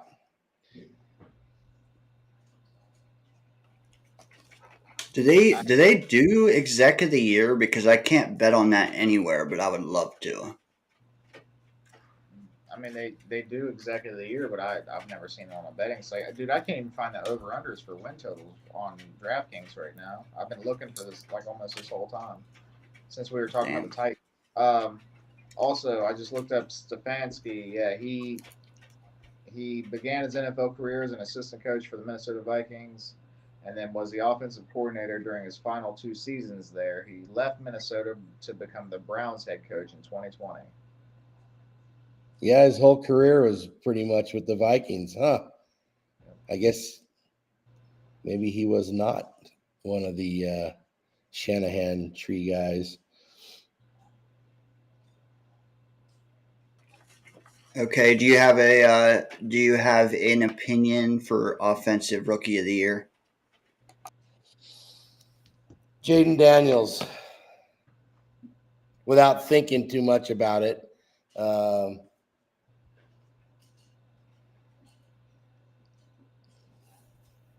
But I got to get these maybe, final takes from you guys before kickoff. maybe maybe Harrison Jr. I'm He leaning might get Harrison some Jr. because the quarterback that I actually like the most out of all of them went to our rival team, and I think that team is going to suck. And he's not starting for them yet, so. Well, actually, I like Penix probably the most, but he's on ice for like 2 or 3 years. Bo Nix, baby. Let's go, Bo. Not Brock Bowers, huh? No. I didn't even consider Brock Bowers, but no. No, I'm but leaning Marvin Harrison. you don't even toy with Caleb Williams over a wide receiver.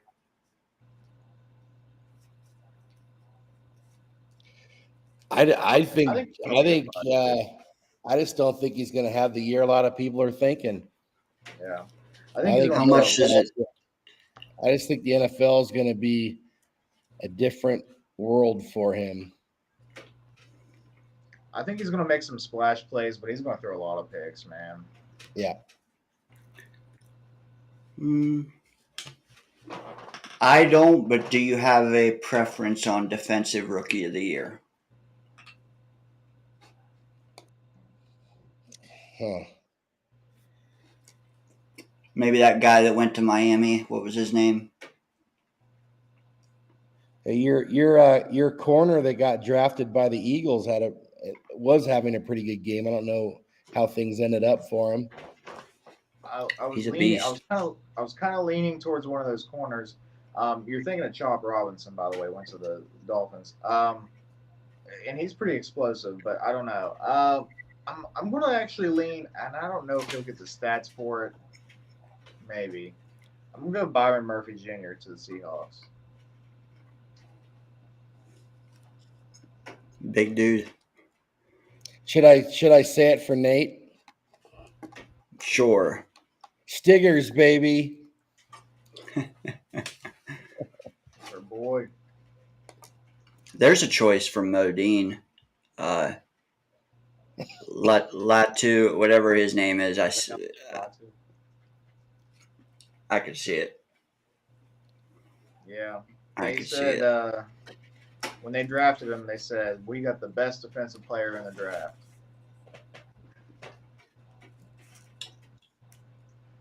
I do think that Caleb finishes There- ahead of any non-quarterbacks, though. I think a 1,300-yard season out of Harrison isn't even worth a mid-season from a quarterback. We'll see though. Jaden Daniels, though, yeah, first. I almost wanted to say Trey Benson, but I'm banking on James Conner getting injured if that's the case, and I can't bank on somebody getting injured.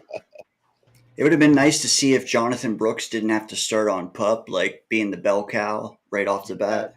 He might be the most talented. Yeah, He might have been the most tough. talented back coming out, but he has an injury.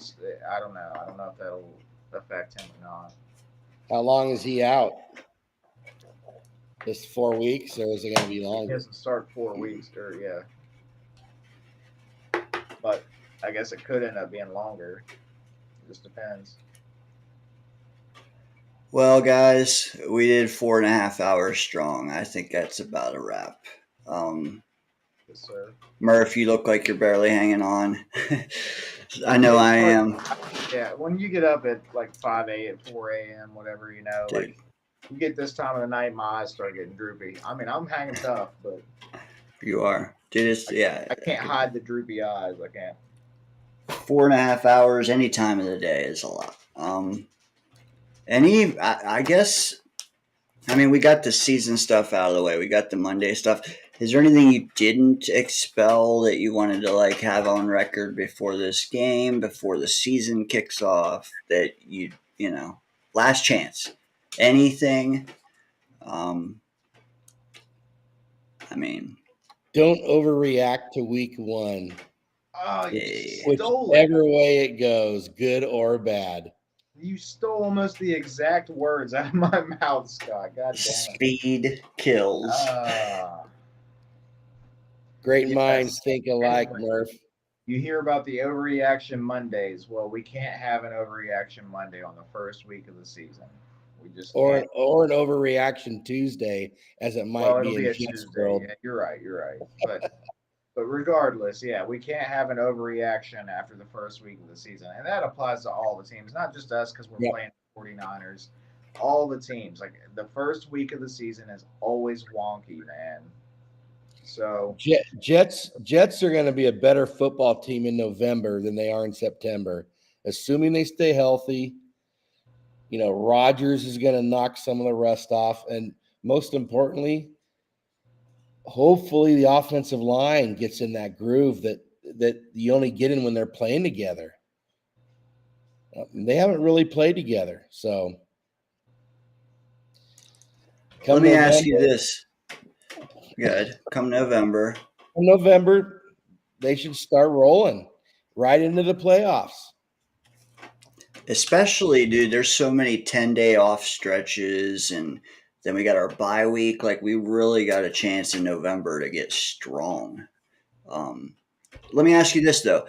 What's more important to, like, let's say in order to win, you had to spin a wheel and a player landed on IR. Would you rather lose the game and leave whole, or lose a guy to win that game? You talking the 'Cause first game? The first game only. For me, I just want to be respectable and come out the other side, because I feel like the other games we don't need everyone to ball the hell out the whole time. But maybe that's not the right take. I mean, what do you guys think? Just say, don't worry. I'm with you. Stay healthy. Murph, you're muted. oh shit, my bad. No, oh, you're good. Yeah, I was saying I'll take a loss, dude. Like against an NFC team that really doesn't mean anything in the end. If we guarantee some health coming out of it, and we get a nice little scrimmage and get them pads hitting and stuff, and get this team starting to roll in the right way, I'll take the loss. Fuck it, dude. I'd rather us stay healthy. I'm not going to spin a wheel and risk fucking Aaron going down again or Quinnen. Yeah. That's where I'm at too, because like that's what I'm worried about with week 2. Like, because I feel like it's gonna take so much, whether it's physically or emotionally, to win that game. It kind of is like our Super Bowl, that I don't like the after effects of what that could bring. But you know, who knows? Maybe we'll make it look easy, and you know, we're the fans, and we're allowed to think weird like that. But yeah, I don't know. The important thing is leaving it whole, just like the preseason, dude. We left it whole. Yeah. So And dude, actually, and Mike Williams is coming back. I mean, he's going to just keep getting better too, just like Brees did last year. hey, we have a last minute visitor. I don't think that they're one that's very long winded, but let me bring them on and see what they got to say to us. You know. Yo, what's up, guys? Yeah, what's up, buddy? No, not very long-winded at all. Not long-winded at all. I actually wanted the Green Bay Packers to win tonight. Okay. Picking, I'm quite disappointed about that. But honestly, I called in only because I heard you talking about, even when we take a loss. I'll be honest. Let's say back a month and a half, 2 months ago, when we thought Hassan Reddick might show up by training camp. I don't think we're considering this one a W. This was we could win. You look at games that San Francisco 49ers lost last year, we're better than some of those teams, I think. So we could win that game at that moment with Hassan Reddick. Without Hassan Reddick, I still think we could win that game. But I don't think at any time we thought that's an automatic win, right? Let's say we lose the game, God forbid. I hope we get out with the W. Even with that, realistically, we have 4 easy games after that. We all would like to say we're going to go 4-1, but we know it's football. We're likely 3-2. We're probably going to go 3-2 and lose a game that we're pissed off at. And later on down the season, we're probably going to win a game that we thought we probably had no chance winning. So it's going to even out. That's how football works. Okay. At the end of the day, I think if we're 3-2 heading into Buffalo, we're in a good place. We take Buffalo, not heading into Buffalo coming down here in week 6, right? We take that game 4-2. We're right back to where we want to be, right? So exactly. Comes out at in the end of the wash. day, it's 17 games. Not even the Chiefs, who won back-to-back Super Bowls, win everything.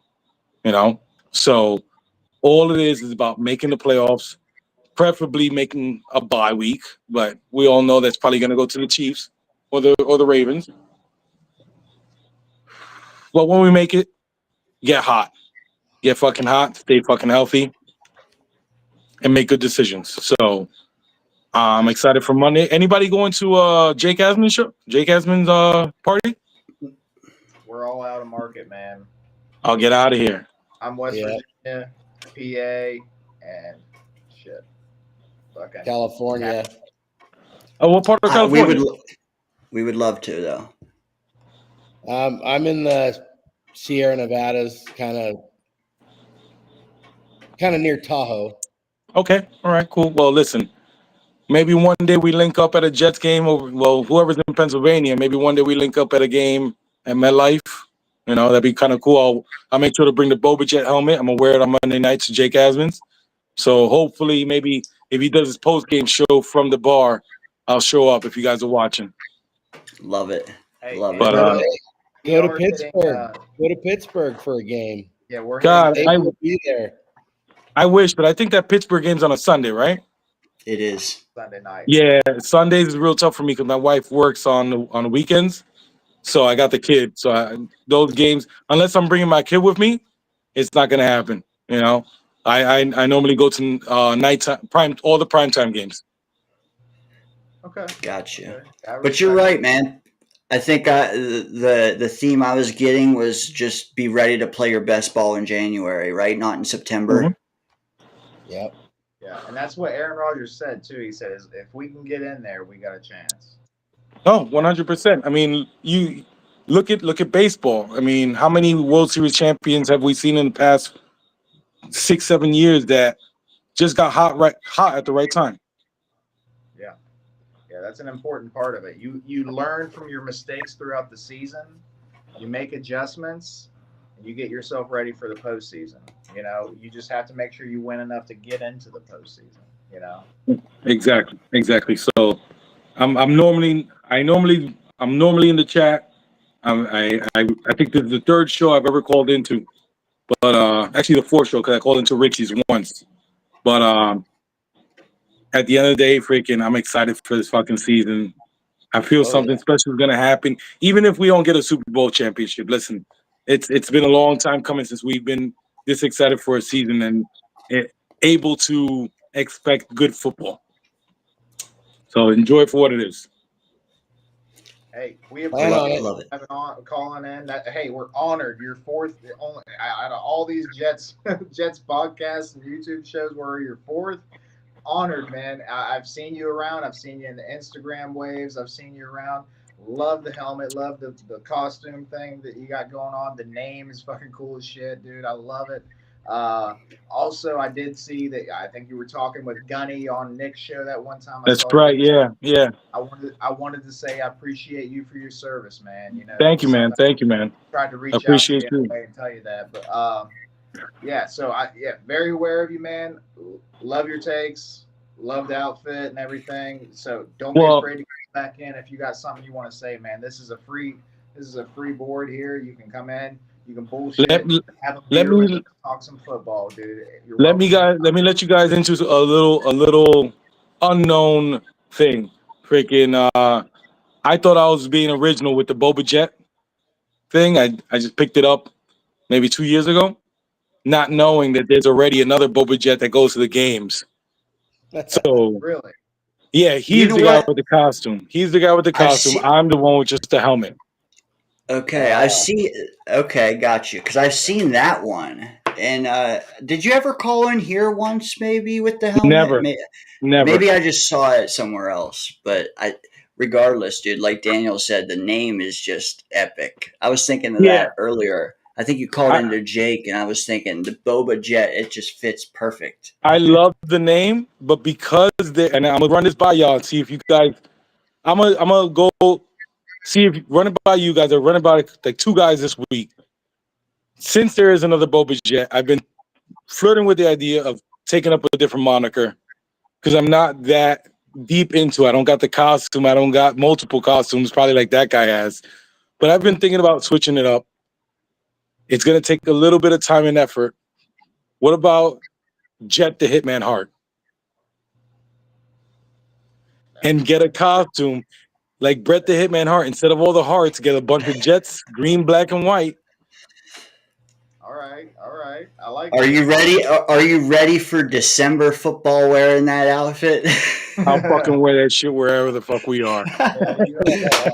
There's your answer, man. I'll wear that shit in Buffalo if I can fucking afford a trip to Buffalo and a ticket. That's great. Right. Hell yeah, man. Do it. Love the passion. Yeah, you just want. I'm thinking about it, so we'll see. Jets fan just wants to see a fucking Super Bowl, man. That's. Oh God, I won't stop. How family is this show? Dude, it's like 1 o'clock at night. We're fine. All right. Well, anybody watch Grandma's Boy? Anybody watch the movie Grandma's Boy? If the Jets win the Super Bowl this year, I'm gonna be that guy in the bathroom that can't stop coming. Yeah, I feel you. Well, gentlemen, listen. JETS, Jets. Let's fucking go. Yeah. Cheers. Cheers, brother. Like Daniel said, anytime, man. Every Friday night we're here, man. I was surprised. I just popped onto YouTube and I saw a live show. I was like, get the fuck out of here. Welcome to the danger zone. Yeah, the danger zone, baby. And we always go later than what we anticipate too. We're always like, we'll go like 8:30 to like 11:30 or midnight, and then it's like fucking 2 in the morning and stuff, and we're all half drunk and just bullshitting about Jets. So, you know. Wait till we're winning. Did you guys see the Boy Green post earlier? What? No. About Hassan Reddick? Oh no, I did see that Jet Central uploaded a video, Buffalo uploaded a video, and I looked into it on Twitter and stuff. It's All right. apparently Michael Lombardi said that he expects Hassan Reddick to show up tomorrow. I don't know. That's exactly what Green said. He said that one of his insiders, that is a reliable source that he has relied on many times before, says that from his sources, Hassan Reddick should, and this was earlier tonight, and at the point that I saw the post, it was posted 16 minutes prior to me seeing it. He said Hassan Reddick should be going into the building tonight or tomorrow. Hey, we can only hope, man. But even if he doesn't, let our boys fucking strap up, man. We got some young guys that are hungry. Let's see them do it, man. I think they can do it without him. To be honest, I let me ask you a question. Do you guys think a better matchup would be Hassan Reddick, power versus power, against who's the left tackle over there in San Francisco? Trent Williams. Trent Williams. Do you think it's a better matchup, power versus power, Hassan Reddick versus Trent Williams, or speed versus power? Well, speed, yeah, and that's Hassan Reddick's game. He's more of a speed guy anyway. Yeah, but I think McDonald, this kid, our kid, McDonald, right? Yeah. I think McDonald's faster. No. He's younger, so probably, yeah. Hassan Reddick's pushing 30, so. The right answer is everybody, though. Give us all of them, We want all the smoke. I don't know if there's such a thing as a good matchup against Trent Williams either. But true. Hopefully he's not quite in football shape right yet. Hopefully the old man that's coming into the game that is a little bit behind the curve is Trent Williams rather than Aaron Rodgers. Hey, Aaron's been practicing and looking pretty good at least. Yeah. Trent's been hanging out. Yeah, I mean, you're onto something there, dude. Like Trent Williams, he's a Hall of Fame left tackle. He's excellent, man. He's not impenetrable in the pass protection. He's the best run blocking tackle in the league by far. But he's not impenetrable in the pass game. And if you're going to beat him, you're going to beat him with speed because he's too strong. He's way too strong to try to bull rush. So we got a couple guys that we think we can do it with. So. And it's probably good that McCaffrey probably is not going to play a full slate of downs. So they're gonna. I guarantee he's going to be on a pitch count. Yeah. That bodes well for us. Yep. We'll take it. Well, gentlemen, have a great night. I'm gonna let you go and just watch the rest of the show. Freaking, I just got some people left in my house. Freaking, my brother-in-law's party was tonight for his birthday, so trying to wrap it all up. Call back with your new outfit, man. When it gets, I'll be Boba Jet until I commit to Jet the Hitman Hart. And once I have the full outfit, I gotta get the wig also and the sunglasses. But once I got that done, before that, call back another time, brother, and come bullshit with us. Definitely. Have a good one, guys.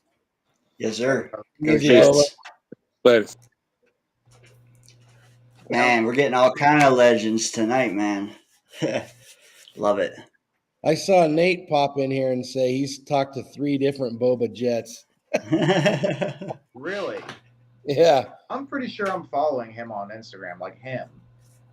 You might be. I don't want to disclose names or anything, but I think I know his name. One of them subscribed to our channel 2 months ago. It might have been this one, but if not, we have 2 already in tow. But it don't matter, man. You can go as I don't know who I was thinking of. I was going to say Jabba the Hutt, but that doesn't rhyme with Jet. So you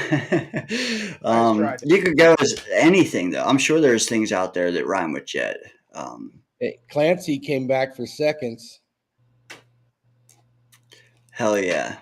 Of course we're stoked. It's because we only go once a week. Would you rather us go once a week for a Lollapalooza or 5 times a week for an hour? I'd rather do the once a week thing, man. I would. But Stack just said, "Did you tap out Clancy?" I mean, I don't know if he did, but I know that I am right now. We just shy of 5 hours. We did our thing though. I would be more tempted to come back on again maybe before next Friday because that's a long time to wait after Monday Night Football. I might do a pop-up stream or something if one of you two guys are game for an hour. It's be a lot to talk about either way. No matter what happens, there's going to be a lot to talk about. There really is. It'd be nice to wait until like after, I think Tuesday night, the all 22 and all that comes out, man. That'll be nice. I want to see how the deep secondary does and all that. 5 hours, holy shit. Yeah, I know, man. I know. It's a lot. It's a lot when you have a small bladder. What's the record? 6.5? The record is 609, I believe. 609. For me. For us. Amateur hour compared to Bobby. I think that was. I paved the way for Bobby. I think that was my COVID night when I had to check out early. It was. 6 hours that night, yeah. Correct.